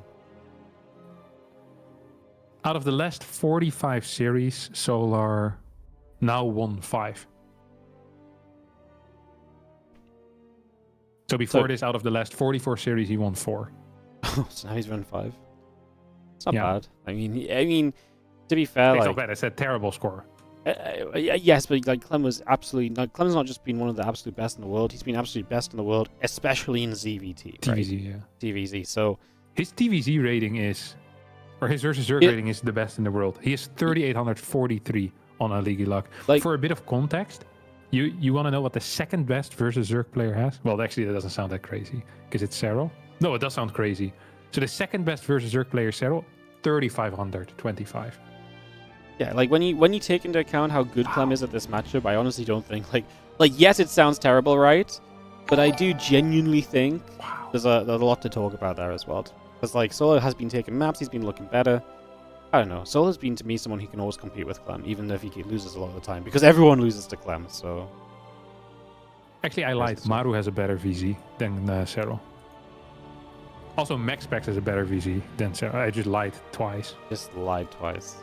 Yeah, That's why I don't terrible listen day to for you. me. Yeah, truth speakers in the bin. All right, Crazy. is that it for us today, Wardy? That's then? it for us today. I'm gonna go sell out. Do you have anything you would like to share with the audience? It's 2025 championship qualifiers tomorrow and Wednesday. So come watch. One more time? 2025 championship qualifiers tomorrow and Wednesday. Wow, that's cool. Just like that. And someone just Okay. donated, so if you sign up and qualify, you'd probably even get paid now, because the prize money increases on donations. Really? How Yes. much is it tomorrow? Well, tomorrow's just a qualifier, but if you qualify, it's probably guaranteed prize money now. Ooh, I like that. What's the prize pool like? $5,000, aiming for 10,000. Lovely to see. All right, Lovely to see. All right. I'm out. Good See you night. there. Good night. Have a Sleep great day, well. Wardy. Yeah, you too. Despite it being in Britain. See you later, man. Bye. Bye-bye. Alrighty, guys. First of all, Chillin' Jedi, I will get you on the tree properly this time around. And then we had a massive donation just come in on the YouTube, on the super chat from Counterintelligence, bro. He just dropped like 100 euros like 2 days ago or something, or 3 days ago. You are doing some heavy lifting because the sorry, let me get Chillwind on the tree. Where do you want to go, Chillwind? You can be. I actually don't think we have a resident in Dittoville just yet, so I'm gonna put you right here with Ditto, next to the Ditto bauble. I like that. Yeah. So Counterintelligence is doing some heavy lifting right now as my camera crashes. Oh my God, no, guys, no! Don't look! Don't look! Don't look at the snow! It's real. I promise. Ah! Don't look at the snow! Don't look at it. It's real. Yeah. I don't know. That's so weird. The camera just cut out from in my room, but like the snow kept snow. Crazy. My immersion. Yeah. Counterintelligence, bro. Thank you so much. 100 euros on the super chat. And the crazy thing for that, guys, is right now we've got the donations to the WardiTV 2025 Championship prize pool. Any donation on the stream goes into that prize. It goes into that increase. And right now, the first 100 euro, the first like 100 euros of that, 100 pounds of that, was literally Counterintelligence already. So this man is fully funding or solo funding the 2025 Championship prize money so far. Counterintelligence, 100 euros. That's the same as 20 gifted subs. So you can okay, double whammy. Because it's a donation, you can go on the star on the top of the tree. How does that sound? Our first star. Our first star. How exciting is this? I'm not going to add the numbers at the end of your name. I hope that's okay. I think I'm going to be short on space.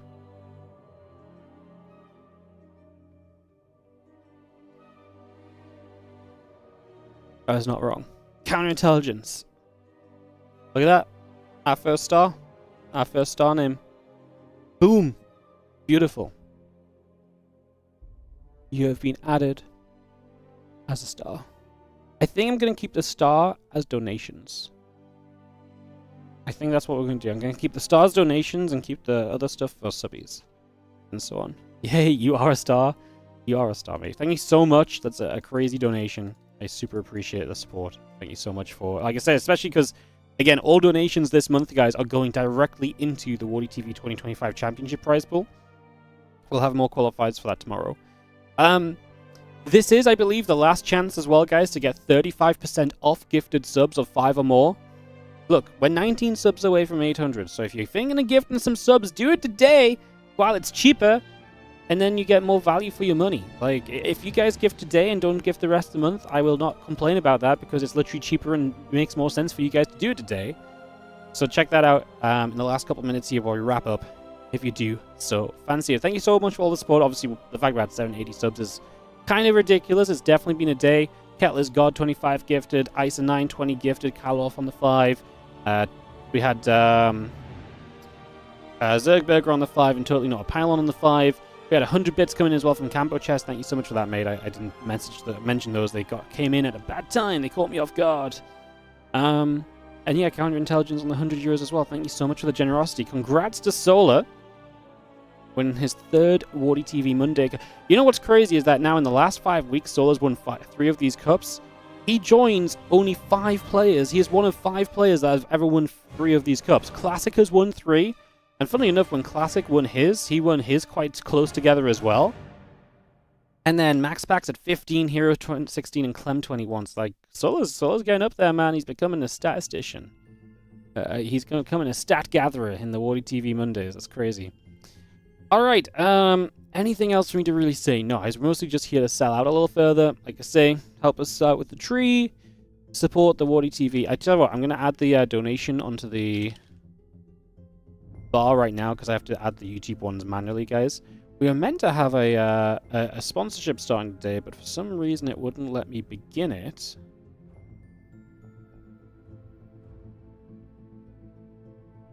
Oh. It's working now. Okay, we'll start that tomorrow then. We have 21 days for it. Amazing. Does exclamation mark Star Trek work on the... we'll talk about that one tomorrow, but we're going to do Star Trek Fleet Command again, so... You guys might remember that one from the before. It's kind of fun. That's another mobile game, but you guys know the drill. You guys know how it works. Cool, cool, cool. All right. I appreciate you guys. Thank you so much for watching. I will see you guys tomorrow. So tomorrow and Wednesday are going to be WardiTV 2025 Championship qualifiers. And we will lengthen the streams a little bit, so it's not just going to be like a 2-hour qualifier. We'll lengthen the streams because we have Kung Fu Cup replays to work through, so we'll have more content to cover there as well. So, yeah, we're going to get all of that going. I appreciate you guys. I don't think I've got anything else to add apart from support if you can. Oh, yeah, that's what I got distracted. I was going to do the... That's what I was doing. I was adding the euros. 80 euros is like... 100 euros is like £80, right? Euro to GPP... 87 nowadays, crazy. 187 plus 87, 267, 274.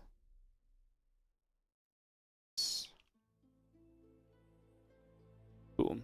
So that should update to 274 on our goal to doubling the WardiTV Championship prize pool. So that's exciting. I might not do it right now, but it should do it at some point. Is it this? A refresh? Boom. 274 out of the 4,000. Progress. 40. When are we getting 1440p on YouTube? That's a great question. The TLDR is that... The TLDR is that I don't have a 4K monitor. And they're expensive. And what really annoys me is that I can't get a 4K monitor that looks like my other monitors. And I really want to do like a full like office refresh. I want to get a new audio interface, probably get a 4K monitor and stuff. The problem with that genuinely just is that I just need to make sure I've got enough money to do that. This year was expensive. I got married and stuff. So I kind of wanted to do that kind of towards the end of this year, but that's maybe not happening. Or like start next year, but like I need to just see... I need to kind of get through the tax. In January, I pay tax. Once the tax is paid, I'll have an idea of exactly how much money I have. So we'll see if we do like a big stream update. Because I'd like to update a couple things in the streaming room. Like my second PC over here is very old. This PC is actually Helen's PC, which is fine for now as well, but I'm thinking of maybe doing some updates and stuff. And then I want to update my monitors, but like it really annoys me that if I get one monitor different, I'm gonna probably have to get all of my. I don't have to, but like, it's gonna be annoying me because right now my monitors are just the same monitor, 1, 2, 3, and so it's like it really annoys me the fact that this might change. So that is why I've not done it already. So it's something I just have to look into, but it will happen at some point, I'm sure. Give it a few months probably. So yeah. Alrighty, guys. I don't think... Oh, my camera... Sorry, my camera just keeps on crashing, guys. It's too hot in this room. My camera just keeps overheating. Yeah, my camera just keeps overheating. It's whenever the heating's on, it just... the room gets hot with the monitors and the PCs and stuff as well, so... So yeah, thanks so much for watching. Like I said, 2025 Championship qualifiers and more over the course of the week. And I will see you guys on... tomorrow's stream, unless you don't show up, in which case I shall be upset.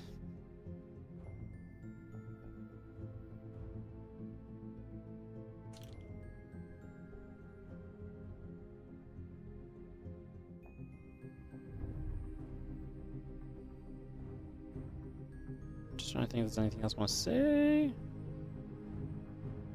but I don't think I've got anything to say. Alright guys, I hope you guys have a great rest of your day. I'll run some ads on the outro. You guys know the drill. They help support the channel. Check out the Patreon page. We still at $1,000 on Patreon. That was amazing that we hit that the other day. Let's have a quick peek. We are still at $1,000 on Patreon. How awesome is that? It's amazing. Yeah.